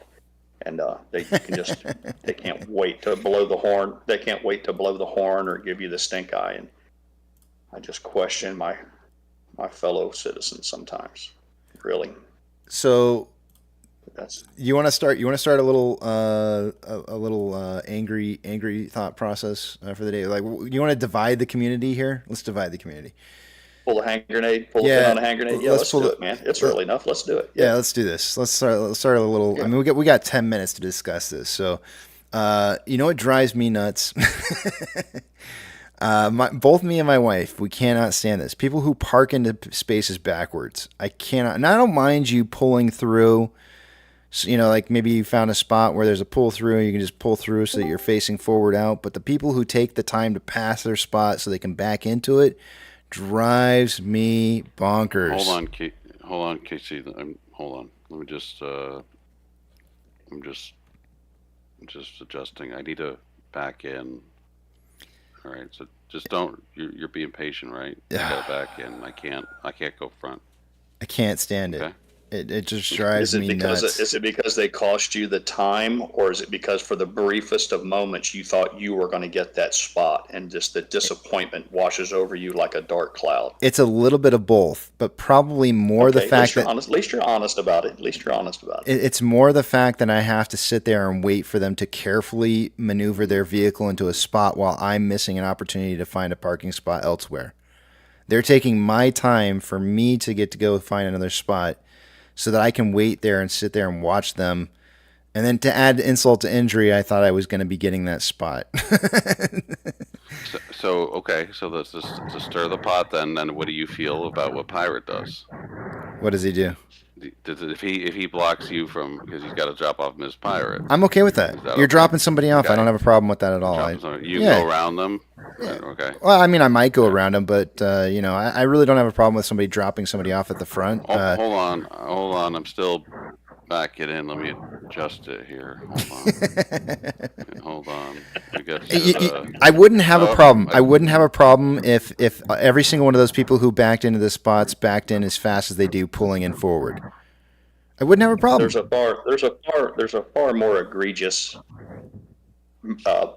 bad actor than that one, and that's the person who, when they see a person getting in their car and then they wait with their blinker on, like they're going to wait for that person to pull out while the traffic stacks up behind them, because they have no way of knowing whether that guy just left the store and is waiting for his wife or anything. And more importantly, is there some rule that says the minute I get in my car, I immediately have to back out? I mean, I think that's common courtesy. That's another one. No, I do think that's a little common courtesy. Like when I see people who are walking out to get into their car and they step into it and then they sit there for like a half hour looking at their Twitter to figure out whether or not they're gonna respond to messages before they leave.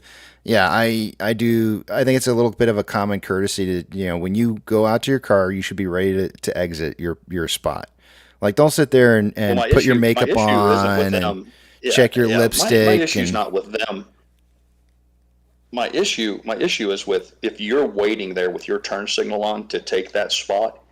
Good for you. I have no problems. And when she's done with her lipstick, you can do that. My problem is when the 5 cars pull up behind you, and now you're impeding traffic. So I see him as being more the transgressor than the person who's in the car putting their lipstick on. I won't wait in the car that long. Their lipstick on is under no obligation to leave. I won't wait that long. I agree with you because I sit there and I wait, and if I see the lights turn on and I see the reverse cycle through, the reverse light cycle on or something like that, I look for clues that tell me whether or not they're progressing towards leaving. And that will help me to determine whether or not I'm going to sit there and wait. Now, if I see them just sitting there, the brake lights come on and nothing else happens for like a good, minute or something like that, then I'm moving forward. I'm going on. I'm moving. I'm not waiting for you. Okay. Well, then we're in agreement on that. We're in agreement on that. It's okay to sit and wait with your signal on as long as you're not disrupting anyone else's flow of traffic. Okay. That's fair enough. Then. Yep. Hey, I've got to pipe in on this one. I've got to say something on this. For Pirate, this is what I do with my wife because I do the same thing. But before I stop, I say, SEAL team delivery. Go, go, go, go. Fast rope. You got a fast rope. You're going to the fast rope routine. For you people who are non-military, fast rope is the ropes that they drop out of helicopters and let the operator slide down so the helicopter doesn't even have to land. So Hayden's just saying he goes in and his wife just fast ropes out of the car on the way by. Tuck and roll. I'm actually thinking about when they're on the I would expect no less. Yeah, I think like the rubber wrap. I would expect no less. Fall off the side. They fall off the side of the rubber wrap. Now. Nice. Now the other thing. Now Casey, and I hate to go negative on the host. I hate to do it. That's okay. I knew I was opening a can of worms here. I knew that was going to be the case because there's always those back end guys. Okay, this. I'm in on the tail end of this. Okay, so you did a couple triathlons, right? Yeah. Oh yeah. You swam some miles. Mm-hmm. You biked some miles. Yep. You ran some miles. Yep. That 80 feet. That's the difference, huh? That one spot. That 80 feet closer to the store. It's just too far. No, it's not that. It's just if I can find a close. I mean, I don't mind parking far away. It's just that I don't. If I find something close, I'm going to take it. And my wife's kind of one of those people where like she's like, she goes straight for the back, right? She doesn't want to even go looking to see if there's something on the front. I'm more of the opposite. I'll go down an aisle and see if I can't find a spot, an aisle or two before I decide on a backspace. So. Oh, okay. Yeah. See, I was in the tail end of this, so I was wrong. No. Now let me throw in who I think is the worst offender of the parking lot. And I'm not lying about this. This was one of the reasons I moved to where I was at. The cart. Oh, the cart lever? Oh. The cart lever. I swear to God. The cart lever. I swear to God.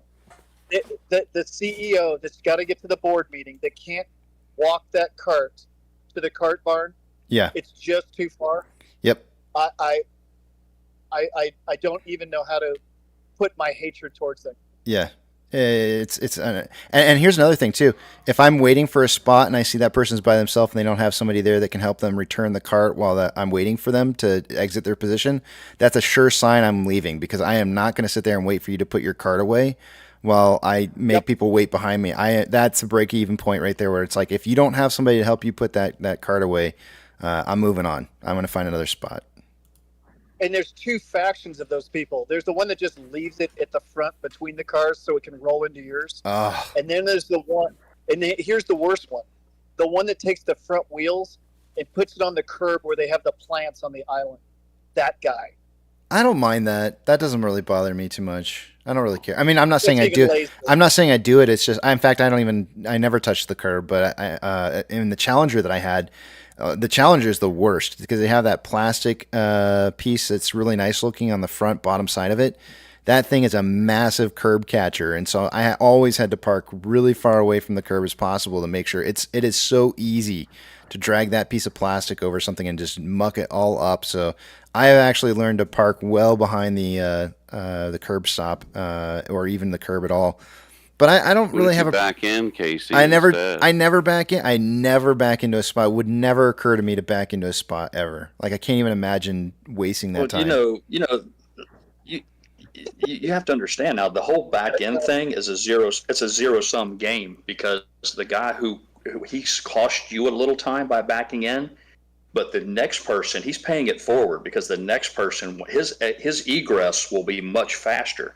He will immediately pull out. So the next guy, although you are slowed down by a few seconds, I got the answer here. The next guy's pulling in faster. I got you on this one. I got you on this one though. Here's the problem with that.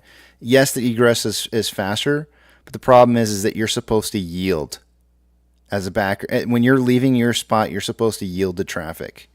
Right? And so if somebody else is supposed to be traveling through and they now have to wait for you to back out of your spot, then you're taking their time, unless they want that spot that's there.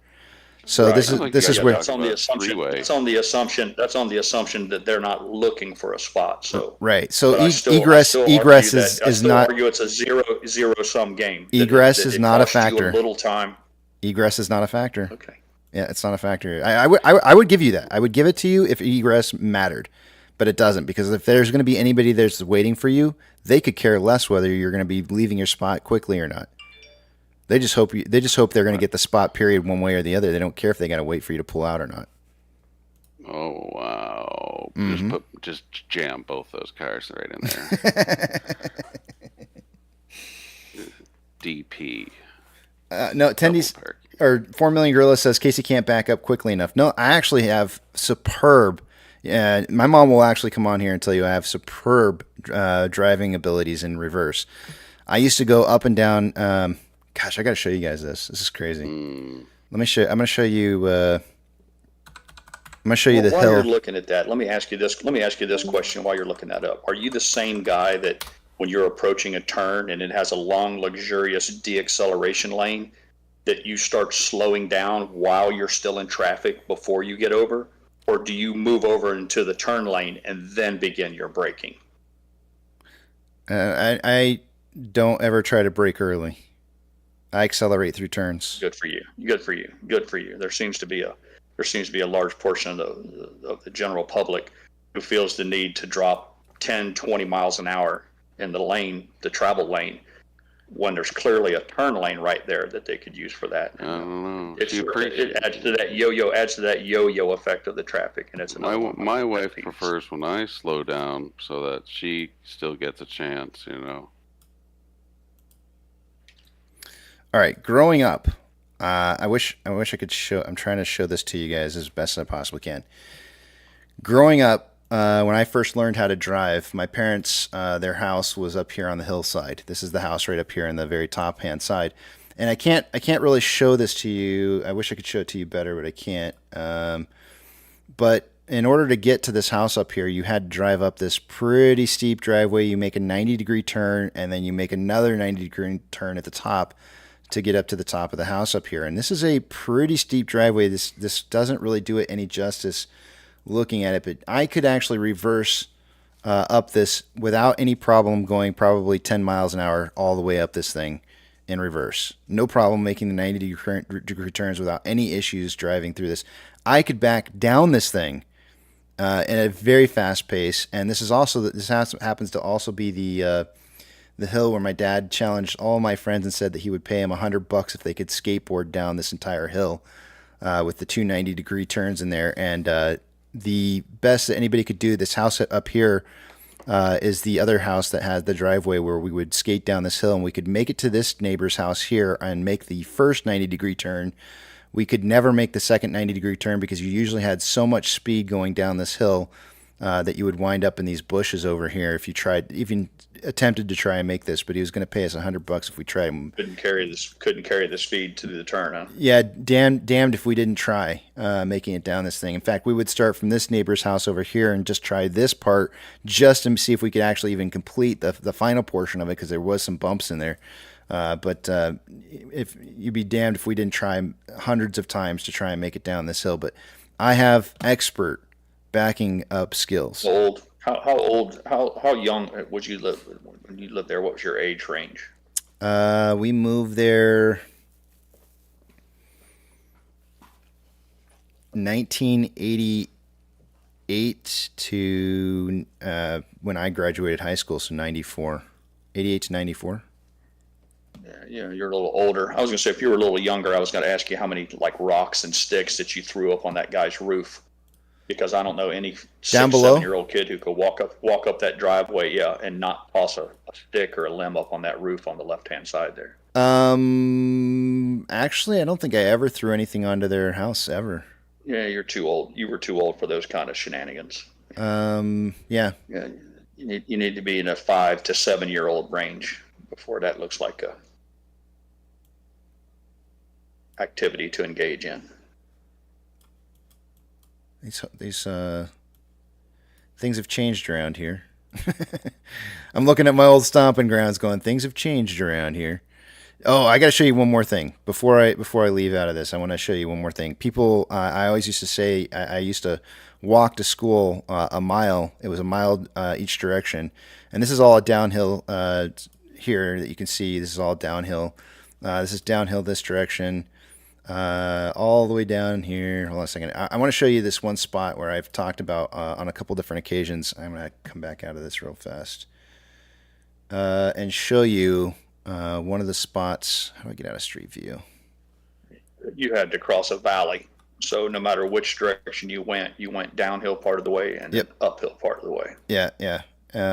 You said that once before, and I took it as a challenge. I thought it was some sort of a riddle, and I thought, how could that possibly be? And then it finally dawned on me, he's crossing a valley. Yep. If he has to go uphill both ways, then he has to cross a valley. Yep. So this is where my brother and sister went to school in the elementary school, but this is the spot where I told you I got clipped by multiple cars. We were always told that we had to walk. We were always told that we had to walk against the flow of traffic. So on my way home, coming home this direction, leading back this way, I had to walk on this side of the road. This is where I got clipped by cars coming the other direction as they were coming down this blind turn, not knowing that there's a kid walking on the other side of the road over here, and I'm trying to keep as close as I possibly can to the bushes over here, and they'd come just careening down this blind turn here, and got clipped a couple times on my backpack by the side mirrors, but That was the death zone for me right there. I was always, I was like, at least you saw it coming though. I mean, you could see it coming. You're like, oh shit. And then you like jump to the side and you get clipped by a mirror. You're just like, I mean, this is the walk up here. It was just like, oh shit, man. It was deadly. Imagine this is I think this is a 45-mile-an-hour spot. So everybody's going like 50 to 55 around this turn. Almost make an excuse for them if there was another car coming the other direction where they had they couldn't give. Yeah. And there's no way for you to get off, but there's certainly no excuse for that if he could have just crossed the yellow line for that brief moment of time. Yeah, and then so far on this trip that I'm taking you on right now, this is all downhill, and then I just want to show you, because this is the spot where it becomes uphill. It ends up being an uphill trip both directions. This is where it becomes uphill. So yeah, I'm walking through a valley, uphill. This is the most downhill spot there is. It's uphill in either direction at this point. So it's uphill and downhill both ways. But yeah, that's me. That's me growing up as a kid walking, walking to school. Good times.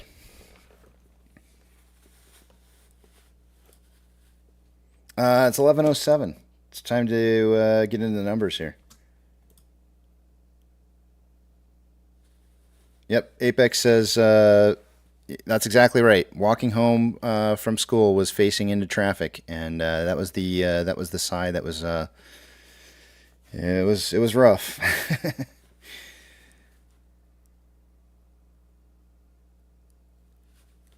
But at least I saw it was coming before it hit me.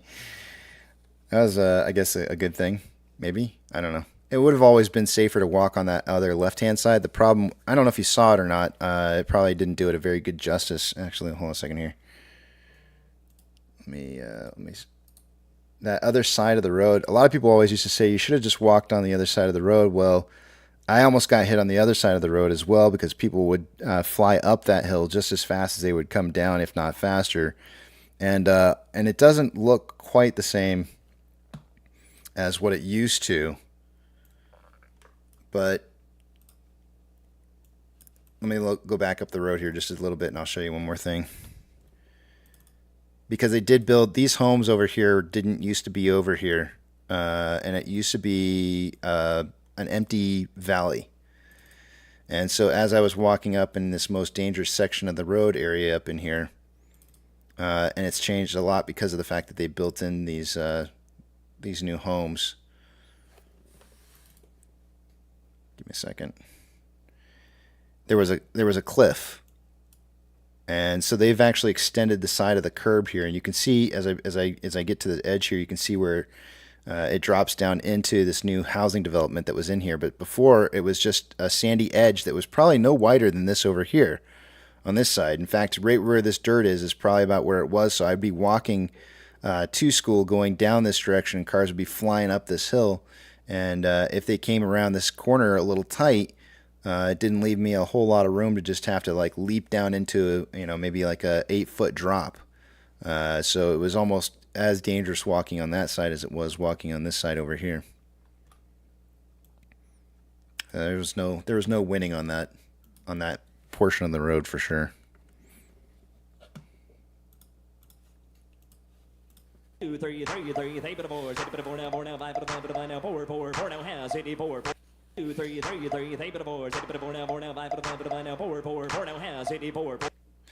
right, let's take a look at the numbers. Let's do this. I'm going to take you guys over to the other screen. I'm not going to be able to see what it is you guys are saying. So hold those personal thoughts, comments, questions, or concerns until you see the big tramp back up on the screen again. Let's see what we got going on here.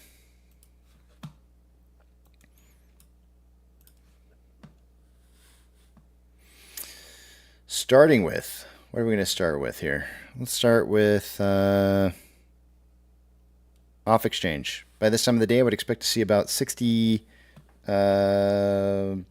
going through off exchange and EDGX combined. As it stands, we have 55.47% going through off exchange, EDGX at 7.69. The combined total in that 63.16% or about 1.16% higher than I would expect it to be by this time of the day.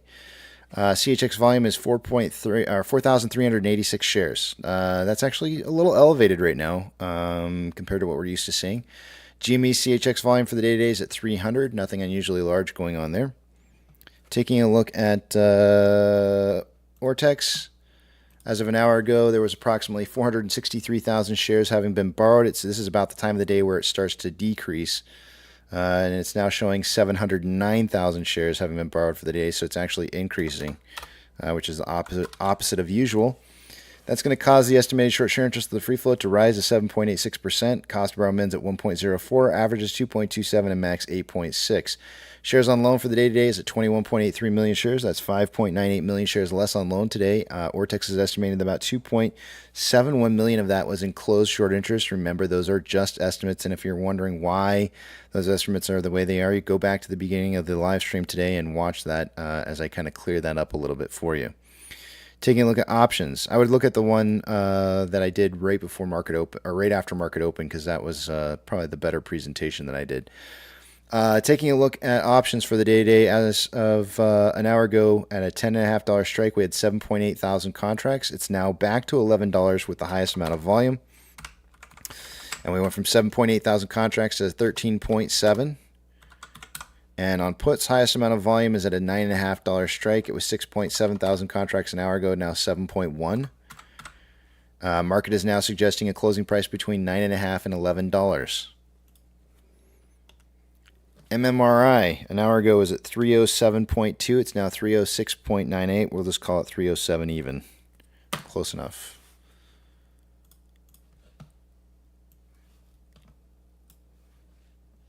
Orders by Fidelity customers. AMC has been on this list most of the day, or all of the day so far. We have a 69.49% buy, nice, to 30.51% sell ratio. GME is not on this list, likely due to low volume.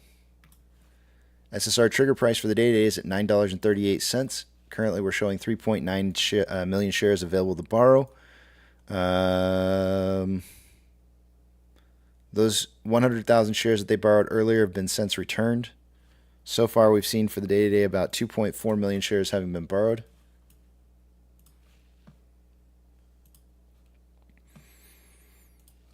NASDAQ is up 0.2, Dow Jones is down 0.08, and SP 500 is up 0.03. We have 4,247 decliners to 1,755 advancers. What I want to state about this is that notice that we have the markets mostly, other than the Dow Jones being down 0.07, the markets are for the most part green. However, that does not reflect that at all in the advancers versus decliners, which means that mainly probably the large caps are some of the most heavily favored positions by institutions are being protected right now from price decreasing. Things like, Amazon, which is up right now. Big bank movers for the day today. Let's take a look. I'm only going to shout out anything plus or minus 2.5% or greater for the day. We have FRC up 18.18%. Silvergate's down 9.09%. Let's see here.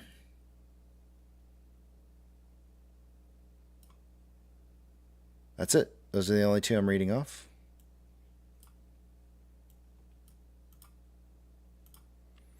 Ethereum Classic is down 0.82 and consolidating. DXY is up 0.47 and starting to consolidate after an uptrend. Oil is down 1.22 and trending down. Mortgage-backed securities are down anywhere. Actually, both BlackRock and Vanguard's mortgage-backed securities are down 0.65% and trending down. SPY is up 0.08 and trending up. VIX is down 2.24 and trending down. VBR is down 1.22 and consolidating. VB is down 1.18, consolidating. Tesla's up 0.41, trending up. Amazon is up 1.62 and consolidating, looking like it wants to turn into a downtrend. Cinemark is down 3.69 and trending up. Doge is down 1.06 and consolidating. Bitcoin is down 0.64 and trending down. Looks like it tried to break the trend down, but is still not quite managing to fully break that trend. might be in a little bit of a consolidation period. On GME, down 4.75%, consolidating. HYMC down 3.51, starting a trend up. NCMI is down 10.6 and starting to consolidate after a downtrend. Hood is down 2.01 and consolidating, with maybe a slight downwards trend. AMC is up 1.73 and trending up. Inflow versus outflow for AMC for the day-to-day. We have approximately about $600,000 more outflow than inflow. 12.97 million shares traded so far for the day-to-day after 166 minutes worth of trading, putting us on a pace for 30.47 million shares traded by the end of the day today. I suggested somewhere between 20 and 40 million. I think that's going to be a good prediction. On a 4-hour time interval, we have currently more selling pressure than buying pressure with an RSI of 77.93, which is signaling overbought. On a 1-hour time interval, we have more selling pressure than buying pressure with an RSI of 65.59, which is below or above average. On a 30-minute interval, more buying pressure than selling pressure with a little bit of whipsaw kind of going on right now. RSI at 57.03, which is slightly above average. And on a 5-minute interval, more selling pressure than buying pressure with an RSI of 58.32, which is above average. Looks like more media. AMC stock alert. Of course. Whatever. This one, this particular article was focusing on the extortion portion. Extortion portion.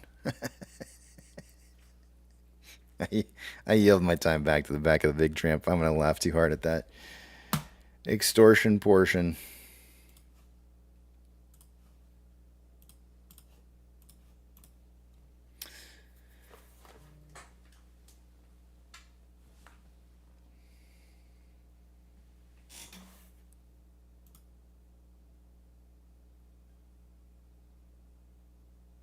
Splinter says this is nice consolidation with a slow drift up over the last 4 days.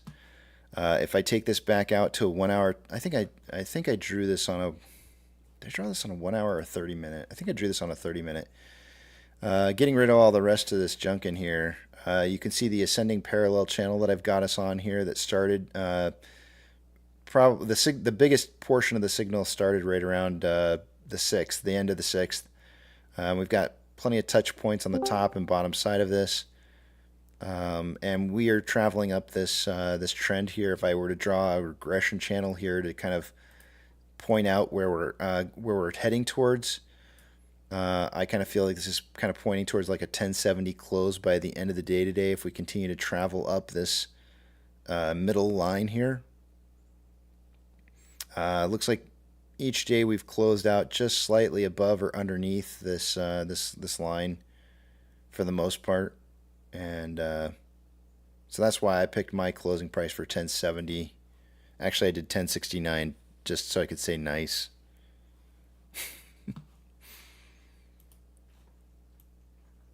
And you can see here on a 1-minute chart, you can see the ascending parallel channel. We're traveling right up the middle of it.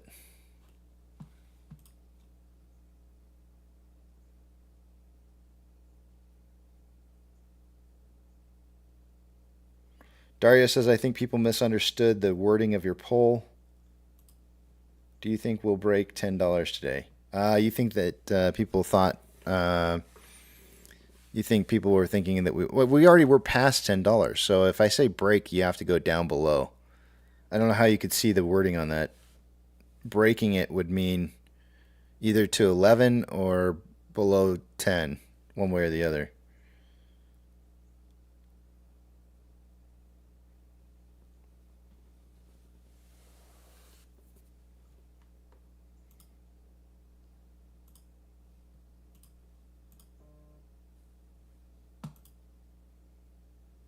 Too complicated?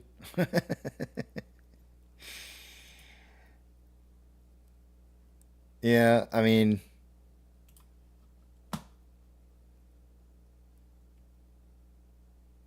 I guess I should have been very clear. I should have put below in there. Do you think we'll break below 10 today?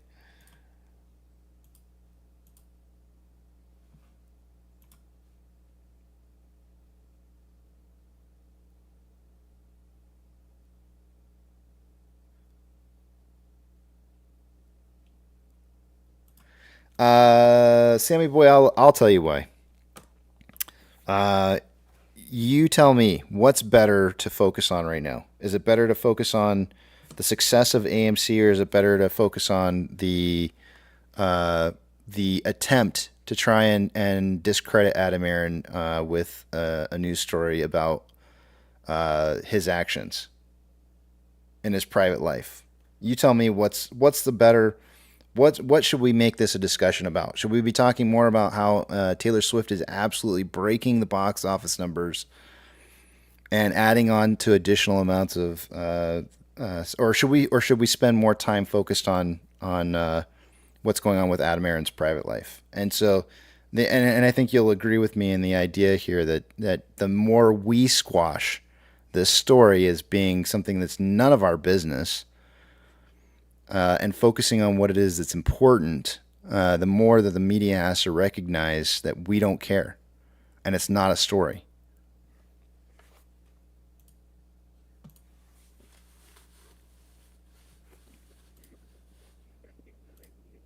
So that's why the sooner we kill this as a story, the better.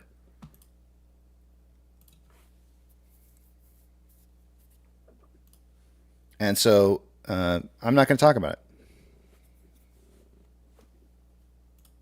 And you're welcome to have your concerns if you want to, but I'm certainly not going to let you have this as a platform to express your concerns. Who cares?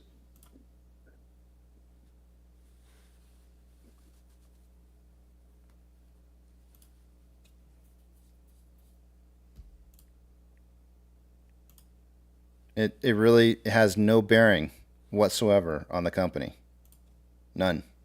He's already discussed it with the board. It's a non-issue. But the media wants you to talk about this.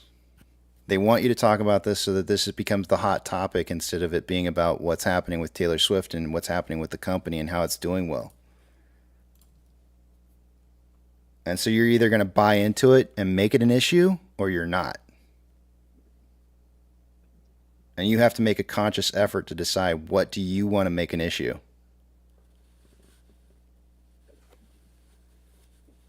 I'm sitting on a nice little pile of settled cash today, Sammy boy. And I come here to take the temperature of my 300 closest friends that I socialize with every day. And not that they make my decisions for me, but maybe they influence the way I think on things. So I'm sitting here saying, man, should I pour the rest of this money into AMC, or should I hold off for a while? What do you think? Repeatedly beating the dead horse about, I shouldn't say dead horse. What do you think the repeated conversations about this FUD that they're spreading, with the timeliness, everything around this story from Adam Aaron today, how do you think that would influence my thinking? And if so, is that good for today's price action, or is that bad?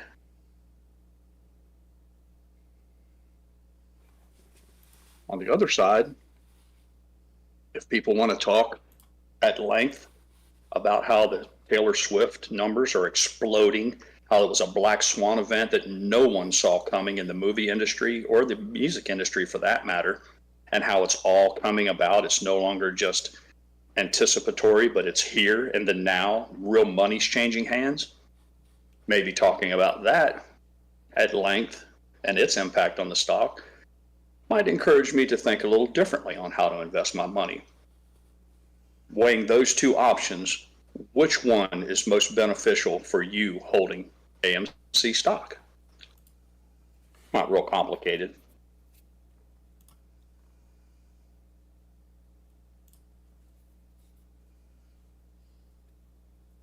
Yeah. It's none of my business what was happening back there. And I think it's really funny, too, that somebody who posted, Dario says, that story was from the summer. It's almost winter. Yeah, exactly.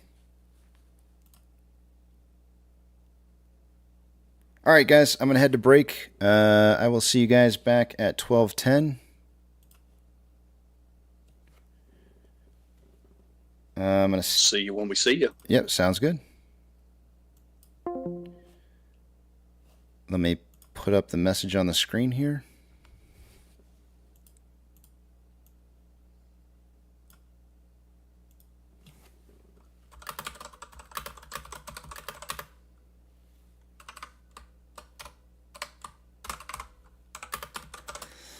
And I will see you guys back at 12:10.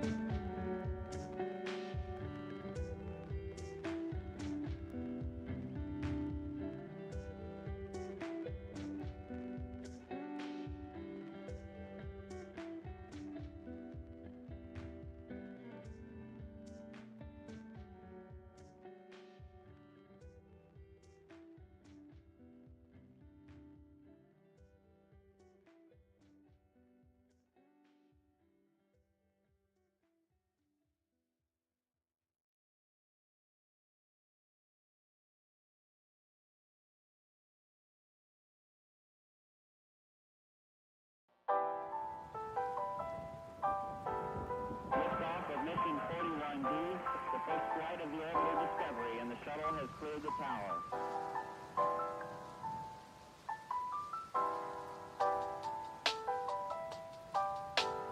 Discovery's 4 computers now have primary control of critical vehicle functions.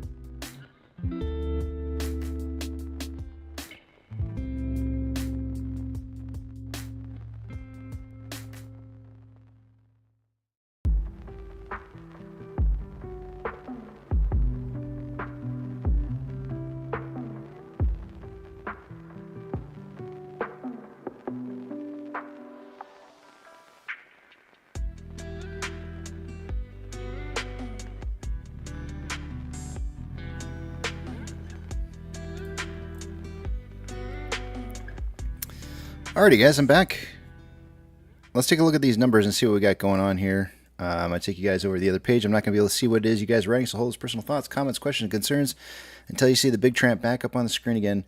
Let's take a look at what we got going on. Two-factor authentication. If you don't have it, you might want to get it, as it could prevent somebody from getting into your account that shouldn't be in your account. When you set that up, if your broker allows you to put in a secondary device to be able to receive that access code, not a bad idea to utilize that, as you never know when something's going to happen to your primary.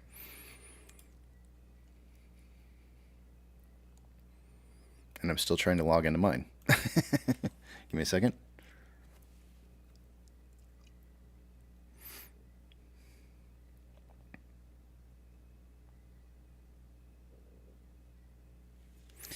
Alrighty.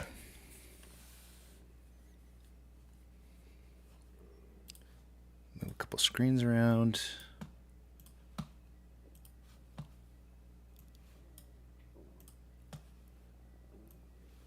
Starting with off exchange. By this time of the day, I would expect to see off exchange sitting around 63% going through off exchange and EDGX combined.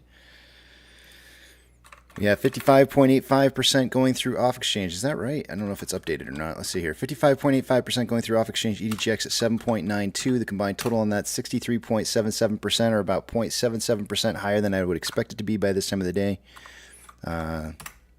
So pretty normal numbers as of right now. CHX volume is 5,633 shares. That is a little elevated, but not a whole lot. CHX volume for GME is sitting at 300 shares. Nothing unusually large. Wait, hold on a second. It did not update yet. 340 shares. All right, yeah, nothing unusually large going on there. Taking a look at Ortex, as of an hour ago, there was 709,000 shares having been borrowed for the day-to-day on AMC. Now showing up as 857,000 shares.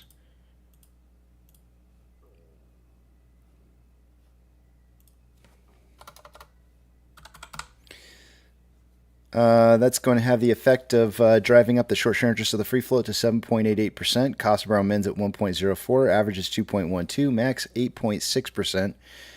Shares on loan for the day-to-day is at 21.83 million shares. That's 5.98 million shares less on loan today than there was yesterday. And Ortex is estimating 2.71 million shares in short interest less than there was yesterday. What I would suggest is if you're wondering why that's the case, go back and watch the 9 o'clock presentation that I had after market, a half hour after market open, in the live stream, or about 3 hours into the live stream, where I kind of give a brief rundown as to why that's the case. Moving on. Looking at options, highest amount of volume so far for the day-to-day has been at a $11 strike. As of an hour ago, there was 13.7 thousand contracts at 11. It is now 19.4. Quite a bit of volume there. On puts, highest amount of volume on puts is at a $10 strike. That's up 50 cents from where it was an hour ago. We went from 7.1 thousand contracts at 9.5 to 10.9 thousand contracts at 10. And market is now, having changed multiple times today, is now once again predicting a closing price between $10 and $11 before the end of the day is over. MMRI, an hour ago, was at 307, is now at 311.25. Big jumps there. My guess is that DXY went up significantly, but we'll take a look at if that was DXY that moved or if it was the bond yields. It might have been the bond yields. I have this on a daily chart here, so it's really hard to see if it moves a whole drastic amount. Actually, you know what? I could just look right here and see the number down at the bottom of the screen. It's 4.71. Bond yields did go up. And DXY it might have moved up a little bit, but not too much. Might have been the yields that went up. Orders by Fidelity customers, AMC and GME are the only two I'm looking for on this list. AMC is on the list here with a 65.18% buy to 34.82% sell ratio. Looking pretty decent for the day. GME is not on the list, likely due to low volume.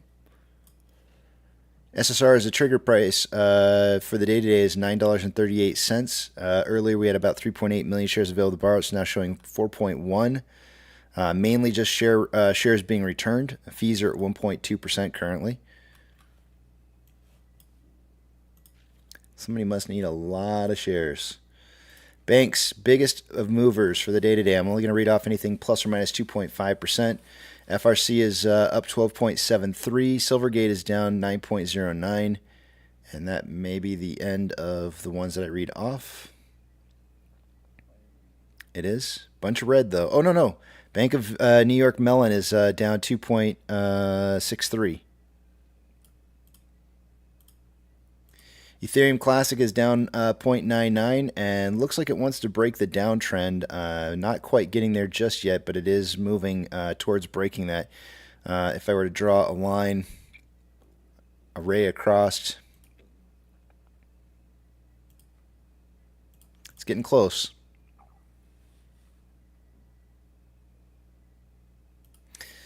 The US dollar is currently showing up 0.65% and is on its way up. Wants to break past that 106.53 level of what I would call resistance now. We're going to zoom out on this just a tad bit here. You can see a big, huge jump on a 30-minute time interval to the top side on this. The descending parallel channel that we had before that I thought would break out here didn't break out. And it kind of traded sideways and maybe even slightly down until it got to about 105.54 and then finally just suddenly broke. And when it got past 105.89, it really took off and started moving up. It's starting to kind of settle down a little here.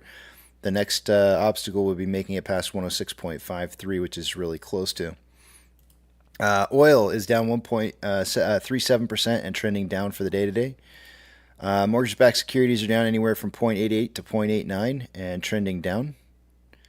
And the SPY is down 0.55 and trending down. There's our sudden jump right there. VIX is now showing up 2.42% after doing a hard retest of 16. It's now above 16 and moving pretty quickly above 16 on an uptrend. VBR is down 1.76 and trending down. VB is down 1.89, trending down. Tesla is down 0.74, trending down. Amazon is up 0.17, trending down. Cinemark down 3.44, trending down. Doge is down 1.7 and trending down. Bitcoin is down 1.11 and trending down. We saw just a major market dump here within the last, I don't know, what time did this start at? Hold on a second, I got to look at the SPY real quick. I would say the big dumping really kind of started right around 1301. 1 o'clock, 101. GME is down 5.82%, trending down. HYMC is down 2.85 and consolidating. NCMI is down 11.1, consolidating. HUD is down 2.93 and trending down. And AMC is up 1.34 and also trending down. We were moving up pretty decently right up until at 1301. That's about when AMC, about 3 or 4 minutes later, then started trending down with the market. That will always be the case, provided that there's no margins being called. Inflow versus outflow, we have approximately $1.5 million more outflow than inflow. 17.81 million shares having been traded so far for the day today. After... let's see here.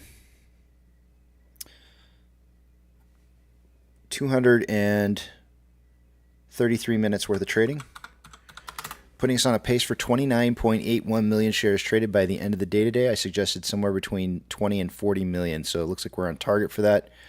On a 4-hour chart, we have more selling pressure than buying pressure with an RSI of 75.82. These drastic turns in prices can be helpful for cooling off RSI. More quickly, faster, expediently. I'm not sure what word to use. But currently RSI is at 75.41, which is signaling overbought. On a 1-hour time interval, there's more buying pressure than selling pressure with an RSI of 56.43, which is slightly above average. On a 30-minute interval, there is currently more selling pressure than buying pressure with an RSI of 50.69, which is average. And on a 5-minute interval, we have a divergence on the vortex indicator currently with more selling pressure than buying pressure happening right now. RSI at 42.34, which is below average. We are still well within the 30-minute ascending parallel channel. You can see the volatility today has been pretty impressive on that 30-minute time interval compared to what we've seen so far within this time frame of where I've got this channel starting from back here on the later portion of the 6th. Lots of volatility today.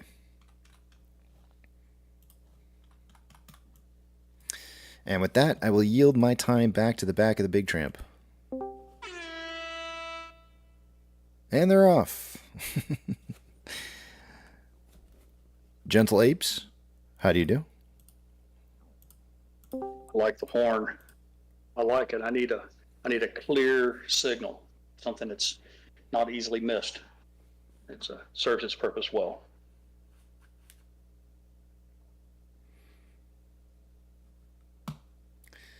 Richard says it cools the RSI swiftly. Yeah, that's a good one. Good one for the day, too. Nice.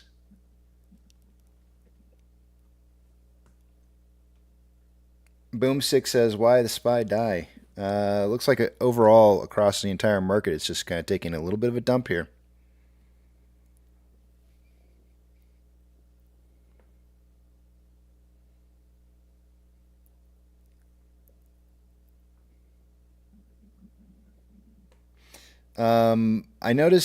I did notice when I got back, looks like there was a little bit of a complaint about how I worded the poll for the day today. I will end the poll and reword it. Apparently, it's too confusing for some people. 2 weeks. 2 weeks. 2 weeks. 2 weeks. 8 weeks later. Let me put this in here. These Dario, just for reference, man. None of this stuff is supposed to be like trend breaking or life-shattering changes on these polls. They're not make or break. Just for fun. It's purely entertainment purposes. Gives us something to fill the hours with. You can only tell so many fart jokes in 8 hours. It's nice sometimes to see what everybody thinks. I don't want everyone to get in the monkey smell. All right, so this time I put in a question mark and I put below before the number, so I have it as, do you think we will break below $10 today, question mark. Is that acceptable? I don't want to hit go on this until I get Dario's buy-off on this. So I hate to break it to you, but you still didn't put below. I did. I said, do you think we will break below $10 today, question mark. I did. You want to say it one more time? Read it for me. Read it exactly. Do you think we will break below $10 today? Question mark. I still don't. Oh, I don't see a below or a question No. mark. My computers. I haven't submitted it yet. I'm reading from my screen. Oh, okay. It's a premature ball breaking then. Premature ball breaking. Yeah. I'm sorry I ever brought the damn thing up. I just thought it'd be something fun to do. It's turned into a goddamn circus. But did I just hear ball breaking? Who's breaking whose balls? What's going on here? I don't know. Premature nut crunch. Yeah. All right, the poll's back out. The last poll wasn't even that earth-shattering. It only had 360 votes. And we were pretty much evenly split. So. I had a question, KC. Is there any way we can do another bet that, if we hit $90 before Christmas, that you can dress up as Santa Claus since you already got the beard? I mean, I will do it. I will. I'll dress up as Santa Claus. I will even go one better. I will go one better before I shave the beard because I've actually been really wanting to do this. I was hoping that there was going to be, some kind of instance to where maybe we break $90 and it's so close to Christmas. And I go like, hell, I'm just going to keep it anyways. And I'm gonna do some kind of like awesome thing at some children's hospital where I show up as Santa Claus and just give out like random, I don't know, whatever's really popular for young kids, and just just for the fun of it. And some people said, like, I said this a long time ago, and some people were like, yeah, you got to videotape. And I'm like, no, I'm not videotaping that shit because I'm going to be crying like a baby. Because I'll just feel so bad for those kids. But you know, I would do something like that. I would totally do that. Absolutely. That's awesome. Dude, Christmas is, that's right. That's right. Keep playing it. For me. I love that song, man. My sister sings that song. It is so, she does a wonderful job. I wonder if she's got I'm sure she's got a track of herself singing that somewhere. She does a great job at it. What year was that? That was the 60s or 70s. Somebody help me out. That song is really old. It's super, I'm pretty sure it's like really, really super old. Hold on. I'm curious. All right, you take a guess, and I'll give you a point if you're close. Take a stab. I'll give you a 5-year range. Don't look it up. If you go looking it up, I'm not going to give it to you. Okay, that means I got to say it fast. 1966. 1979. You guys are both way too high. 1955. That's way closer, but I'm not going to give you a point. I have 1953 showing up here on mine. 53, 54, close enough. Censored content. Censored content within a year. Nicely done. He nailed it. Well, I just know it's Eartha Kitt, and she's old. Aren't we all? Wasn't she one of the original Catwomen? Yep, I think so. Yeah, the original Catwoman. Yeah, black lady, smoking hot. I mean, just smoking hot smoke show. They do say once you go black, you never go back, but I never got a chance to figure it out because I was married.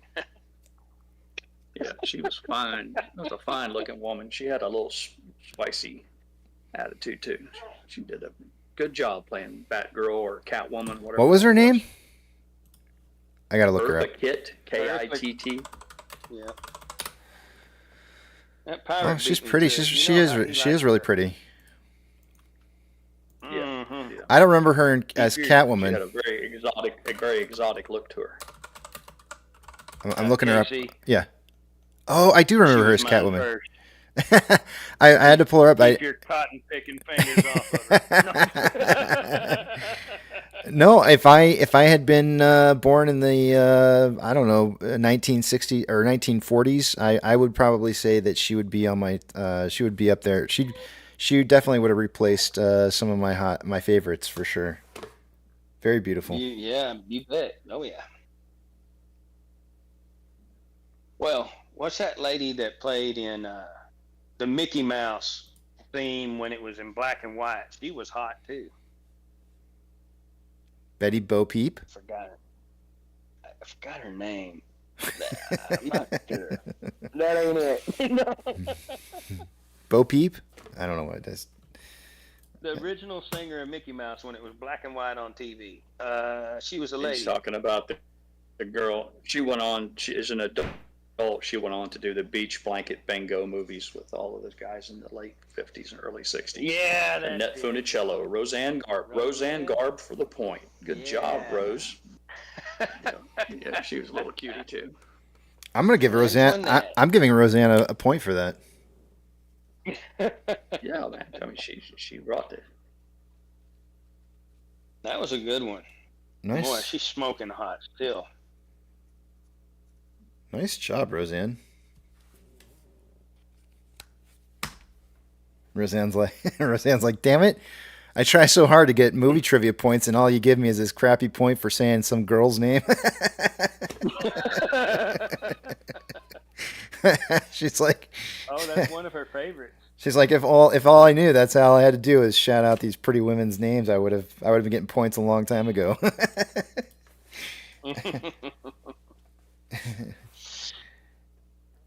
Yeah, those were some nice comeback days. Yeah, they were. I still want to, Casey, you ever wanted one of those old-timey rebuilt factory, from the ground up, 1955, 1957 Chevys? No. Oh, man. No. I'd love to have one with the fishtails. I am. I'm not really much of a car enthusiast, I have to say. So I apologize. I know that's probably very disappointing to hear. I No, like. those aren't ear mellow, but you know that the gas cap on that was underneath the tail light on those big tail fins. Looked like, the big fins on the back. Yes, sir. Mm-hmm. It's on my bucket list. So if AMC squeezes, well, wife already gave me permission to order one from California. And of course, I got to get somebody to assemble it. But I want me a 1955 or a 1957, maybe 56 with the fishtail Chevy, just totally redone. Just let it be my hobby in the garage.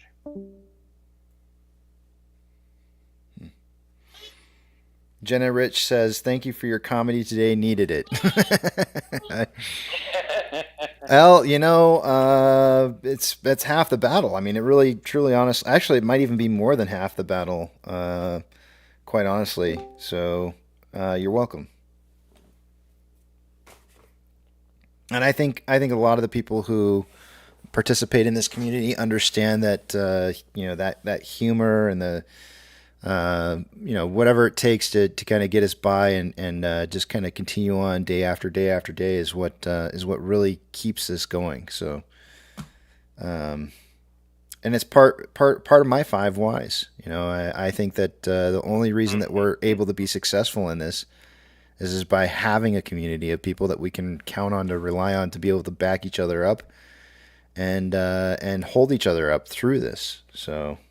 And I don't mean that to be funny when I say hold each other up, but I mean literally just keeping our wits about us by having communication and discussing and talking and just everything.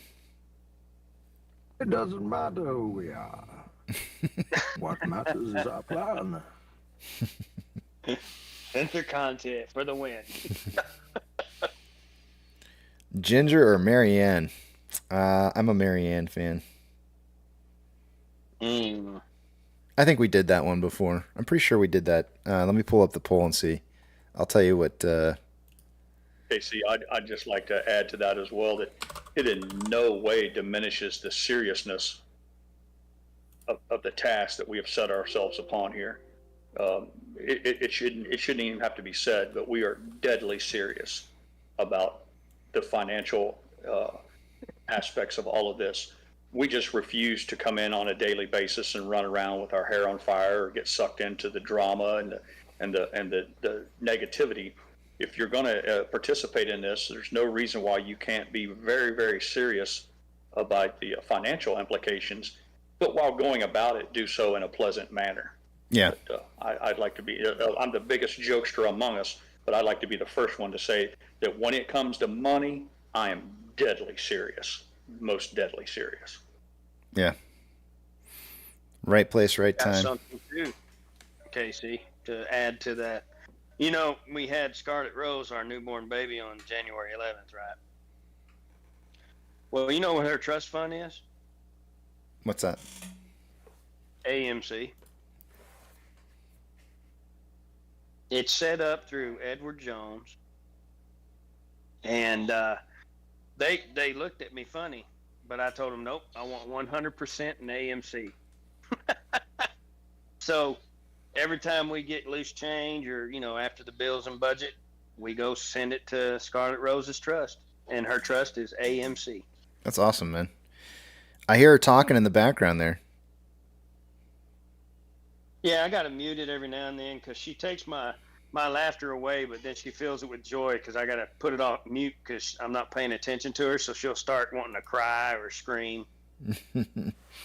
My one of my kids, Savvy, she just recently picked up.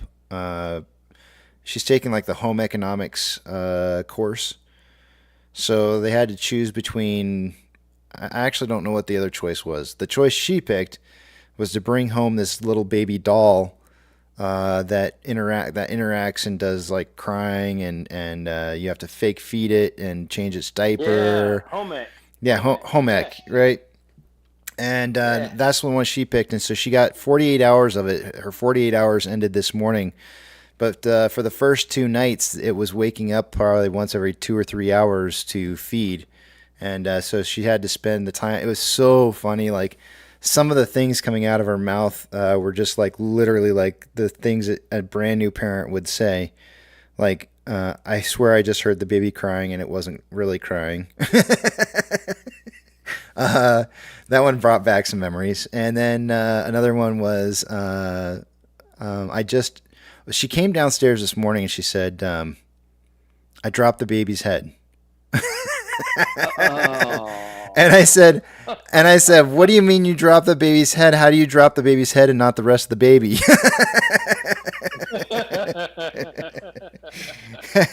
And she said, no. Apparently the baby, I didn't realize this was a feature on the baby, but you have to support the head, and if you don't support the head, then the head can fall backwards, and then the baby goes, I guess it goes berserk or something, it starts crying hysterically. And so she said I dropped the head and it started I accidentally let the head fall backwards, and now it's crying, it cried. She's like, you didn't hear that? And I was like, nope. I didn't hear. Nope. 5 kids later. Well, I said it's really like 2 of mine and 3 of hers, but 5 kids later, nope, didn't hear it. Nope. It teaches discipline. I love it when they have home ec. It teaches them discipline, and it also teaches them, are you ready for this? You know what I mean? I'm of the. Hear me out. I'm of the opinion that 48 hours was way too little time. I think she should have had to go for at least a week, because, and not only that, but the teacher cut her a break and shut the baby off between 7 and 9 yesterday, or 6 to 9 yesterday because of her soccer practice, and I think she shouldn't have been cut any breaks, and I think she should have had to. Actually, not. That wasn't yesterday. That was Tuesday. So apparently, the teacher has the ability to shut the baby off during certain hours. Anyways, I think I agree with you. She should have had it for a week. I think she should have had to do that for a week just to see what it was really like. Oh yeah, she's not around, is she, right now? If I say something. No. Oh, okay. If it's a week or two, she might think twice about when she gets that certain age of having her own, Mm-hmm. Yeah, but we also reminded her too, because we've been saying some. I don't want to say negative things, but we've been like, I guess some of the things that we've been saying is like, yep, that's what it's like, and they haven't been like very positive things to say. So, but I heard my wife say this morning, she goes, when it's your own baby, you care a lot more about wanting to care because you love for the child, and it's not it's a labor of love, and it's not a labor of plastic rubber. There's no love there. Homework. Right, or homework, and so it's a lot different. So, but at the same time, it's a great learning experience for her. I think she should have had to go through it for a week, but whatever, it is what it is. And I know that I think she may have even had to miss out on something she wanted to go to last night, which I think was a little bit of a shocker for her, because she was kind of thinking she was going to get to do whatever she wanted to do while having a baby. So. That's real life. Yep. She had to carry it around school, and when it would cry, she said she missed almost an entire class the other day because she had to take the baby out of the classroom and attend to it. Wow. Yep. That's awesome. Yeah, it's good. It's good stuff. Why did we go down this path again? What were we talking about? Oh, yeah, trust funds. I was like, how did we get here? Just for AMC trust funds. I wanted to set it up. And, you have to dollar cost average because it's through Edward Jones, but I couldn't set up a trust fund on any of my broker accounts. So I just went straight up to Edward Jones and said, hey, man, I want a trust fund for my baby. Yeah. That's cool, man. I know my mom actually bought some shares for Hunter. Hunter's got some of his own shares. That was like a birthday gift, I think, to him. Actually, it might have been a Christmas gift. I can't remember if it was Christmas or birthday. It was one of the two. That's great. As long as he doesn't sell. No. Nah. Sam says it's also much more annoying when it's your child. The baby's scream whine is purposely designed to be intolerable to the mother, so she intervenes. Amazingly, the mother... I can't read it. This stupid icon's in the way. The mother-child connection.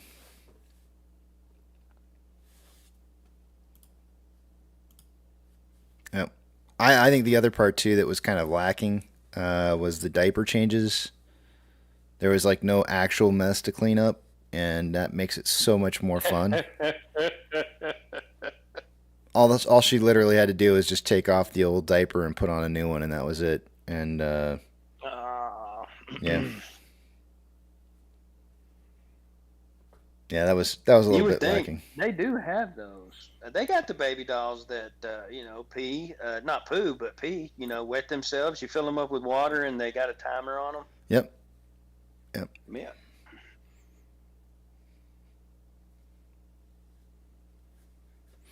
Well, that's awesome that she got that experience and was able to experience it. Period. No matter if it was 48 or a week. Yeah. I'm going to tiptoe up on the edge of an ugly subject here, but just bear with me. Give me a little latitude. When you set up a trust for your children, what do you guys think is the appropriate age that upon your untimely death that the children should be, the money should be made available to the children? 25. The fact that talk about mortality is not exactly uplifting and fun, but there's no other way to ask the question. I guess I made myself clear. If you and your wife were hit by a bolt of lightning tomorrow, what age or how incrementally would you turn over the reins of the family checkbook to your adult children? I would set it up as like Edward Jones guy told me. You could set it up to where they get a certain amount, not a penny more every year. And that's the way I set it up. But it starts when she's 21. I had it at 25. I'm just curious. I get all that. I was just curious as your thoughts of what the big number is before the bulk of their estate becomes untethered. And I guess that's the question is, I just wonder what chat thought was the adult age when they said, yep, they can have all of it now. I'm certain that every child's different. People develop different ages. I'm aware of all that. Just as a conversation starter, I was wondering what age people thought that you could hand over the reins. 2 weeks. 2 weeks. Who did that? Who did the 2 weeks? Who was that? I don't know. Let's see who's in here. Frank. I'll bet money it was Frank. Well, there's only one person that has the 2 weeks thing on there, and I'm pretty sure that's censored content. Oh, that's his custom stuff. Yeah, he has a sniper rifle. He doesn't use the same. He doesn't carry the same weapon everybody else does. He has a special weapon. Yeah, the only one that we have that's 2 weeks is this one.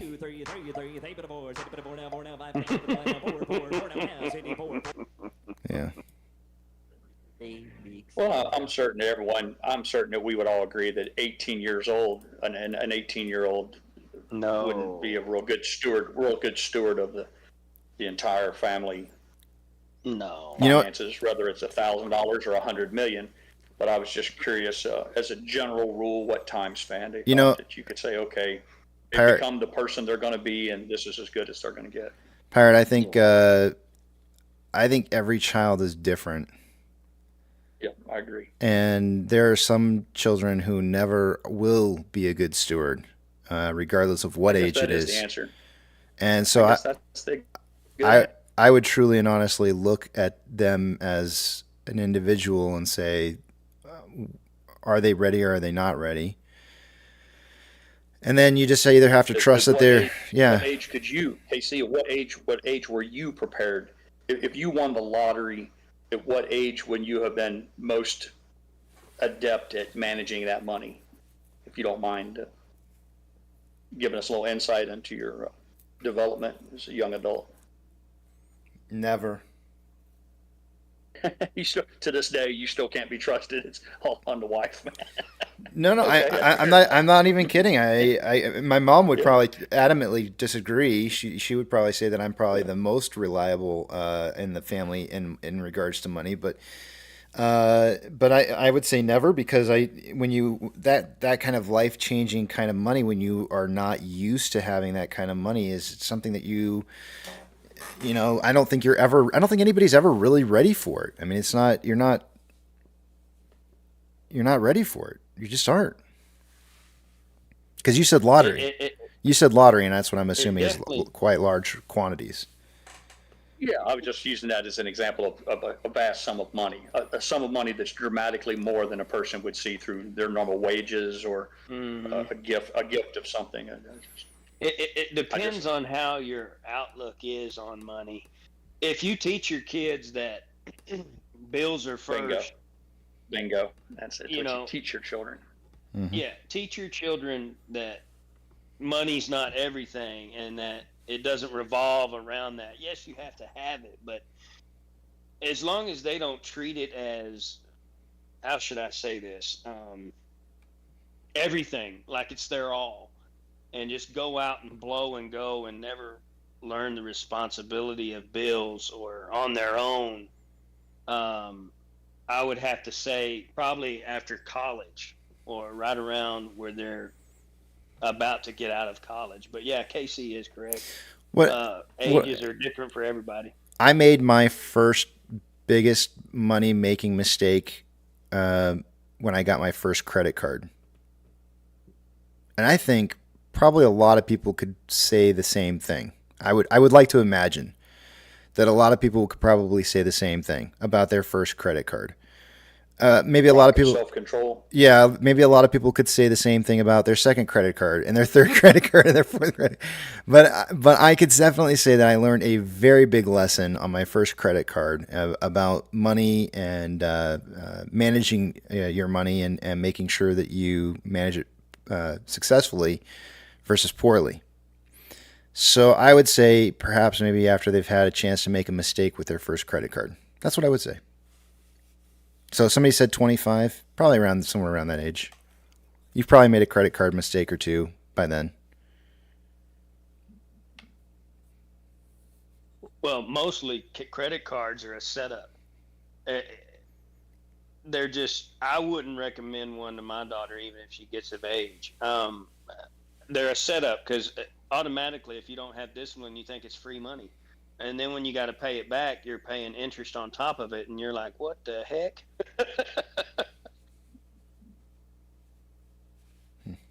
But as far as a secured credit card, I would go for that for my kids or my nieces or my nephews. I have done that before with my nieces and nephews. I would set them up with a secured credit card, which means, it's a pay as you go, but you pay up front, but it still goes on your credit report. Because they don't know the difference. TransUnion, Equifax, and I forgot the third bureau that helped me out, Casey. I'm trying to think of what it is, and I can't. TransUnion, Equifax, and I feel like I get. I actually have a notification. Experian, yeah. Experian. Yeah, I have it actually set up, and it comes up in my. If anything ever happens to my credit, it pops up in my email. I'm sitting here trying to remember. I couldn't remember what it was. Yeah, that's what it is. Yeah. But you can go to your bank. I mean, here's a lesson for the community. If you're young or old, or you're trying to rebuild your credit or whatnot, go to your bank. If you got bad credit or you're trying to rebuild credit, and ask them for a secured credit card. The credit bureaus don't know the difference from a regular one or a secured one. And pay that up front. You can set it up front for $100, $200, $300, whatever you want to set it for. And pay it after, using it for gas or, one set of outfits every 2 weeks or whatever your poison is. And just pay it up front every month. And in 6 months, you can go back to that bank and you can say, hey, I've been faithful and loyal and on time for 6 months. and then they'll give you a regular credit card, and that unsecured will turn into a regular, and you'll get a credit limit. It boosted my score when I was in my teens about 100 points, and it was a good thing. You know, I learned it, and I did it from 2 or 3 different banks. I just want to take a second real quick here to recognize StockWiz said, Casey, is it correct that I saw 106,000 buy this morning? I did not see that. There was a bump that I saw this morning right before market open was to $11.16. I did not see what it is that you're talking about. So I'm not certain. And if there is something you wanted to point me towards, like a specific time or something, I could certainly go look and see if I can find something like that.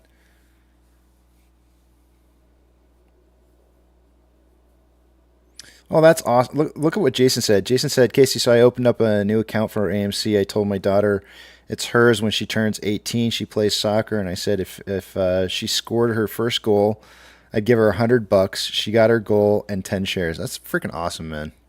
That's really cool. Yeah, that's very cool. Heck yeah. You know, it's one of the disadvantages of the class separation that people of wealth, their children grow up more educated in the ways of the world as far as money and investing and interest and all those things. And unfortunately, people at the lower end of the spectrum who aren't as blessed or whatever, for whatever reason, they don't share that education with their children. Now, whether it's because they just don't know themselves, which is likely, or that it's just an uncomfortable topic because of their station in life. But I would argue that everyone should try to educate their children as early as they can about the real world and how things work, like interest and loans, and saving, all of it. I know it was for a long time, I don't know, maybe the 50s or 60s, it was considered gauche or improper to talk about money, but I would argue the opposite is probably the truth. You do a great disservice to your children if you don't share with as much knowledge with them as you can about your house payment or your rent or any of those things. I agree. So a lot of You other agree too? I keep changing the subjects on you guys because a lot of other people are still talking about what I just brought up in here. But the 600,000 K buy was at 4:04 p.m. That was at the close of yesterday, and we saw it like right after market close. I think that went through. I remember that one, and then, but I'm not sure what you guys are talking about. Somebody said something about 11. I saw it too about 9:33. StockWiz is saying 11, so I see 552,000 shares here at 11:32. And there's that was probably like the big stick of volume that we have right here. Maybe that's what you guys are talking about. That was at 11:32.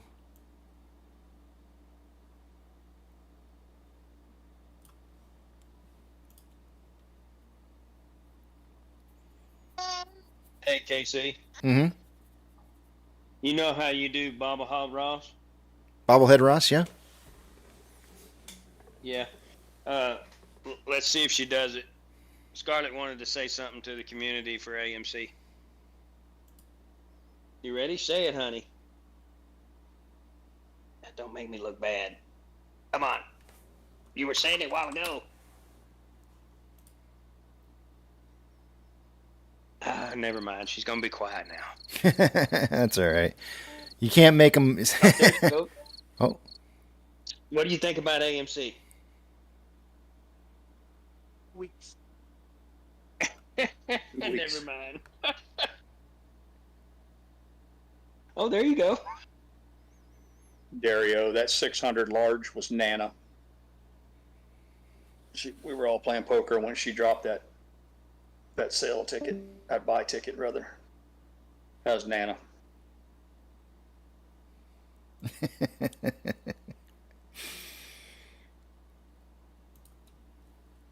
Okay.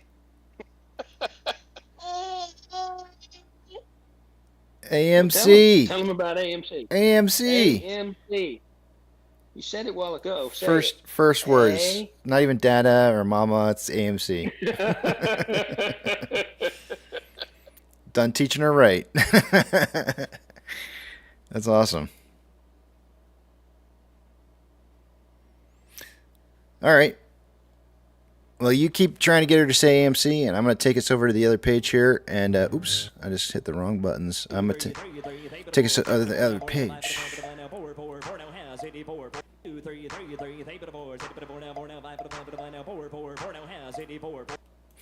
And it's time to do the numbers. So let's take a look and see what we got going on here. I love that.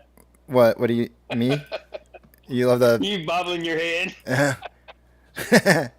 Yeah. I'm just a monkey over here. Give me 1 second. I gotta open up a page here. Disinfecting deodorant. Whoa. I don't want everyone to breathe in the monkey smell. Oh, yes, the monkey smell. Everybody loves this monkey smell. All right, let's take a look at our numbers here and see what we got going on. Starting with off exchange. By this time of the day, I would expect to see about 64% going through off exchange. It's currently sitting at 56.37%. Adding in the EDGX, we have 7.85. The combined total on that 64.22%, or almost exactly what I would expect to see on a normal day, which would be around 64%. So it's right on target for where we're at. Not a whole lot of suppression going on. Not a whole lot of. I mean, it's more than most stocks, but kind of our normal. Taking a look at Ortex, 857,000 shares having been borrowed in the last hour.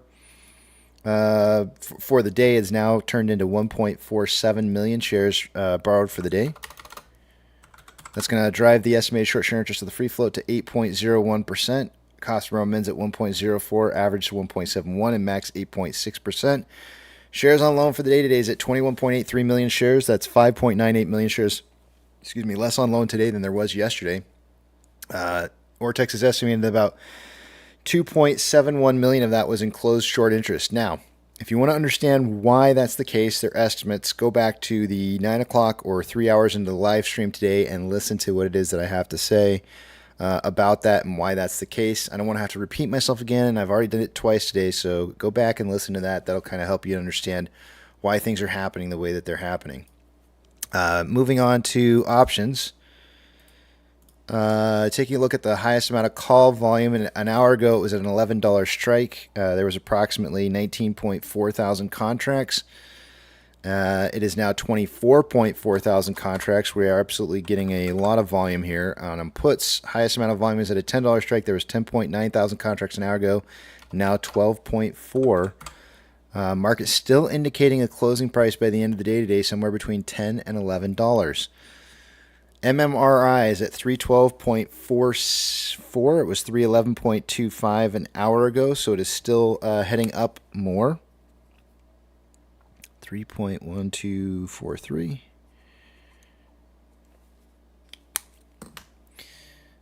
And, oh no. Hit a button I didn't mean to hit. Orders by Fidelity customers. AMC and GME are the only two I'm looking for on this list. And AMC is on the list here with a 64.06% buy to 35.94% sell ratio. I do not see GME on this list here. Trigger price for SSR is at $9.38. Shares available to borrow is at 4.1 million shares. No changes to the amount of shares that are showing up as available to be borrowed. Let me refresh this one more time just to verify. Yep, okay, no changes. Fees currently showing at 1.2%. So far for the day today, we've seen IBKR reporting about 2.4 million shares borrowed so far for the day today. Banks. Actually, before we move into the banks, let's take a look at the markets and see what we got going on here. We got NASDAQ is down 0.81, Dow Jones down 0.85, and SP 500 is down 0.9. We have 4,735 decliners to 1,332 advancers when we had 1,755 advancers an hour ago. We are seeing a pretty rapid swing in the other direction here in the marketplace, creating a lot of volatility, and the market suddenly going red today on a day where probably people thought that it was going to improve. Taking a look at some of the big bank movers for the day today, we have Anything plus or minus 2.5% I'll read off here. FRC is down 12.73. Silvergate's down 9.09%. Some very close banks in here to being read off, but not quite yet. The only one on the list here to be able to read is Bank of New York Mellon. Is it Mellon or Mellon? Mellon? I don't know how to say that freaking word. Whatever. Mellon. Looks like Mellon. I don't know. It is currently down 2.97% for the day today. And moving on to Ethereum Classic, it is down 1.15% and wanted to break up, but is currently not. It's still trending down. The US dollar is up 0.67 and hovering right at that point of resistance and support that we've seen from the past, acting currently as a level of resistance at 106.53. A break past that could cause us to jettison up even further. Oil is currently down 2.49 and trending down. Mortgage-backed securities are down anywhere from 1.09 to 1.12 and trending down quite drastically. SPY is down now 0.95% and still falling. VIX is now up 6.4% and is breaking past this level, this line right here. Hold on a second here. Let me draw back out a little bit. This is the point where I think a couple days ago, I had drawn this out right here, I think, and said that there was a potential possibility that we were going to be seeing a breakout. I think I was suggesting at the juncture of these two lines on a 1-hour chart. So I was suggesting that we may see a break to the top side right about where this junction of the support and resistance is here. We have a resistance line that's drawing down and a support line that's drawing up that turned into no longer support line, it's now a resistance line. And that was the point at where I was kind of saying it looked to me like there was a chance that we see this starting to spike massively inside this box right here. And so here, sure enough, here we are. Taking a look at VBR. VBR is down 2.32% and trending down. VB is down 2.4, trending down. Tesla is down 1.86, trending down. Amazon is down 0.11, trending down. Cinemark is down 3.25 and starting to consolidate. Doge is down 1.53 and trending down. I know it currently looks like it's trending up, but it has not broken the downwards level of resistance as of yet. Bitcoin is down 0.93 and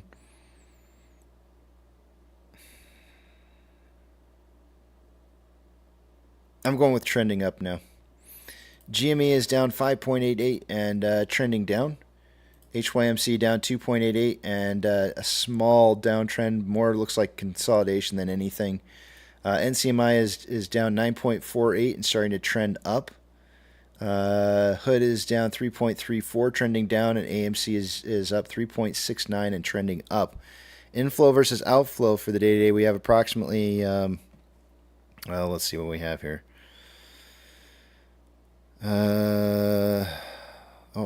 I'm looking at this wrong. 45. We have more outflow than inflow.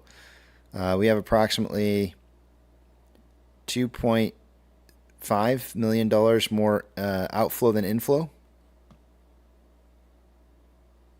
And 20.41 million shares traded so far for the day today. After 268 minutes worth of trading. That puts us on a pace for 29.7 million shares traded by the end of the day today. I suggested somewhere between 20 and 40 million shares. Looks like we're on pace for that. On a 4-hour chart, more selling pressure than buying pressure with an RSI of 78.13, which is signaling overbought. On a 1-hour chart, more buying pressure than selling pressure with an RSI of 65.67, which is above average. On a 30-minute interval, more buying pressure than selling pressure with an RSI of 59.28, which is above average. And on a 5-minute interval, more selling pressure than buying pressure with an RSI of 61.14, which is above average. Looks like we got some new news here. Okay, some more stuff about Adam Aaron. But the real news, the real news today is that Taylor Swift is opening up her movie to be seen a day early. And a lot of people are getting an opportunity to now see it one day earlier than they initially. I'm reading this real slow here because I'm trying to open up the tweet here. Here we go. Taylor Swift says, premiere day, and I can't really wrap my head around this, but look at what you genuinely made me do. Due to unprecedented demand, we're opening up early access showings of the Eras Tour concert film on Thursday in America and Canada, as in tomorrow, meaning today. We're also adding additional showtimes Friday and throughout the weekend. All tickets will be available by 10 a.m. tomorrow morning, which is today, and it'll be showing starting Friday in 90 countries all over the world. I can't thank you enough for wanting to see this film that so vividly captures my favorite adventure I've been a part of, the Eras Tour. And the best part is, it's an adventure we're still on together. Getting in the car now. So that was really awesome. Great, amazing news. Can't wait to see how that's going to play out for opening weekend numbers, since we're going to end up seeing Thursday, Friday, Saturday, Sunday numbers. Probably likely being reported on Sunday or maybe even Monday. I can't wait. Box office mojo is going to be through the roof. It's gonna be kind of fun to watch. And with that, I yield the rest of my time back to the back of the Big Tramp.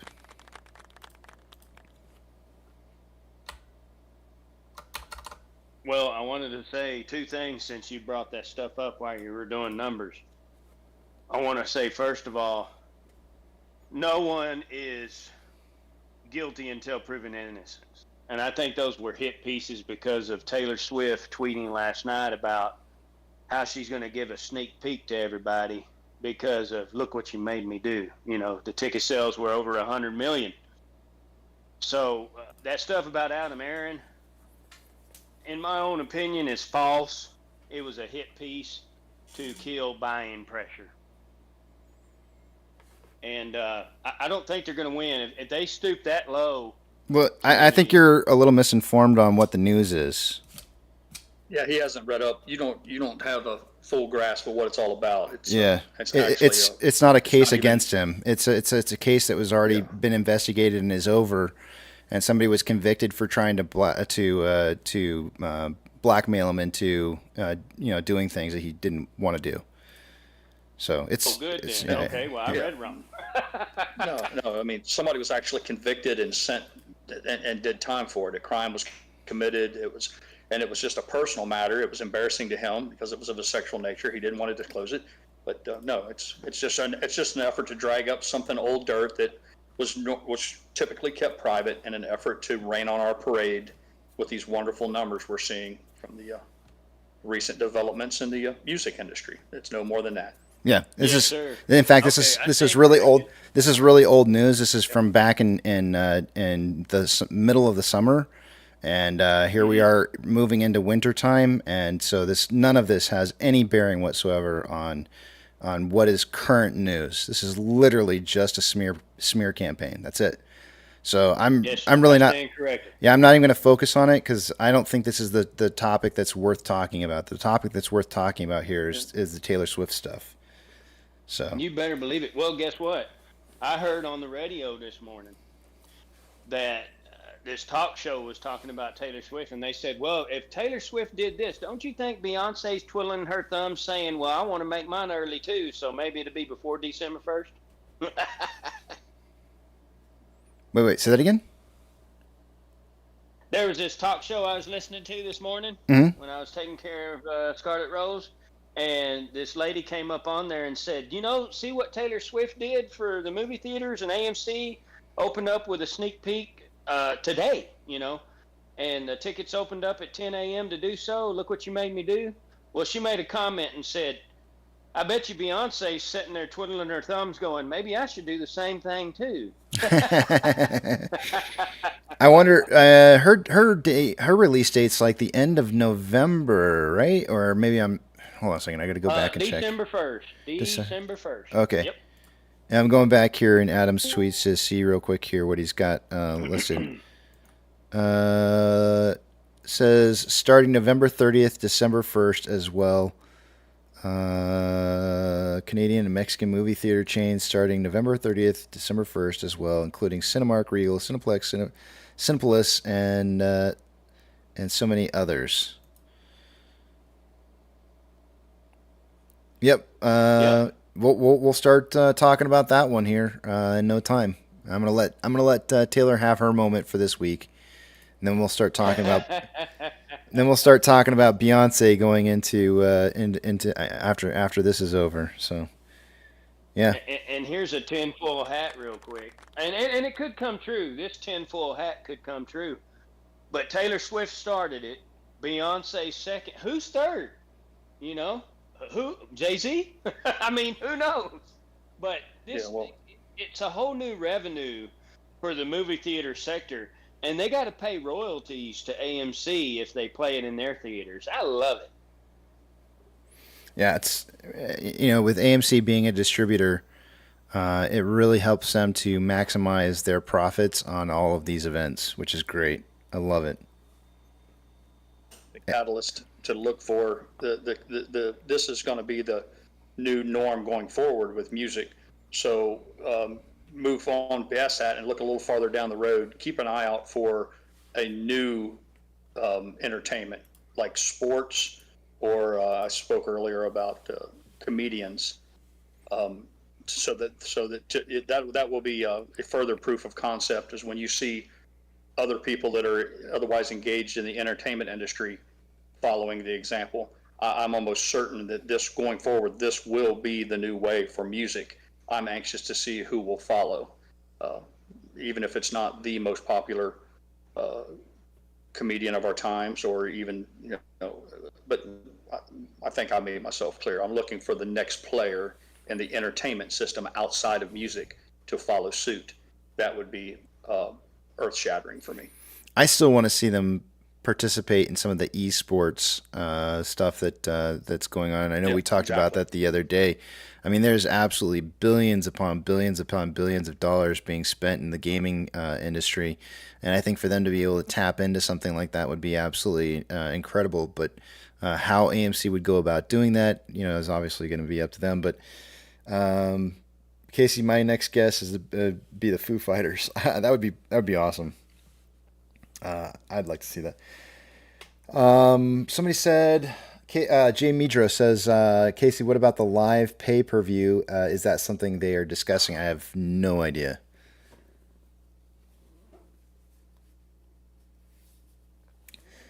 Specific Notion says, Ariana Grande has reworked her distribution team, specifically sitting the moves Taylor Swift has been making. Citing the moves. Sorry. There's no two T's in there. I misread it. Citing the moves Taylor Swift has been making. That's pretty crazy. That's awesome. Especially if she's reworking the entire team just for that.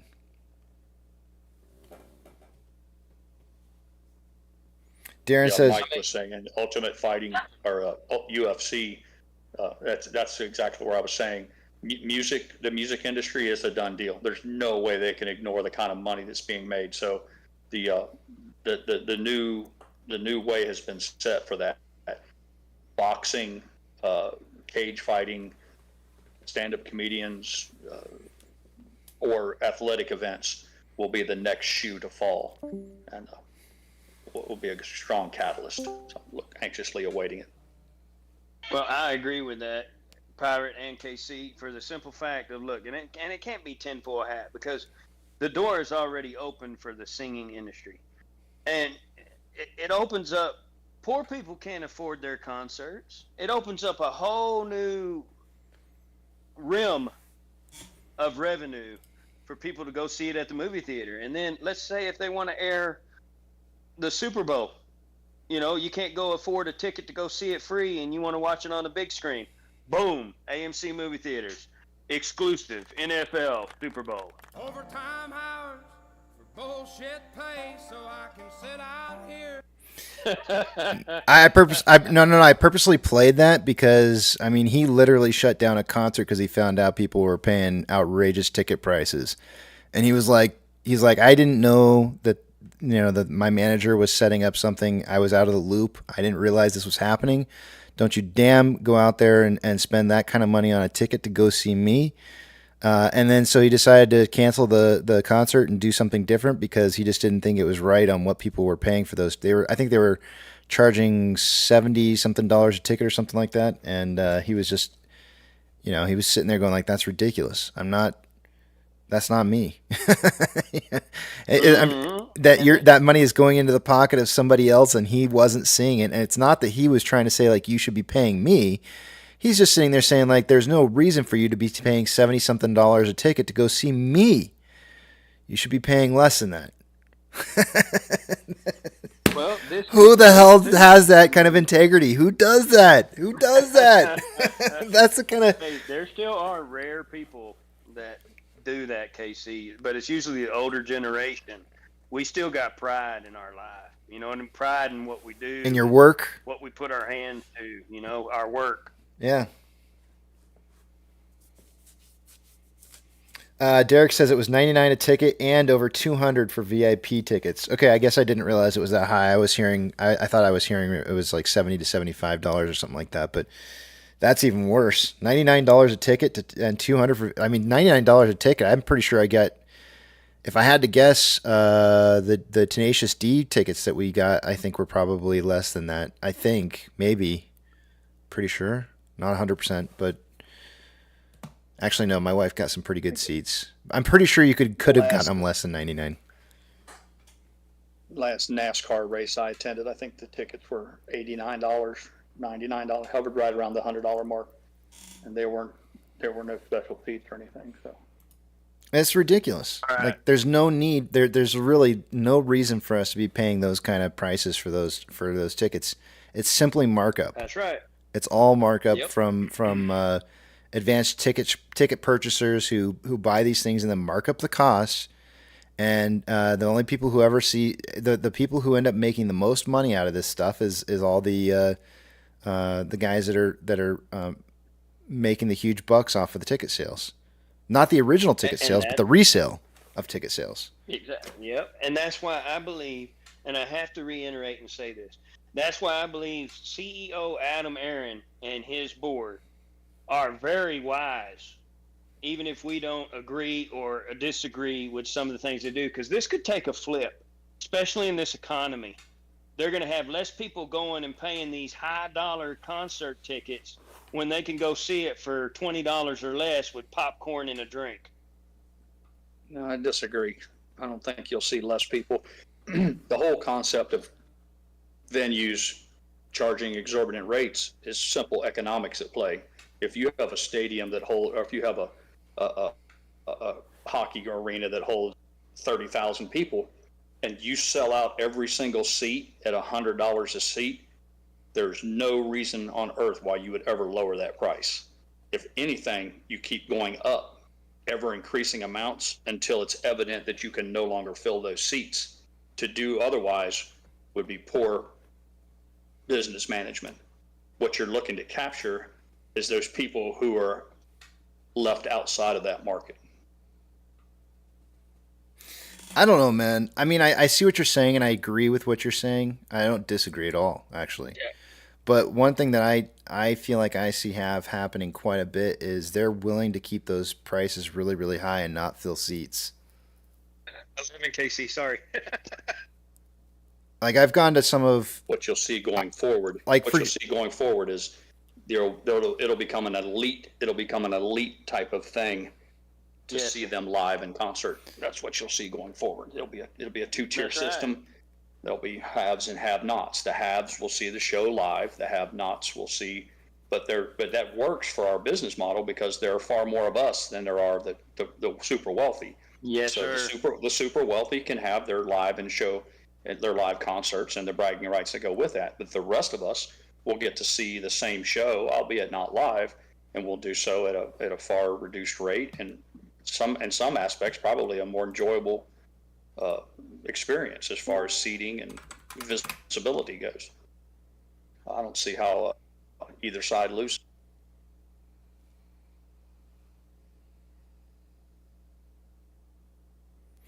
I don't either, but it's definitely going to upset the apple cart on both sides, because not only will people go to the big screen for movies now, they'll also be going for other avenues, whether it be, like you said, cage fighting or wrestling or that pay-per-view stuff. I don't know too much about it, but what if they set that up in the theaters, man, and AMC gets wind of that, and they pay royalties to AMC? What I see in the future, KC, and I might be speaking out of turn, just let me say it. See the candles? Anybody see the candles? Anybody see the candles? Yep. I see a dividend coming into play for AMC when we get out of debt. And I see us getting out of debt sometime next year because of this new avenue and revenue of Hollywood stars coming into play.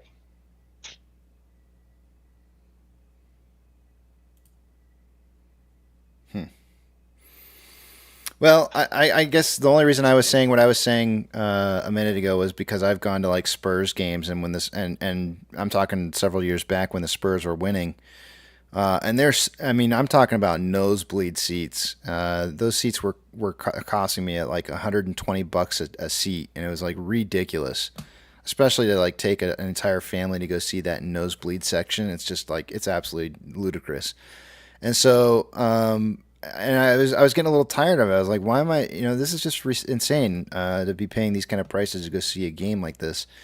And it kind of upset me. But the thing that upset me even more was we'd get there and we'd go to watch the game. And I felt like, maybe half the stadium was full. It didn't even have that many people there. Who? They don't care. They're just going to charge what they're going to charge per seat, and people are either going to buy it or they're not going to buy it, and they're either going to get to see it or they're not going to get to see it. And people are literally willing to just let the seat just go empty and not care about what it is. Because as long as they got some people paying for exorbitant prices, they're willing to overcharge on some of the seats, and while the rest of them just go empty. Don't forget to mention the parking fee. You ain't got that in AMC theater. We didn't. Yeah, we don't have that in the San Antonio Stadium either. But I mean, yeah, I get what you're saying though. Yeah, there's a lot of other fees as well. No kidding. Billy says NFL ticket prices are. I can't even imagine. I can't even imagine trying to go see an NFL game these days. I tried a long time ago, and I was like, nah, I won't ever do it again. I won't pay that kind of money to go see an NFL game. Somebody hang a number on it, Billy, or somebody. I don't know. I'm out of the loop here, so help me out. Hang some numbers on this. What's it cost to take a family of four, a mother and father and two kids, to go to a game and get a few snacks? What are the numbers on that? A pension. You don't really want to know. If you get a nosebleed section, which is not, I saw the Jacksonville Jaguars a long time ago. And the nosebleed section ran us about $300 a piece. It was just me and my brother. And the concession was ridiculous. You're kidding. Man, I'm not kidding. You said $300 a seat. Oh, $300 a seat. I'm not kidding. That was snowbleed. But that was back. Kenny G says he paid. You have to mean for all the tickets. You don't mean $300 per seat. Nope. Yeah. $300 per seat. Average price $377 per seat in 2023 is a jump from like $280 in 2022. Shut the front door. This is why I'm telling you, Pirate. I'm telling you, and they will literally. How many people would you say, Doug? How many people would you say were actually sitting in that stadium? Would you say it was 75% full or less? There was many sections that didn't have anybody in it. Nobody. Nobody, an entire section. I'm telling you, Pirate, you're wrong right now about this. I've been to games lately, and they literally let entire areas go completely empty, and they don't care, and they just fucking want every penny they can pinch out of those seats that they can get, because they are willing to just leave those prices right where they're at, because they're expecting to hit the ratios, the price ratios that they're expecting to hit year over year. Every single corporation is running these. I stand corrected. I had no idea. First of all, I had no idea the vacancies were that high. But I should be quiet because I had no idea. I had way out of touch on what the prices were. So it's ridiculous. Apparently, I spoke out of turn, and for that I'm sorry. But But I agree with what you're. I had vacancies either. I just assumed that the majority of the stadium was full, and the majority of these venues are full. But I would agree with you though. I agree with what you're saying. That supply and demand should be the way that it works. But the unfortunate thing is that I can't imagine why anybody would spend, $300 and some odd a ticket and just not show up. And it's like, how is that happening? And the answer is that they're not spending $300 a ticket. They're spending $125 dollars on a ticket and hoping that they can get somebody to buy the seats for $300. And they're willing to hope enough people will buy seats for $300 a seat that they will let entire sections just go empty when nobody even buys them. And this is how it's ran. And it's like, screw these assholes. We want to actually go and see this stuff. Let's get it back out and see it. And and they just don't care. They just don't care. I can speak with some experience that when it comes to pricing products, there's a sweet spot to pricing products. If you're a contractor, and we have several in chat, we got the construction workers at large in here. I know we do. They'll be the first ones to tell you, if you get every job you bid, you're not charging enough. If you're awarded every single contract that you put a bid out on, you're too cheap, because the simple law of averages are that you should miss some. Now, the other side of that coin is, if you're not getting enough work to stay busy, then you're trying to fuck somebody's eyes out. So there's always a sweet spot right in that middle there, and that's where savvy business owners, that's the water they swim in. That gray area right between as much as you can get, but enough that you can get enough to stay busy. And that holds true. That axiom holds true on any product that you're selling. Casey, how else would you screw an asshole if it's not by screwing it? Oh, yeah. Oh, Lord, here we go. Yucca, good to see you, man. Squeal now, boy. Come on, squeal now. I really. I screw out my voice doing that. I used to do that so much better. That was terrible. Mouth, boy. There we go. That was like a broke pig. I mean, yeah. Come on now. Workers down there loved him. He had these beautiful golden curls. All the hookers loved him. Yucca, how's it going, man? Good to see you today. Glad you showed up. Good to see you. Yeah. Missed you, Full man. disclosure. I got really busy in the morning. Couldn't. Yucca, I'm going to say this on live. If it wasn't for you, this community wouldn't laugh as much. Oh, man. This is Pirate. Just pulled up the Ticketmaster for Cincinnati Reds. You can buy tickets starting at $11. The average price is $107, and that's for the Cincinnati Reds downtown at Great American Ballpark. So I don't know where these seats are being sold at $300 a pop for the nosebleeds, but if they have room for an investor, I'm in. It's different. You're talking about some kind of red Cardinals or whatever. I'm talking about NFL. Baseball might be different. Yeah, I don't know about the Bengals, the Cincinnati Bengals, but I'm just saying, to go to a Major League Baseball game, the Cincinnati Reds, she said she just pulled it up. Tickets average $107. You can buy them as cheap in the nosebleeds as $11 if you want to sit up with the birds. But that's a long ways from $300 for nosebleed seats. So unless Cincinnati's leaving a whole bunch of money on the table, somebody out there is getting their turds pushed in. $11. You're going to be down the block, like somebody said.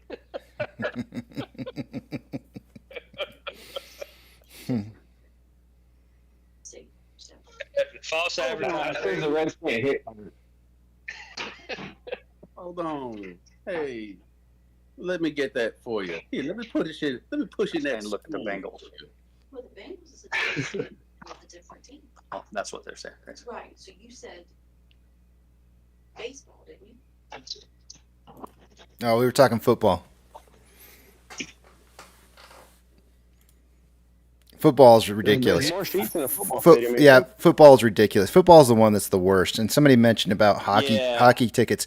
Hockey's actually one of the few sports that's actually still decent these days. I find you can actually go see hockey games for pretty cheap prices still, and they're not they're not unreasonable, and you can still have a good time going to see a hockey game. It's got good action, and so I actually really enjoy going to our local minor league team hockey games around here, because it's one of the very few sports out there that's actually still got reasonable price. Well, actually, besides that, baseball actually does have some really cheap seats as well. Nobody seems to really want to go to baseball games like they used to. So, Casey, did you see what Mega Johnny 420 Ned said? 11 seats, but 11. The beers are 35. That's true though. That some of the people, you just get a body in there for concessions. Yep. I mean, with baseball though, there's so many rule changes that's making the game so much more different now than before. Oh yeah. I significantly have cut back on baseball games. I used to go a lot in person, and now I've only been once this year. That was it. Yeah, it's God, man, you're crawling into a rabbit hole that I just absolutely don't want to go down, because it hurts me. It hurts, it's America's pastime. It's America's pastime sport, and it's just gone to crap, and it hurts me in the soul to know that that's the case. Because I mean, you wanna know why this country's effed up? Because baseball's screwed up. That's why. Yeah, there you go. It shows. Go ahead. I have a great idea. What's that? All sports for the next decade, you can juice, but after that, cold turkey. You'll have some of the best games in the next decade, but you'll have consistency after we get over that hump. Yeah. Oh man, Meep says WNBA tickets are cheap too. That's nothing. My friend, he's a doctor. My group knows him, but he's a doctor, and he went to a Philadelphia Eagles game recently, and he paid almost $10,000, KC, for him and his fiance to get a box or be in the box. So you telling me it's way overpriced?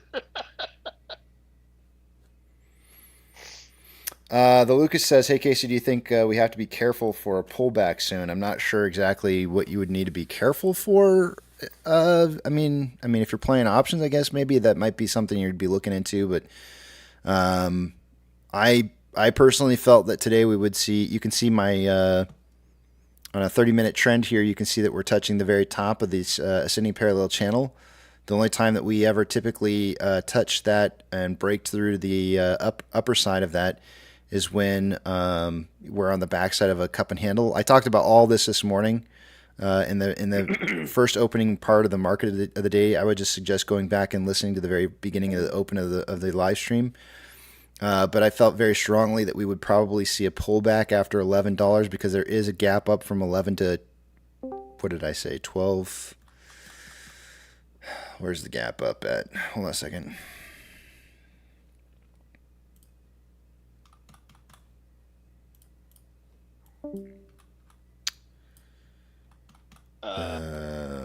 Isn't it 13, Casey? 13 level? It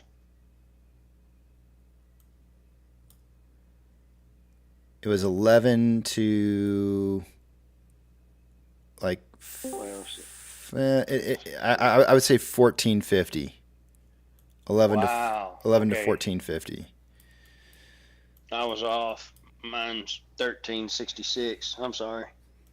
So, and I think they're going to try to resist that as much as possible. So more than likely, I would expect to see a pullback a little bit. I was suspecting today that there's a very good chance that we would hit 11 at some point and then drive back down to close somewhere around 1070 rather. So I think there will be a pullback at some point. I just don't know when that's going to be, as we are traveling up in an ascending parallel channel, which is supposed to be a bearish breakout to the bottom side. So we'll see if that happens. If it does break out to the top side of this, then we're going to need to see. We should move into another parallel channel trending upwards, a more ascending parallel channel ascending upwards. In which case, price would probably start moving to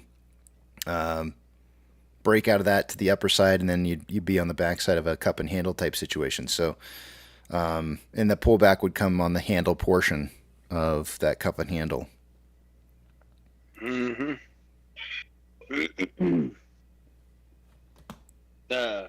From 705 low to where we're at now, isn't that 59%? Well, we had a or 58. I'm actually tracking from 733 because we went from 705 to 931. Then we went from 931 back down to 733. So you have to account for that movement there. But from 733 to 1108, that's a 51.2% increase in price. So yes, sir. Yeah. Okay. So we didn't hit the 60 yet. We got 9% more. Okay. Yep.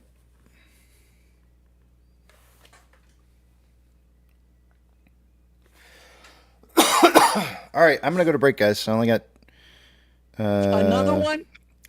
Hey, you can't.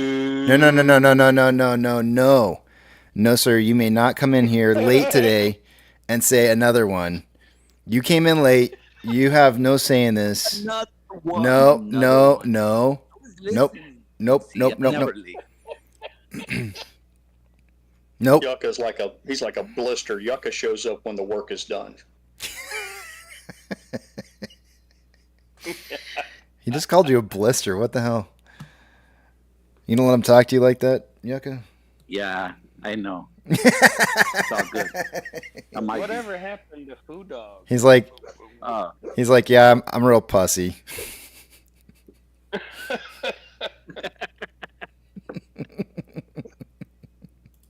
Well, enjoy your break. I hope you're eating something that we don't have. So enjoy your break.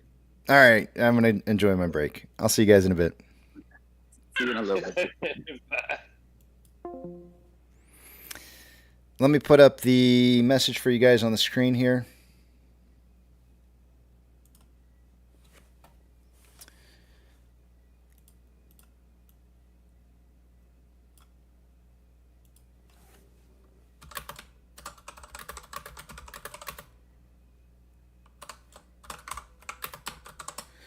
I'll be back at 2:10 p.m.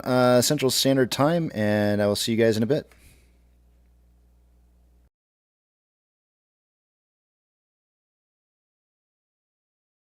Actually, before I go, one more thing.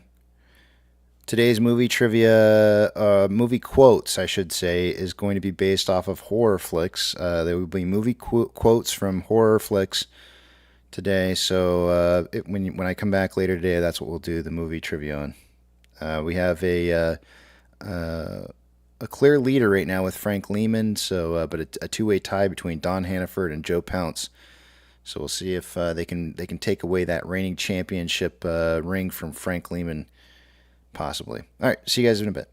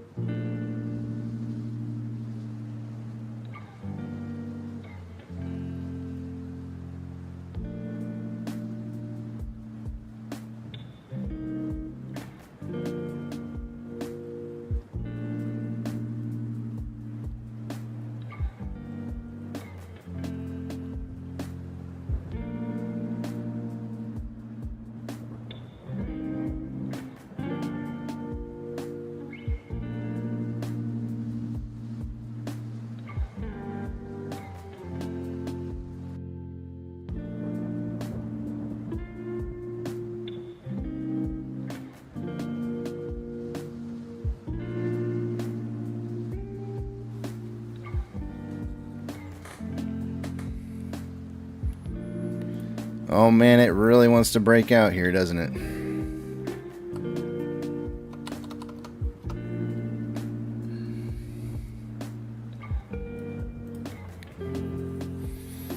I almost don't want to do the numbers just so I can see it happen. Alright, I'm going to go to the other screen though.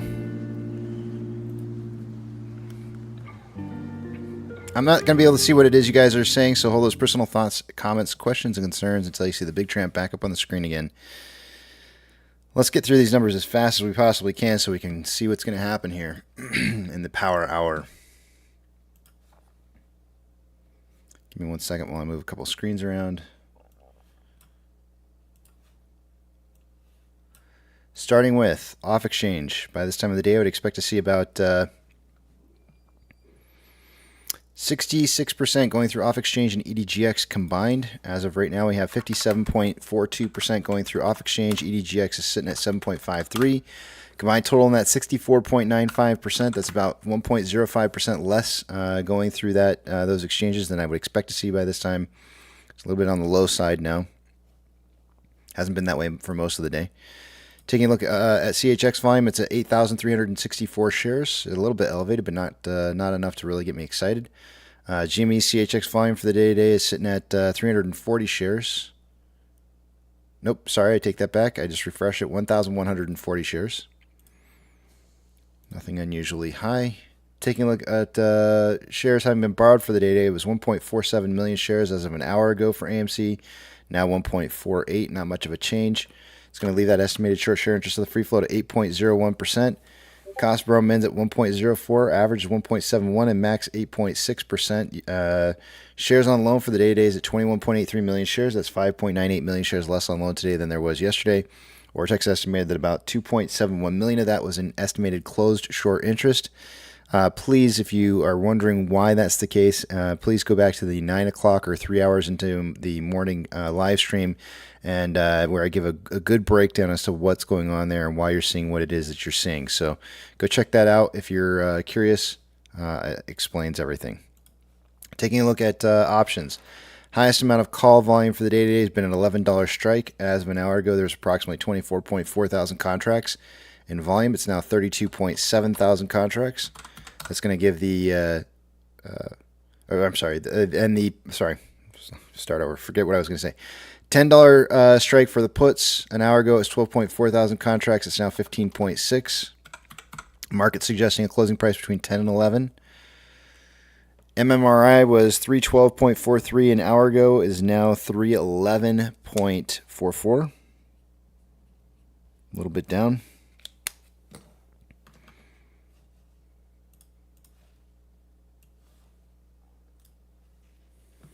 Orders by Fidelity customers, AMC and GME are the only two I'm looking for on this list. AMC has a 63.02% buy to 36.98% sell ratio.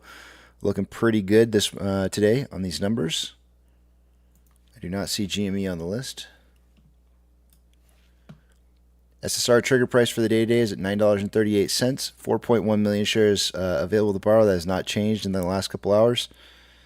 Fees currently at 1.2%.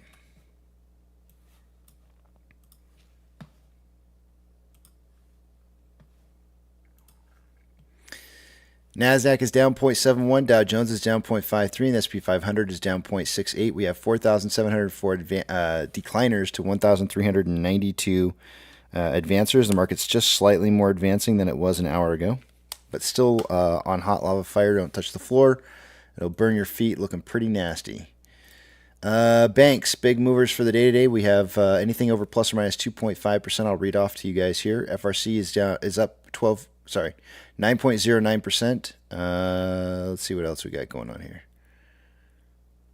Any other big movers? Nope, that's the only ones. Ethereum Classic is down 1.22 and trending down. DXY, the US dollar, is up 0.7 and trending up. Oil is down 1.37 and trending up. Mortgage-backed securities are down anywhere from 1.02 to 1.05 and consolidating. SPY is down 0.64 and starting to trend back up after the downtrend. VIX is up 6.96% for the day today, and It's at 17.21, hit a high of 1808 before coming back down and is in a current downtrend. VBR is down 1.83, starting to trend back up. VB is down 2.06, starting to trend back up. Tesla is down 1.51 and it's consolidating. Amazon is up 0.17 and starting to trend back up. Cinemark is down 2.54. Trending up, but it's starting to break that trend and heading back down again. Doge is down 1.43 and consolidating. Bitcoin is down 0.8, consolidating. GME is down 5.44 and trending up. H1MC is down 4.51 and trending down. NCMI is down 8.01 and trending up. Hood is down 3.91, trending down. And AMC is up 5.63 and trending up. Inflow versus outflow for the day-to-day. We have $1.8 million more outflow than inflow. 27.01 million shares traded so far for the day-to-day after 346 minutes worth of trading. Putting us on a pace for 30.46 million shares traded by the end of the day today. I suggested somewhere between 20 and 40 million shares. Looks like we'll hit that. On a 4-hour time interval, we have more selling pressure than buying pressure with an RSI of 80.27, which is signaling overbought. On a 1-hour time interval, more selling pressure than buying pressure with an RSI of 69.02, which is above average. On a 30-minute interval, more buying pressure than selling pressure with an RSI of 62.53, which is above average. And on a 5-minute interval, more selling pressure than buying pressure with an RSI of 61.99, which is above average. And with that, I'm going to go back to the main page and the back of the Big Tramp, and I'll be able to see what it is you guys are writing, and I yield the rest of my time back to the Big Tramp.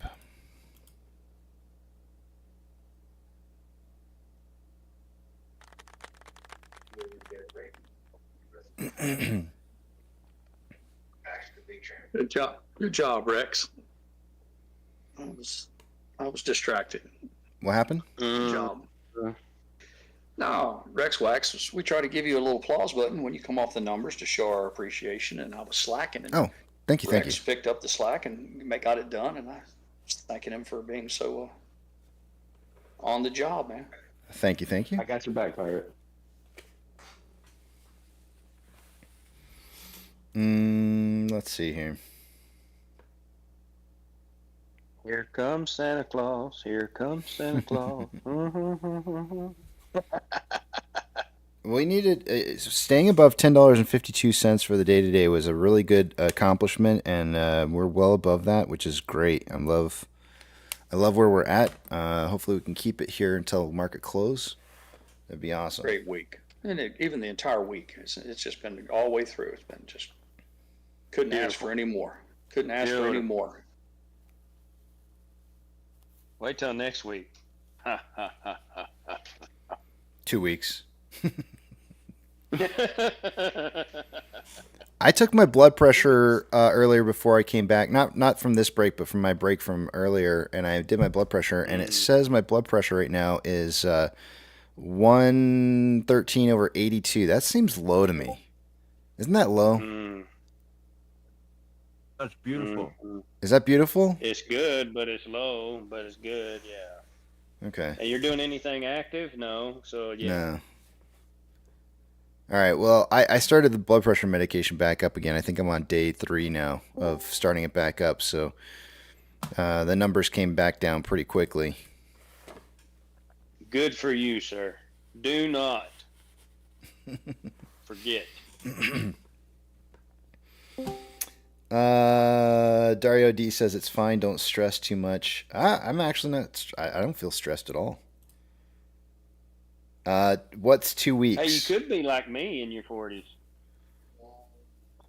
Why? What's that? What does that mean?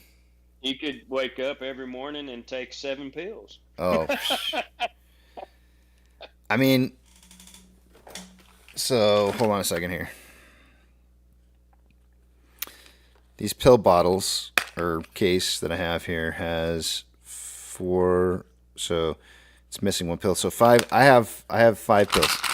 I have 5 pills that I take that I'm supposed to take per day, and sometimes I do, sometimes I don't. But Most of those are all for health reasons. It's not like medication or anything like that. So I only have that one medication. So Hey, Mello. Mello, Yeah. Got you in the system I now. take way more than that. And I take them at morning and I take them at night. So don't feel so bad. Oh man, never mind. She got me beat. It's for lupus and blood pressure and all kind. And I have to take so many vitamins. And when I first got out of the hospital in 2014, when I almost died, I said I'll never get these pills straight. I got a whole purse full of pills, ugh. and I gotta do them every week.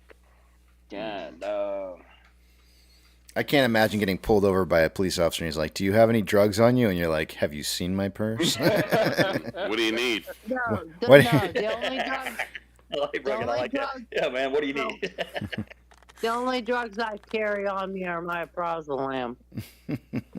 there you go. Yeah, that'll do. Because I feel my blood pressure going up, and I feel like it in my head, like it'll feel like a wash machine, like. And Wait, I what does know it go that, like? My blood pressure What- goes up when I take one. What does it go like? Like a wash machine. A wash machine. Oh, I thought you were making.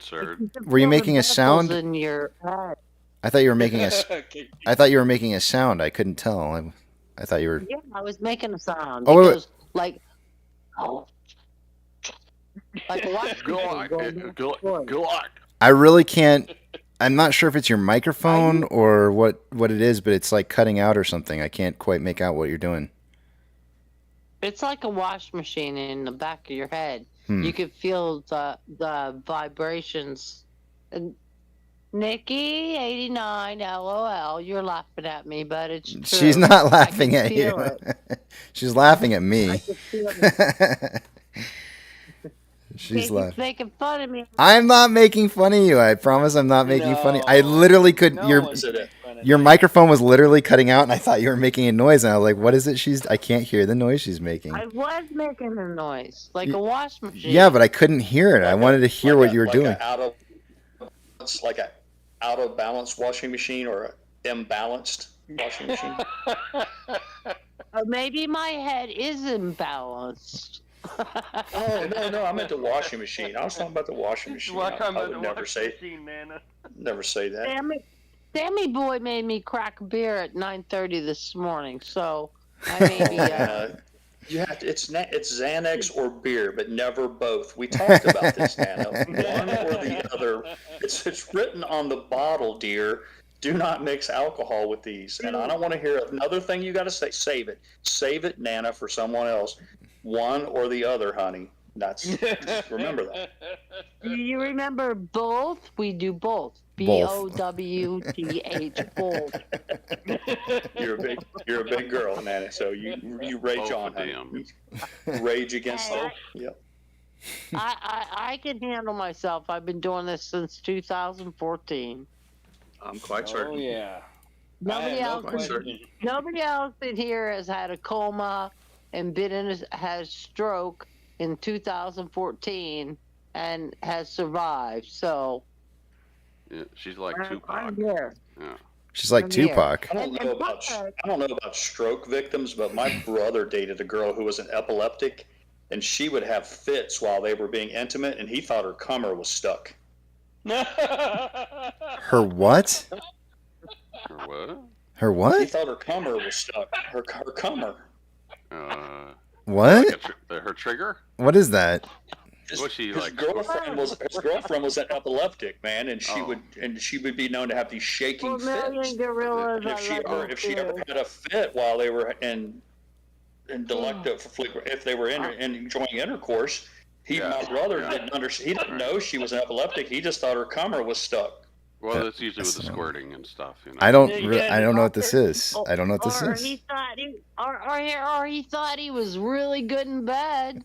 Yeah. That's a technical term. Oh my God! See, it's a Look at her eyes. medical technical term. If you have a physician's desk reference, you can look it up. It's a technical term. It's called stuck-comer syndrome. Son of a bitch. I'm looking it up. Hold on a second. That's why I was. He's looking it up. Spelled with a C. Spelled C-U-M. C-U-M. I put C-U-M space R. No. I put 2 M's in there. Sorry, I already syndrome, right? No, yeah. Yes. Locked in syndrome pops up. Yeah, you spelled it wrong. It's cum, C-U-M, hyphen R. Cumber. Her cumber got stuck. It sounds like one of those reindeer that saying. Yeah, you got Dancer and Prancer and Donner and Vixen, Cumber and Cupid. Yeah, that's it. Yeah. Hey, Real Rocket. Hi. Yeah. Hey, you were the one in the kitty cage, right? I made a kitty reference. I think of you, or did you were talking about? I was a high bidder. Mm-hmm. Now we're going to kitty cats, man. I own you, baby.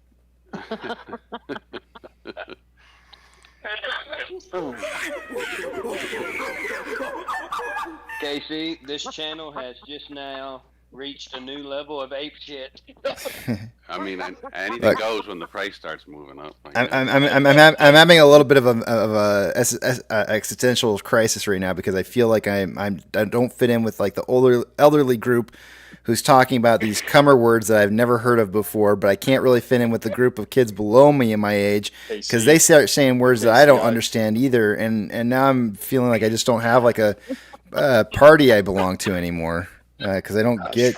I've struggled with whether I should tell that joke for weeks on end now, and I knew it was going to be a knee slapper, but I was certain there was going to be people in chat who have an epileptic child, or they themselves would be epileptic. So I had to, like every good politician, I had to weigh the good against the bad. How many people would laugh about the epileptic cummer stuck joke versus how many out of the 300 people would be epileptic? And I acted accordingly. So.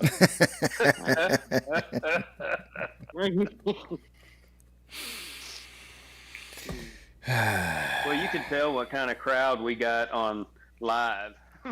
I mean, this content is not made for children. No. Exactly. Easter Don't Beast. touch Easter Beast. He's only 10. You can hear the Attorney General now. Your Honor, if it please the court, we'd like to submit Exhibit A. This is a tape of them telling jokes about epileptics having their cummer stuck and then telling people to buy the stock. Clearly, this is collusion. We rest our case. They obviously meant buy. Not financial advice. Yeah. Not financial advice. Yeah. Just buy the shit out of the stock while you can. Buy. Oh man, I can just now tell my wife when she wakes up from her nap.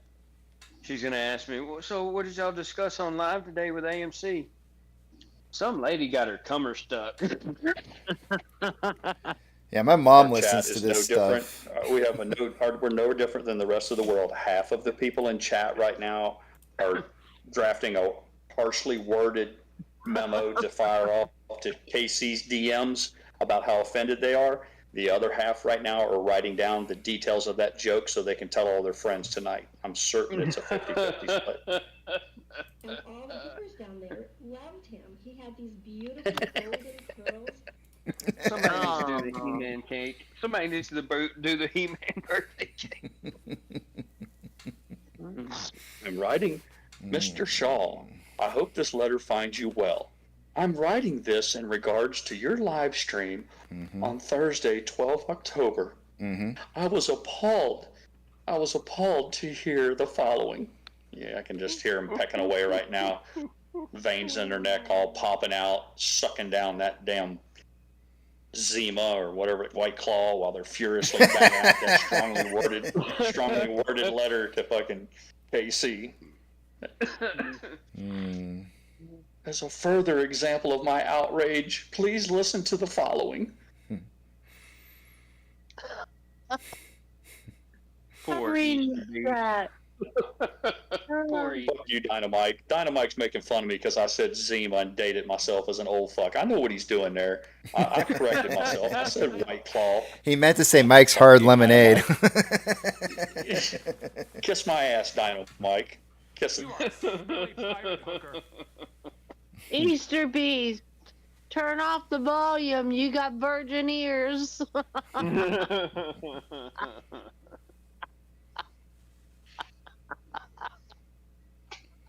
Dynamite's old too.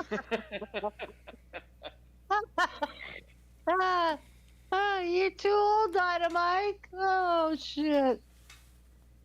I love you guys. I'm going back to the chat.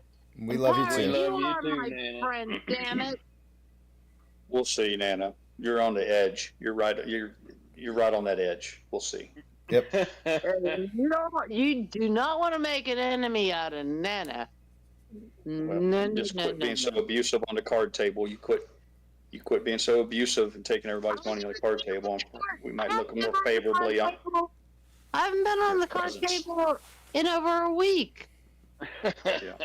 Wow, it sounds like you got withdrawals. We remember. Yeah, we remember. I'm coming to get you, my pretty pirate. Oh my God. Yeah, I could have went the rest of the day without hearing that. I know where I'm going trick or treating now. Same here. Hey man, what's up? Get Scarlet bouncing. Bounce that price up, baby. Yeah, you got that right. Okay, love you guys. I'm going back to chat. All right, take care. Good to see you. Bye. Ariel, we talked about it all week long. I felt like, isn't everything 10? 10, 10, 10? It's like everything's 10 around here. I mean, I think I even started off the week with a Rated X song or something like that, didn't I? Or was that Tuesday? I don't know. Nah, it was Tuesday. It's an adult channel for adult members only. You got to show an ID at the door. No fake IDs. Well, that was excellent. Guess what time it is? Movie trivia time. I better step out of the back of the big tramp here and get some movie trivia going. So I'm actually gonna step out, guys. I'll be back in a little bit. Yes, sir. All right, guys. It is that time for movie trivia. So let's get this started here.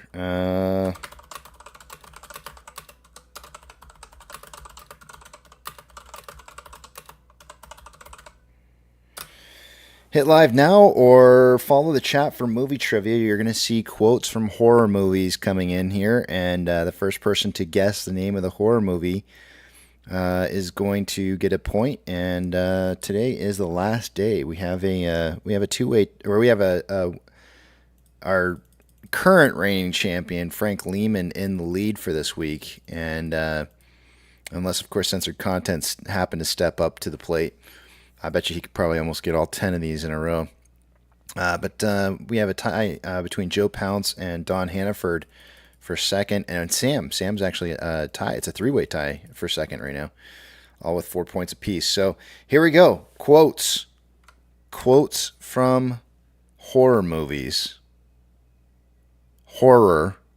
It's such a weird word. You say it enough. All right, here we go. First one. Gage, come on out. I brought you something.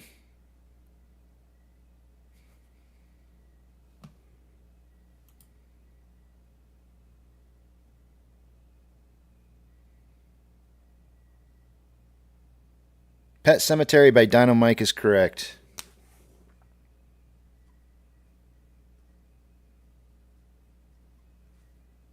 That was a tough one. There's some tough ones in here, guys. There is some tough ones in here. So that was probably one of the more tougher ones because you probably had to know who Gage was. All right, let's see. That's really that one probably really tested. Some of these other ones are going to be a little bit easier, but some are hard. Here we go. No tears, please. It's a waste of good suffering.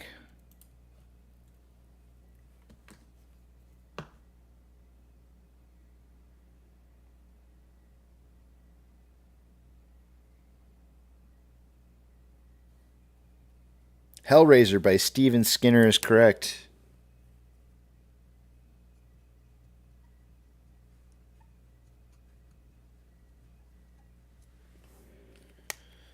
Next.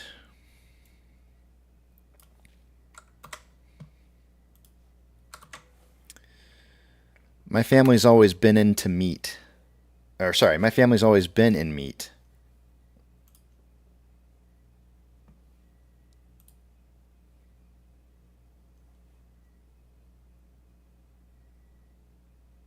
Take care, Doug. Texas Chainsaw is correct. Texas Chainsaw Massacre.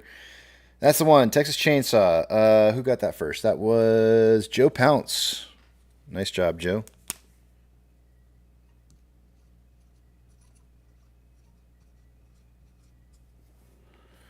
Joe's trying to beat out the reigning champion here.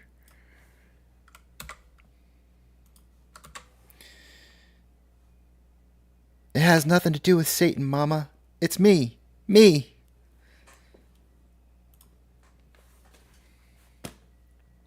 That was supposed to be me saying it in a girl's voice. Carrie is correct by Ariel. Ariel for a point.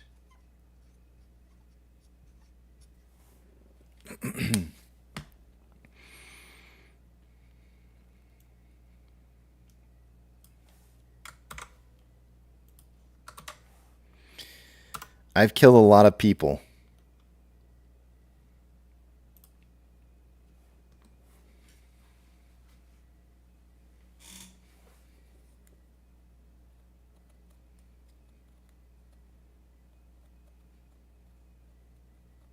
American Psycho by Steven Skinner is correct.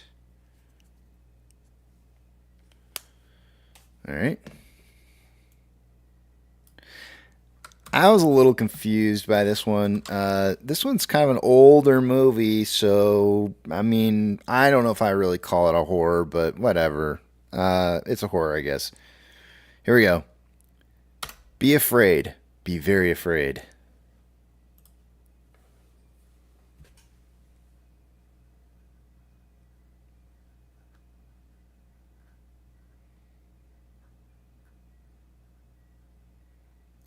The Fly is correct. The first person to put it in was Steven Skinner. John Four-Leaf Clover, you were really close. Like, your answer literally popped up right after his. I'm sure it probably showed up on your screen as being first, but I have to take it the way I see it. It was really close between you guys there. Super close. All right. Next one. Movies don't create psychos. Movies make psychos more creative.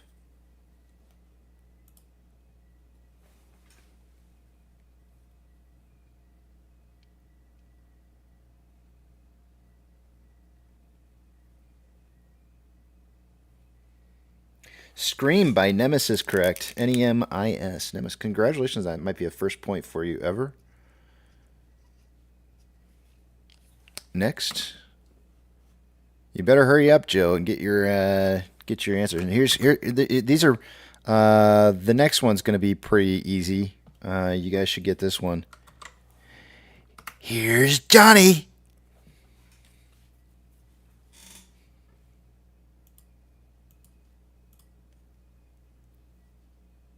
The Shining is correct by Albert Amato. That's correct.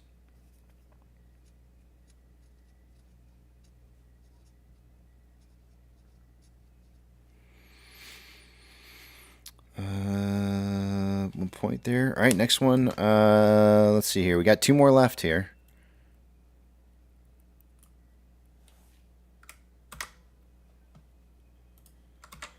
This one might be a little bit more difficult. We'll see how you guys do on it. It's not the house that's haunted. It's your son.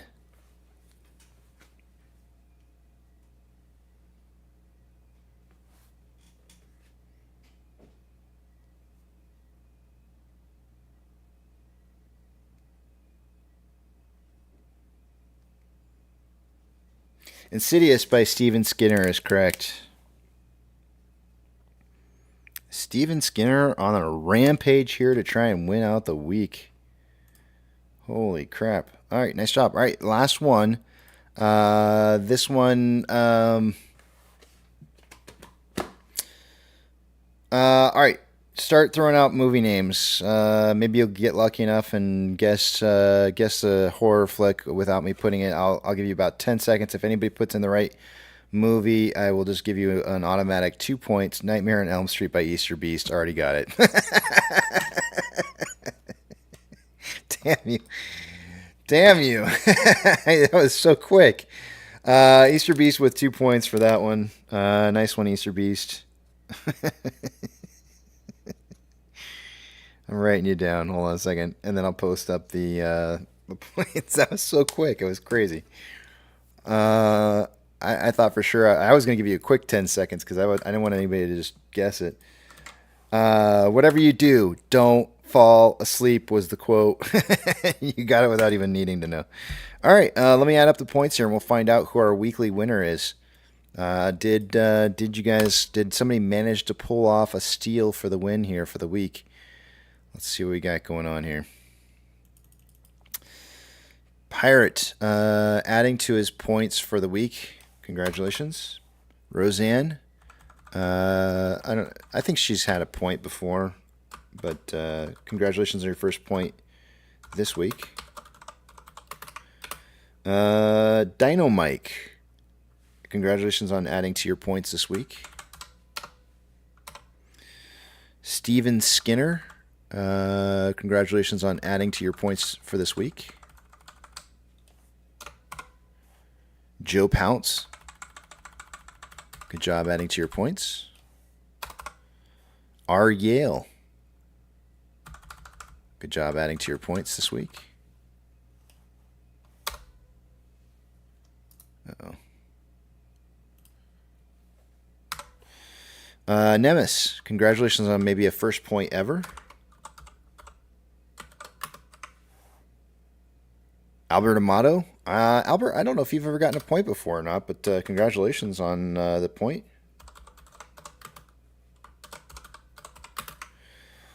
And then Easter Beast. Did you have any points already this week? You did not. That's your first points for the week this week. Nice job on stealing that away from somebody.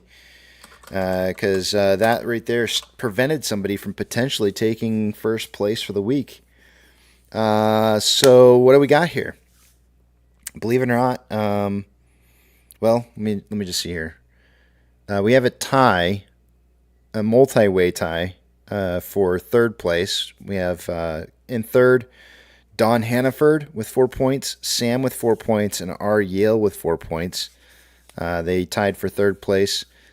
In second place is a clear standalone winner for second, Joe Pounce with 5 points. But the problem that we have now is Frank Lehman tied with Steven Skinner for 6 points apiece for this week.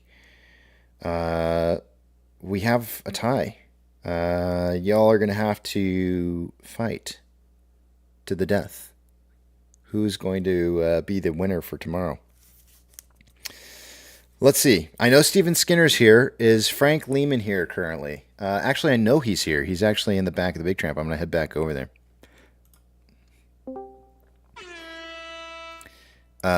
Frank, I have a question for you. Frank. Oh, he's not even listening. He's got his sound off. Who? Me? Frank does. Frank didn't participate that I know of.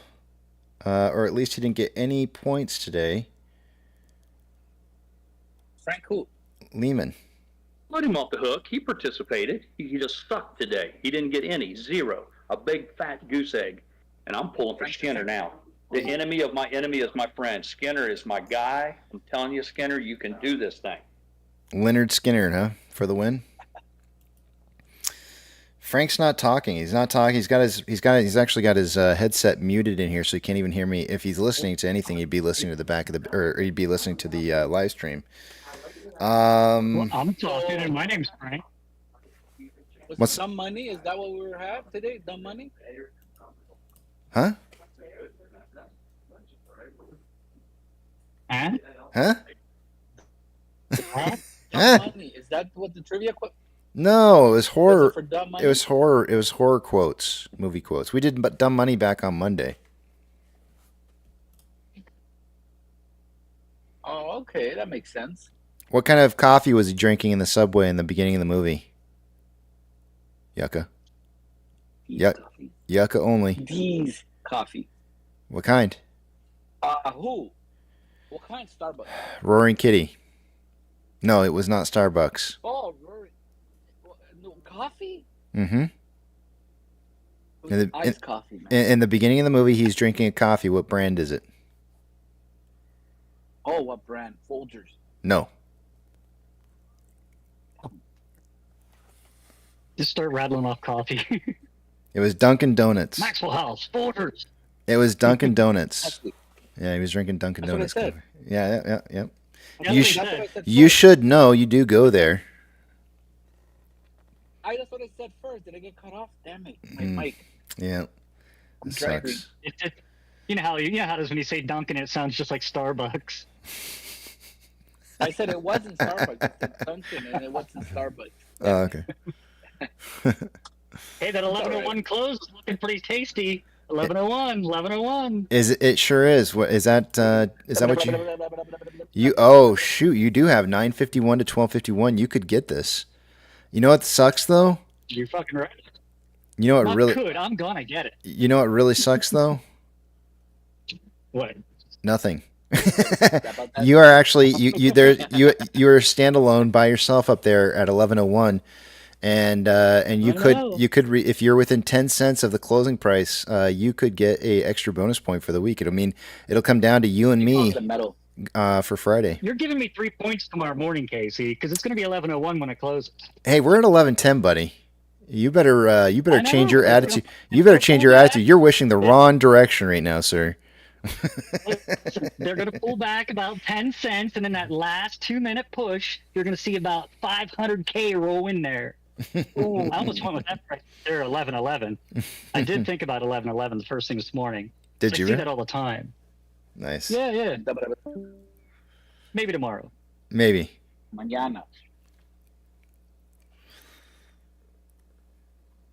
Yeah, I know. And then it says, "Up, Amy, please." I know that's what I'm saying. I'm like, go up, higher. That's what she said. I don't want to have to compete tomorrow. It can go up after hours. I want 11:12 on the dot for close. That's what I want. Yeah, I bet. 11:12. Come on. Papa Mac says 13:13. That's right. Let's do that. I'd be more okay with 13:13. That'd be actually even better. Yeah, I can do that tomorrow.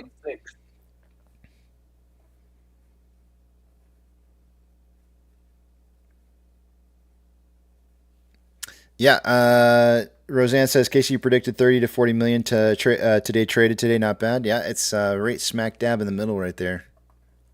It's pretty close. Casey, will the squeeze happen after?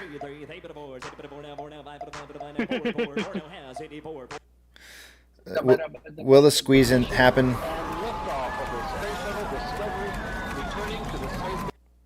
after hours, or can it happen anytime? Typically speaking, most of the time, the biggest portions of price movement happen in the aftermarket hours. Not always, but most often it happens in the aftermarket, pre-market hours. I wonder if he means will it start, or if he means will the biggest portion of the moves happen. I think those are two different things. So, see, this is the really weird thing, because I think, when you go back, or when you go down the road like a decade from now, right, and people look back on this, they're gonna look back on this and they're gonna be like, the squeeze started in January of 2021. That's what they're gonna say. Exactly. But we all sat through. Talked about that while you were on break. Yeah, we all sat through, all this period of time where the price came down from June of of 2021, and we see this from our perspective as this like just massive downtrend this whole time, and everybody in the future is going to be looking back on this and saying, "Oh, there was the dip before the rip." And we sat through 2 years of dip before rip, and we're going to sit there, and every single one of us who lived through this will sit there and say, like, you don't understand. The squeeze started in 2023 or 2024, whenever it starts. And nobody else will look back on it the same way that we did.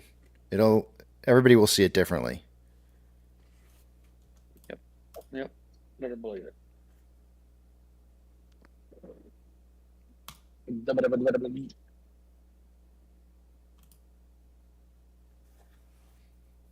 But that's history for you. When you're living it, it's so Andrew much different. Morgan asked, what would be the benefit of buying a large chunk after hours? And Andrew, it's just my personal opinion, but the obvious answer is that someone thinks that the opening price the next day could be much, much higher. And that's one of the reasons. Now, there's many, many reasons. Some people just have no other chance because of their jobs and things like that. They're almost forced to do some orders after hours and pre-market. But there's many scenarios in which someone would want to buy a large chunk outside of the bell. Lots of reasons. Yeah. Awesome. Thank you.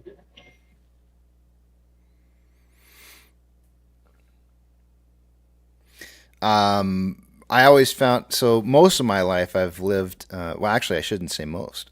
I would say majority of my trading life I've lived on the West Coast, which really sucked because it does, you do tend to make a lot more trades during the, unless you're willing to get up in insane hours of the morning, you end up making a lot more trades in the afternoon than most people. It really sucks. I honestly don't know how anybody really trades the market. I mean, because you have to be up by like, I would imagine around like 1 o'clock in the morning. Trying to Adderall and cocaine. I mean, you're literally up at 1 o'clock in the morning, taking a look at everything it is that you're going to be doing for the day. You're kind of planning out like where your trades are going to be made at, I would imagine, and then waiting for pre-market to open and trading by like 4 a.m. or no 5 a.m. Starting to make trades. But by on the 5. plus side, you're done trading by 1 in the afternoon. This is true. Yeah, you're done. You're done nice and early. You take the rest of the day off. Yeah. Yep. Yeah, get a nice nap in before dinner.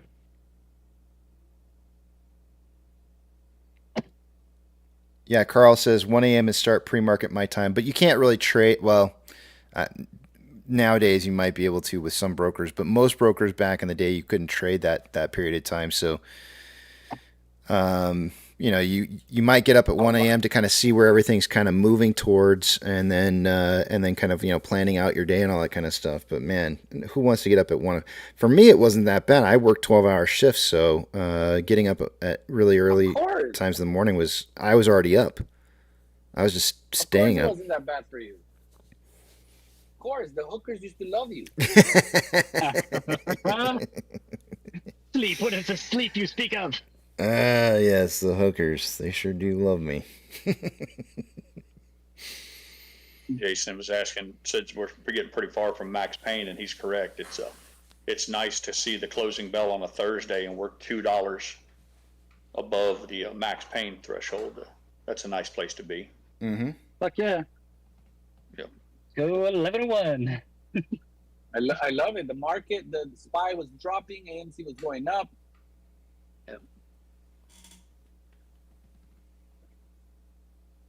Holy fuck, dude. This guy's flying up there.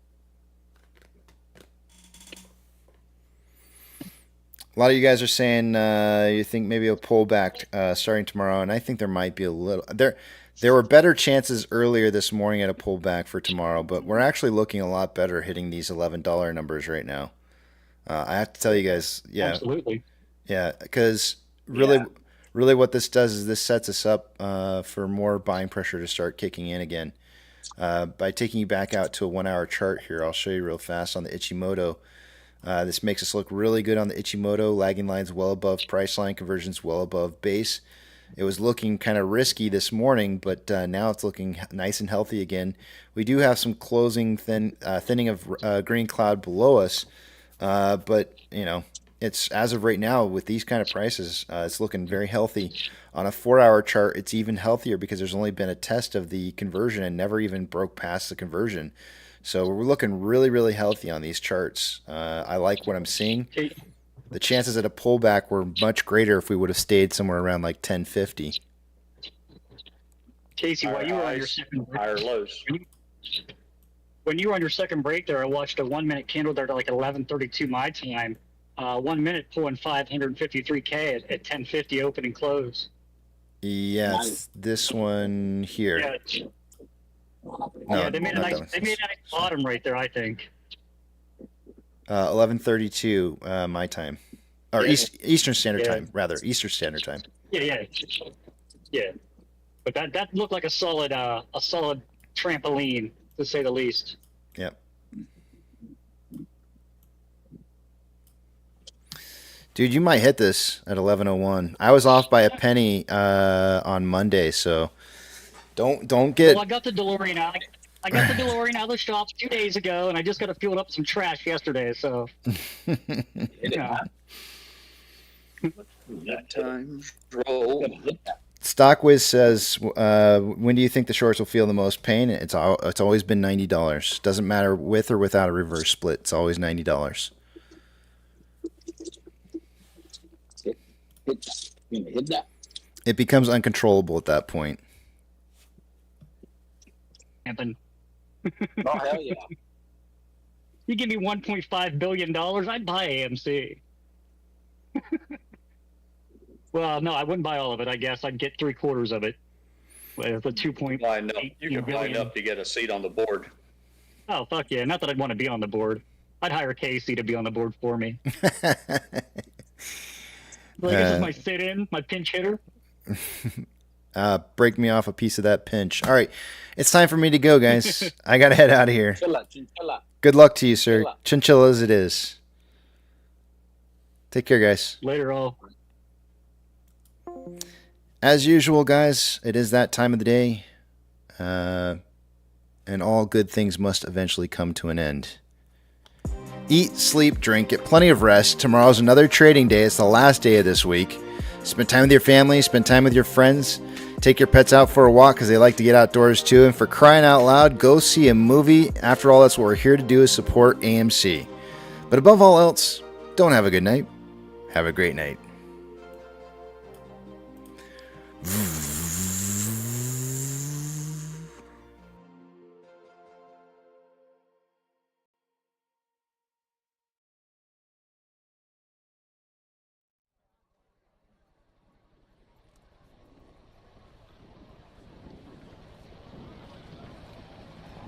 T-minus 90 seconds and counting. All systems are go. We're about 90 seconds from the launch of Space Shuttle Discovery.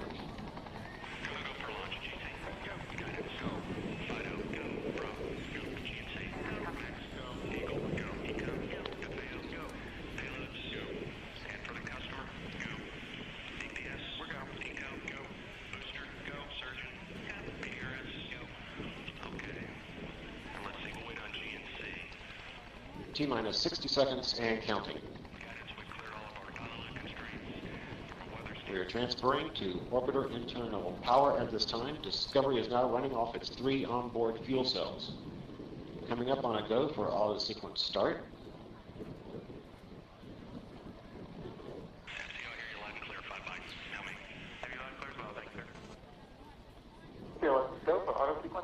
And we have a go for auto sequence start. Discovery's onboard computers have primary control of all the vehicle's critical functions. T-minus 17 seconds and counting. 15, 12, 11, 10, 9, 8, 7, 6, start, 2, 1, boost ignition, and liftoff of the Space Shuttle Discovery, returning to the space station, paving the way for future missions beyond.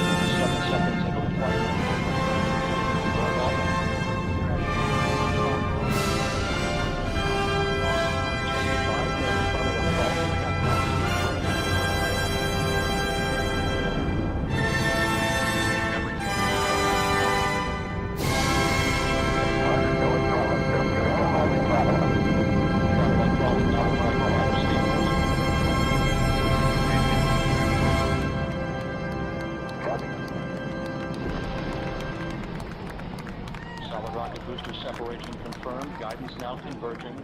Discovery's onboard computers commanding the main engine nozzles to swivel, aiming the shuttle for its precise target in space for main engine cutoff. Should have a good forward leg now at advertise. Okay, you sound good.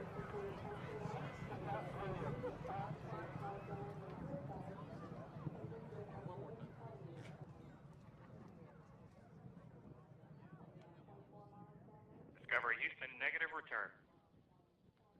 Copy, a negative return.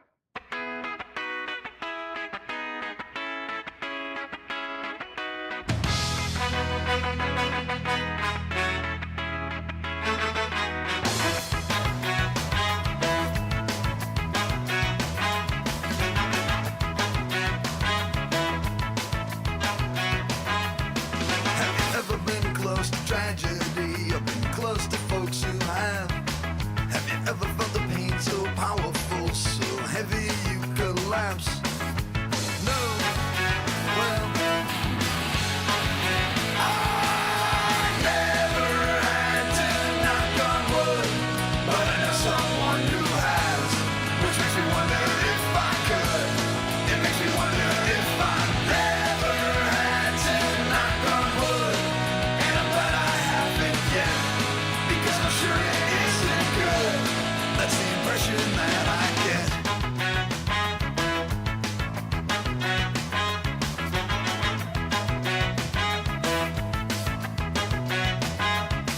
Have you ever had the odds stacked up so high you need a strength most don't possess? Or has it ever come down to do or die? You got to rise above the rest. No, well, I never had to knock on wood, but I know someone who has, which makes me wonder if I could. It makes me wonder if I never had to knock on wood, and I'm glad I haven't yet, because I'm sure it isn't good. That's the impression that I get.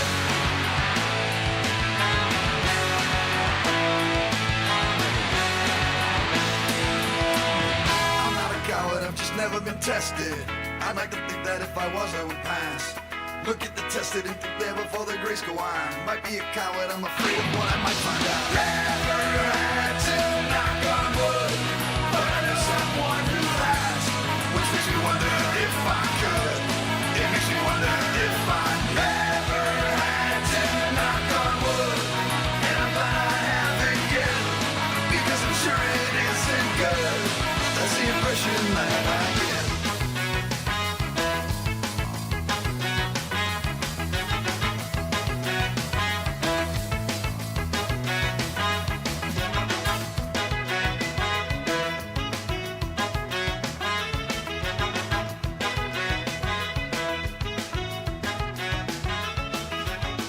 Never had to, but I better knock on wood, 'cause I know someone who has, which makes me wonder if I could.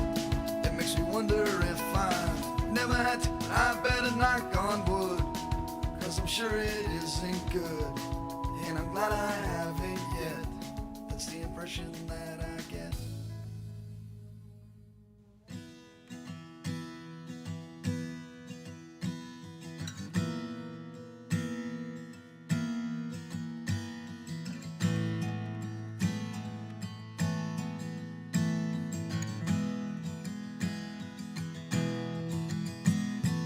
When the night's getting cold, you're needing a shoulder. Puff out your chest and be a little bolder. All we do is we buy and hold. There will be shills who wanna steal your thrills. There will be friends who hold till the end. There will be doubt, fear and cloud, but it's all in your head. Those hedgies are dead. Panic and fear really are near, but it's not ours to own. We have shown that all we do is buy and hold.